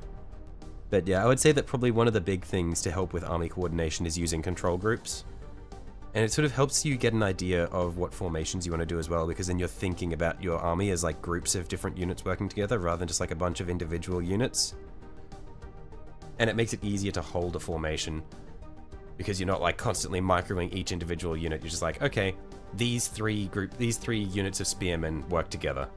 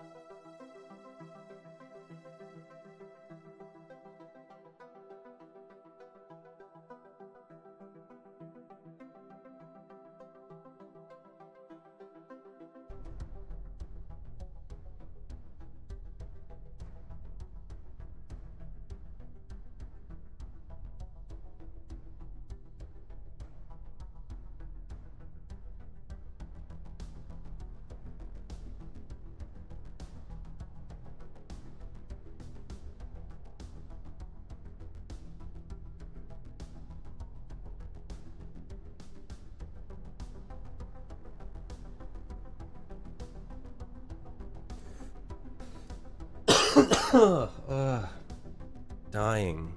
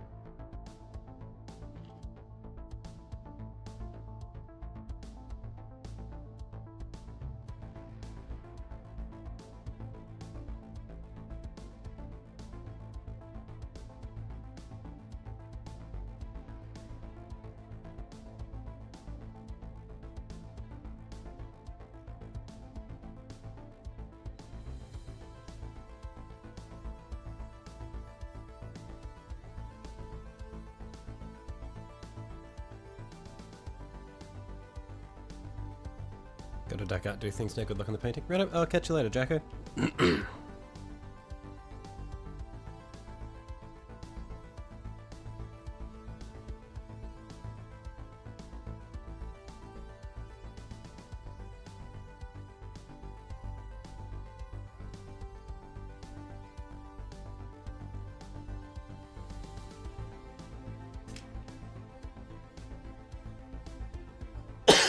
Oh.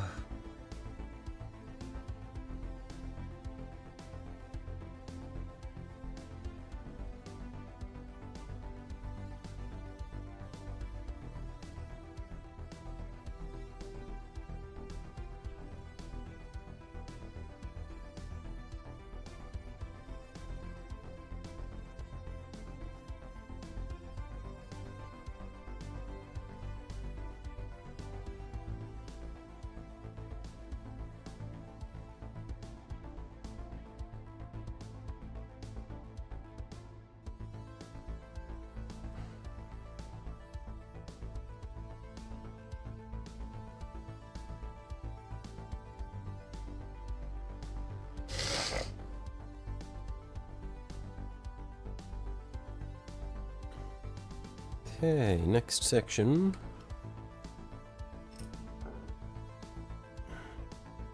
Looks like we're over to the arms now, so we've almost got all of the trim done.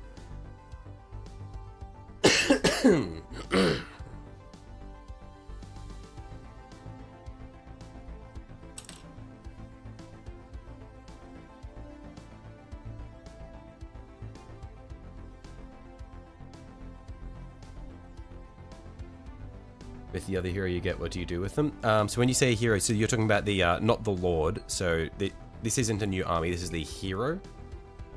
Generally, I will attach the hero, generally I'll attach the first hero to an army.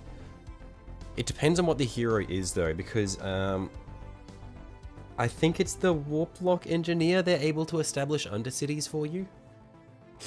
So I like to send them out far and wide and establish undercities in distant places. Generally, you don't want to build an undercity in a place that you're going to conquer soon. Because the appeal of the undercity is, well, because when you conquer it, you destroy your own undercity. This is assuming you're playing Icket Claw right now, by the way.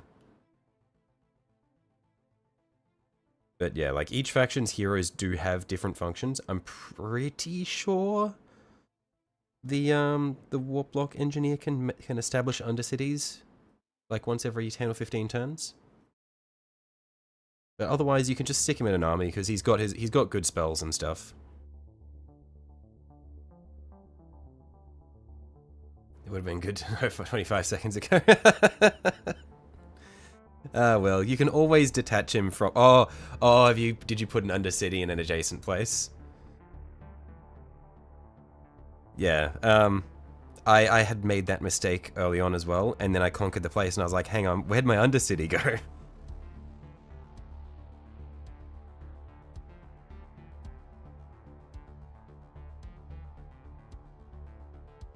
But yeah, generally I will send my hero on a journey far and wide so that he can, yeah, build undercities in distant lands.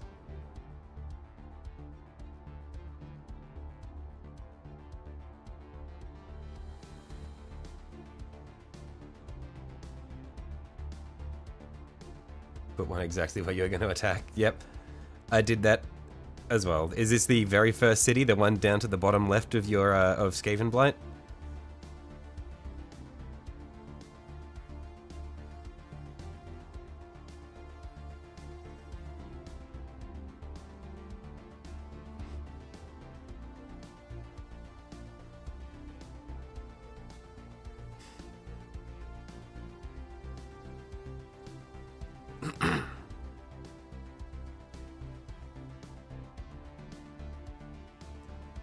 Land has changed. Yeah, it was the one down to the bottom left. I will say, quick warning.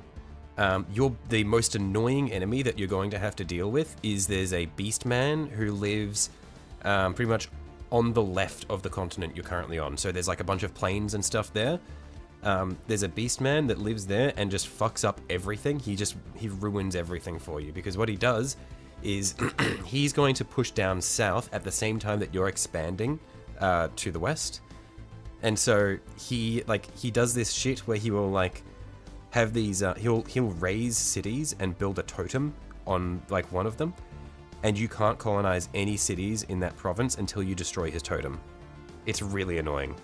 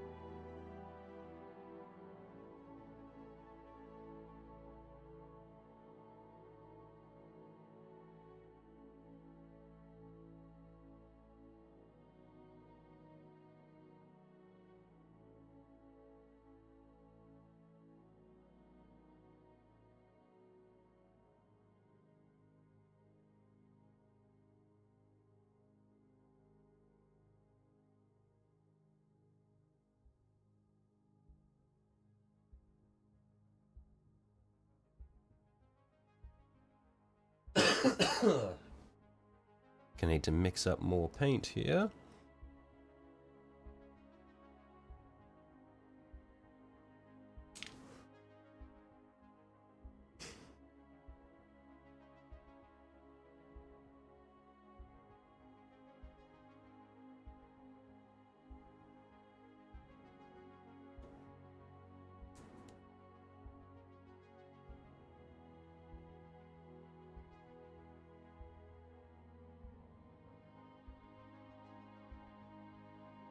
I think the ratio is going to be slightly different on this one, so I'll probably need to play around a little bit.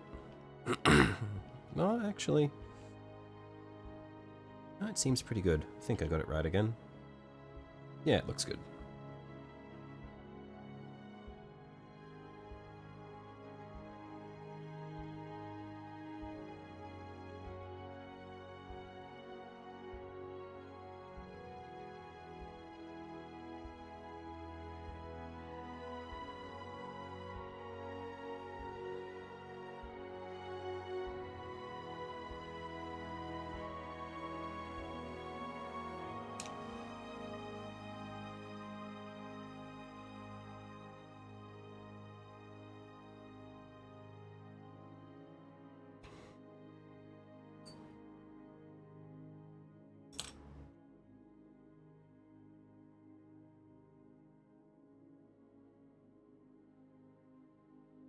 If you remember correctly, auto-resolve hates Skaven. I'm not sure. I can see that being the case because the majority of Skaven armies are made up of Skaven slaves, which fucking suck. So that would make sense. But generally, if you've got a bunch of clan rats and some weapon teams, auto-resolve usually treats you pretty well.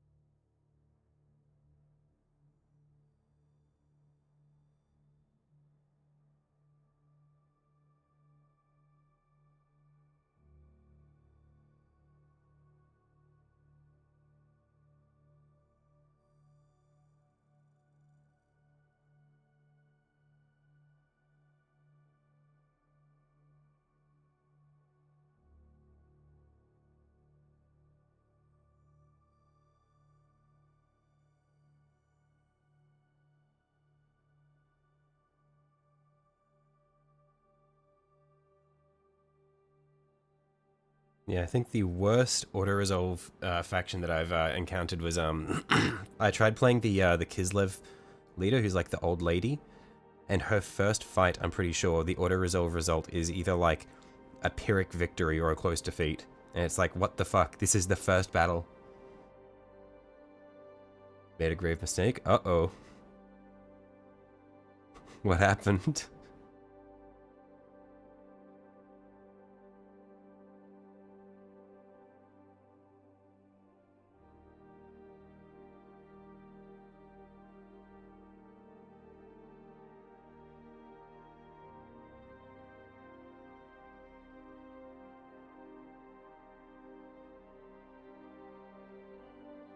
You lost your entire army? Oops.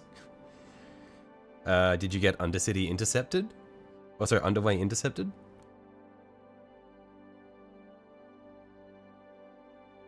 Or did you accidentally auto-resolve a defeat?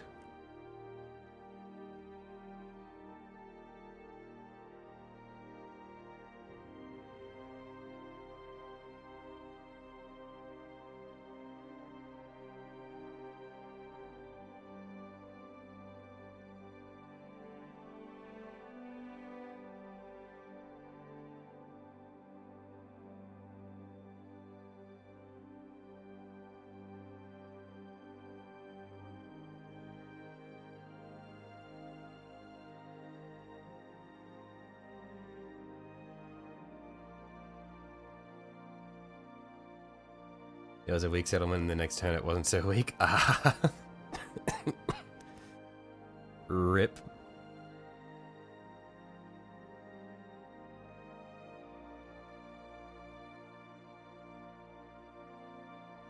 Had been taken over. Well, I mean, The nice thing about Icket Claw, at least, is he starts with a building in Skavenblight that lets you get Rattling guns back relatively easily compared to other places. Because normally Rattling guns are tier 3, I think, but he puts them on tier 2. I'm pretty sure with the special building in Skavenblight. So, like, you can recover from those sorts of goofs, but it is painful.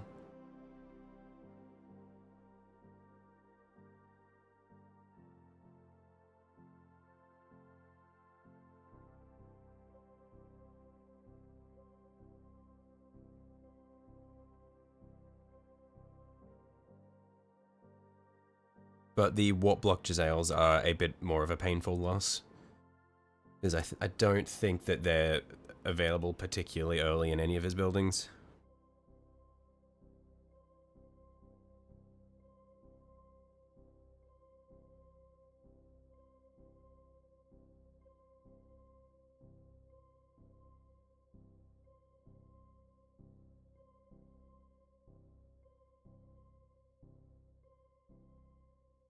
Reloaded the save. Fair enough, I don't blame you.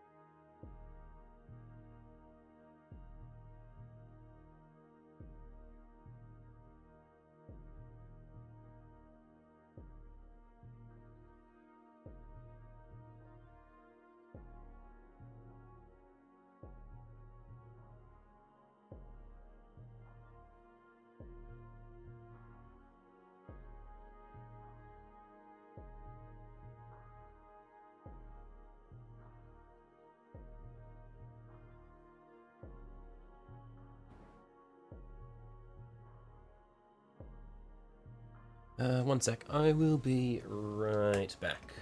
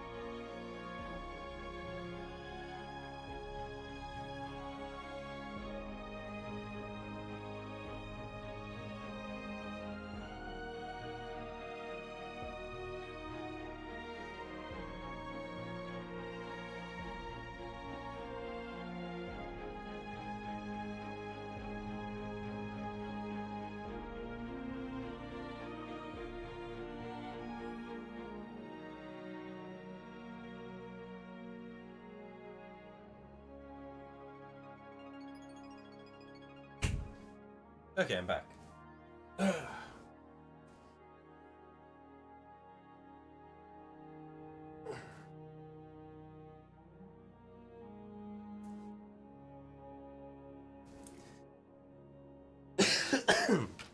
feels really slow. Yeah, Claw is pretty slow at the beginning. He does get a couple of crazy mounts later, though. So he gets vehicles that he will drive, and then he becomes really fast. But the general strat with his armies tends to be set up and have the enemies walk into you. And then you kind of just like waddle him out to fight big things. Or you waddle him out and just have him sort of sit in the middle of an enemy blob. Because he's a surprisingly good melee fighter.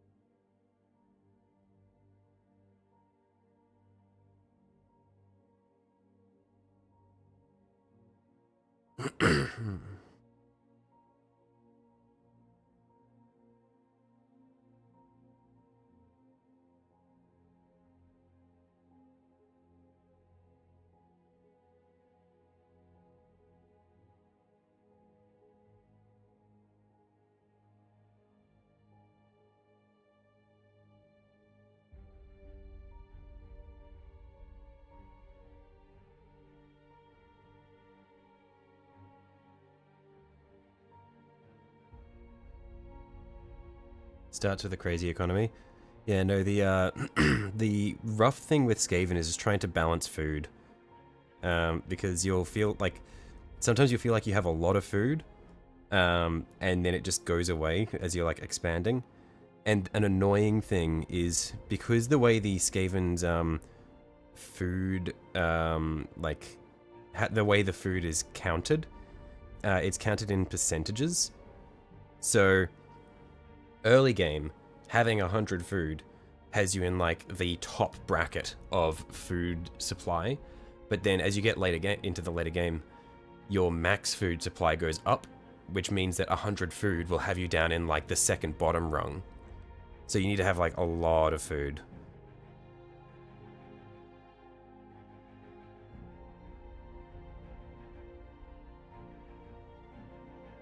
Because it's based on percentage of your capacity.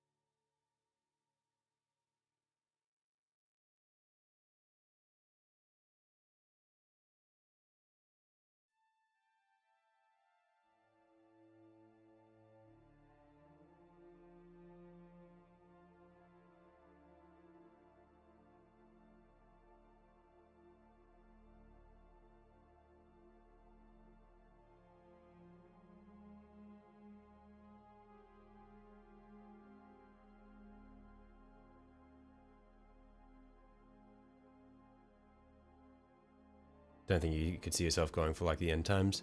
As in, you don't think you could see yourself playing a full game of Icket Claw? Is that what you mean, or?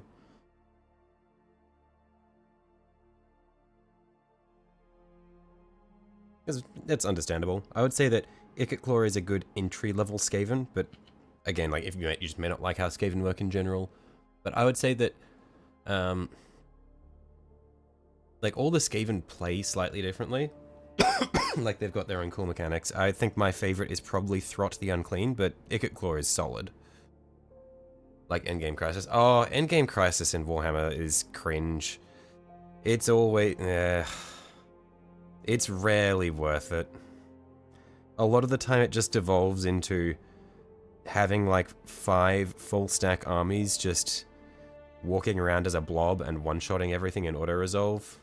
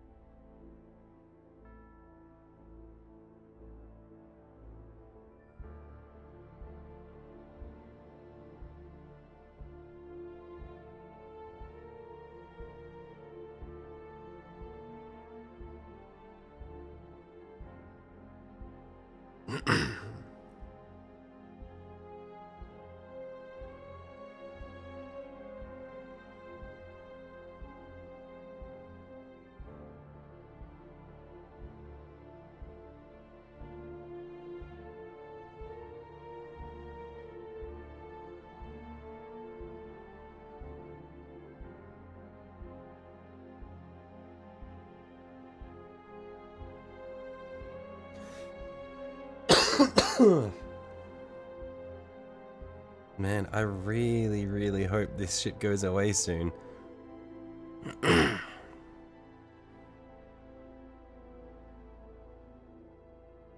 It's just like slight tickle in the throat, and then I just cough on reflex even though I don't really need to, and then it hurts when I cough.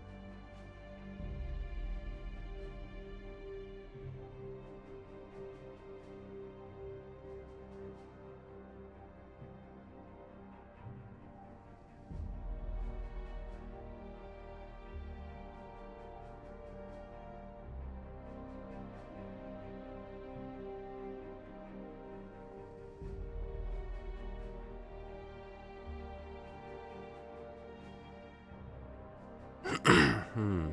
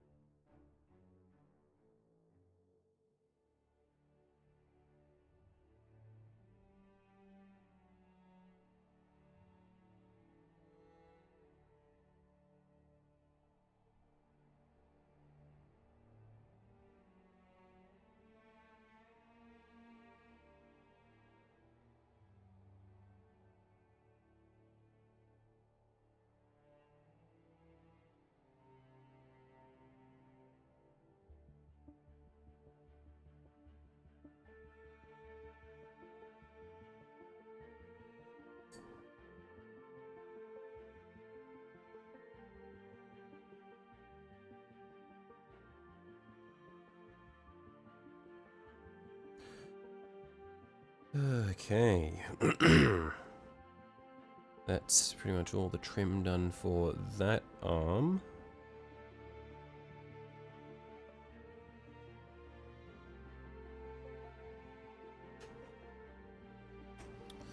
I guess I can do the little pistons that support it right now, because they're just going to have some little bits on them here and there. Shouldn't be anything too crazy.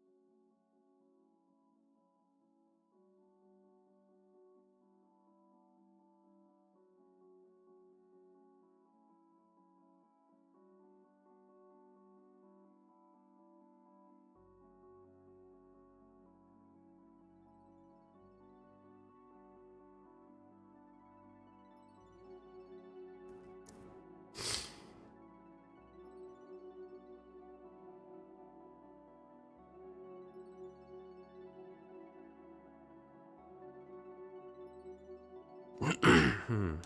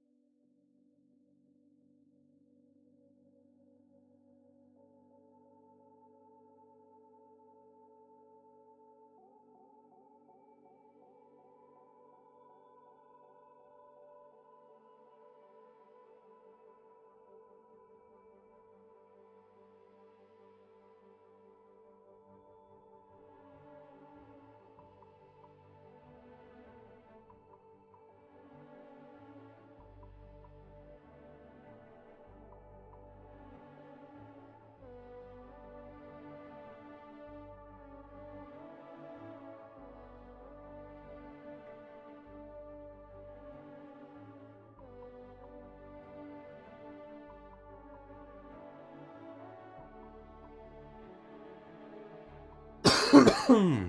Ugh.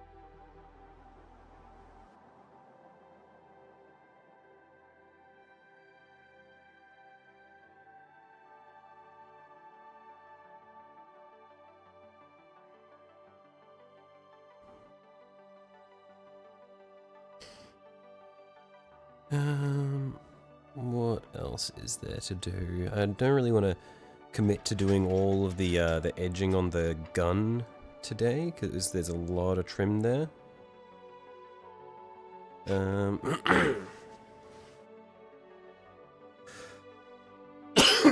So I think what we might do is I might just do a couple of the final little bits on some of the auxiliary little bits and pieces, like the chain on the flag here.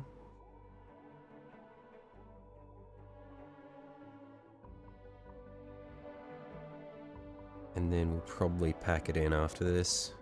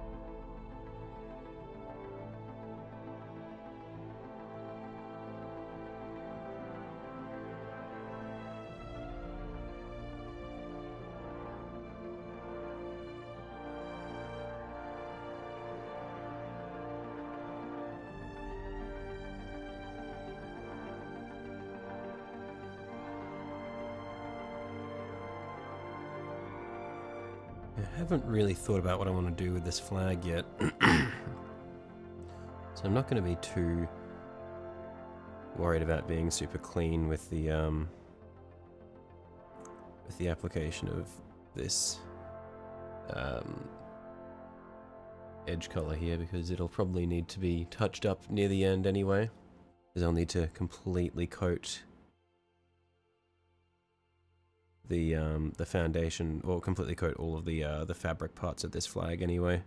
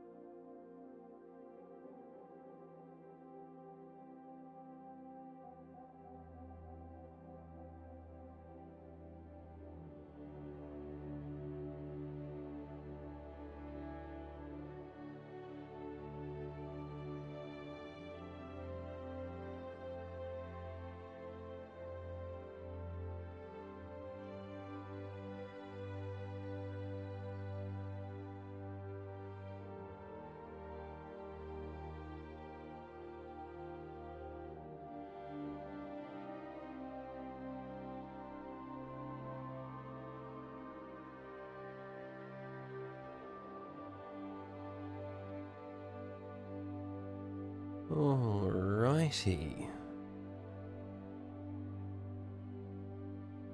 I think we're just about there for what I was hoping to get done today. I think we've fallen slightly short of what I was aiming for. Because I was hoping to, by the end of the day, get all of these done. Where are we? Let's just pull this off to the side so that I can sort of collect it all together. Because we've got the trim for a vast majority of our pieces done now.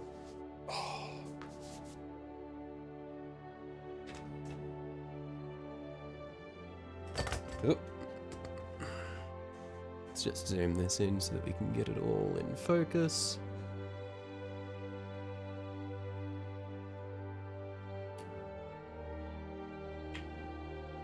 But yeah, I think we're making solid headway. We've done pretty much all of the brown base coating and then all of the trim on most of our panels. The only major piece that still needs to have its trim done is the gun and its and the attached fuel tank. But otherwise, it's looking pretty solid. And then we'll just need to, once we get the trims done, it'll be finishing up all of the rivets on the pieces, and then we can get on to actually doing the heraldry and stuff. So that'll be things like our hazard stripes and our 4th Legion symbols, all those sorts of things. But yeah, anyway, that being the case, I'm probably going to pack it in now, because I've been going for just over 5 hours now, and I'm getting a little bit hungry. So yeah, thanks for watching, everybody, and yeah, I will catch you guys all later. Bye-bye.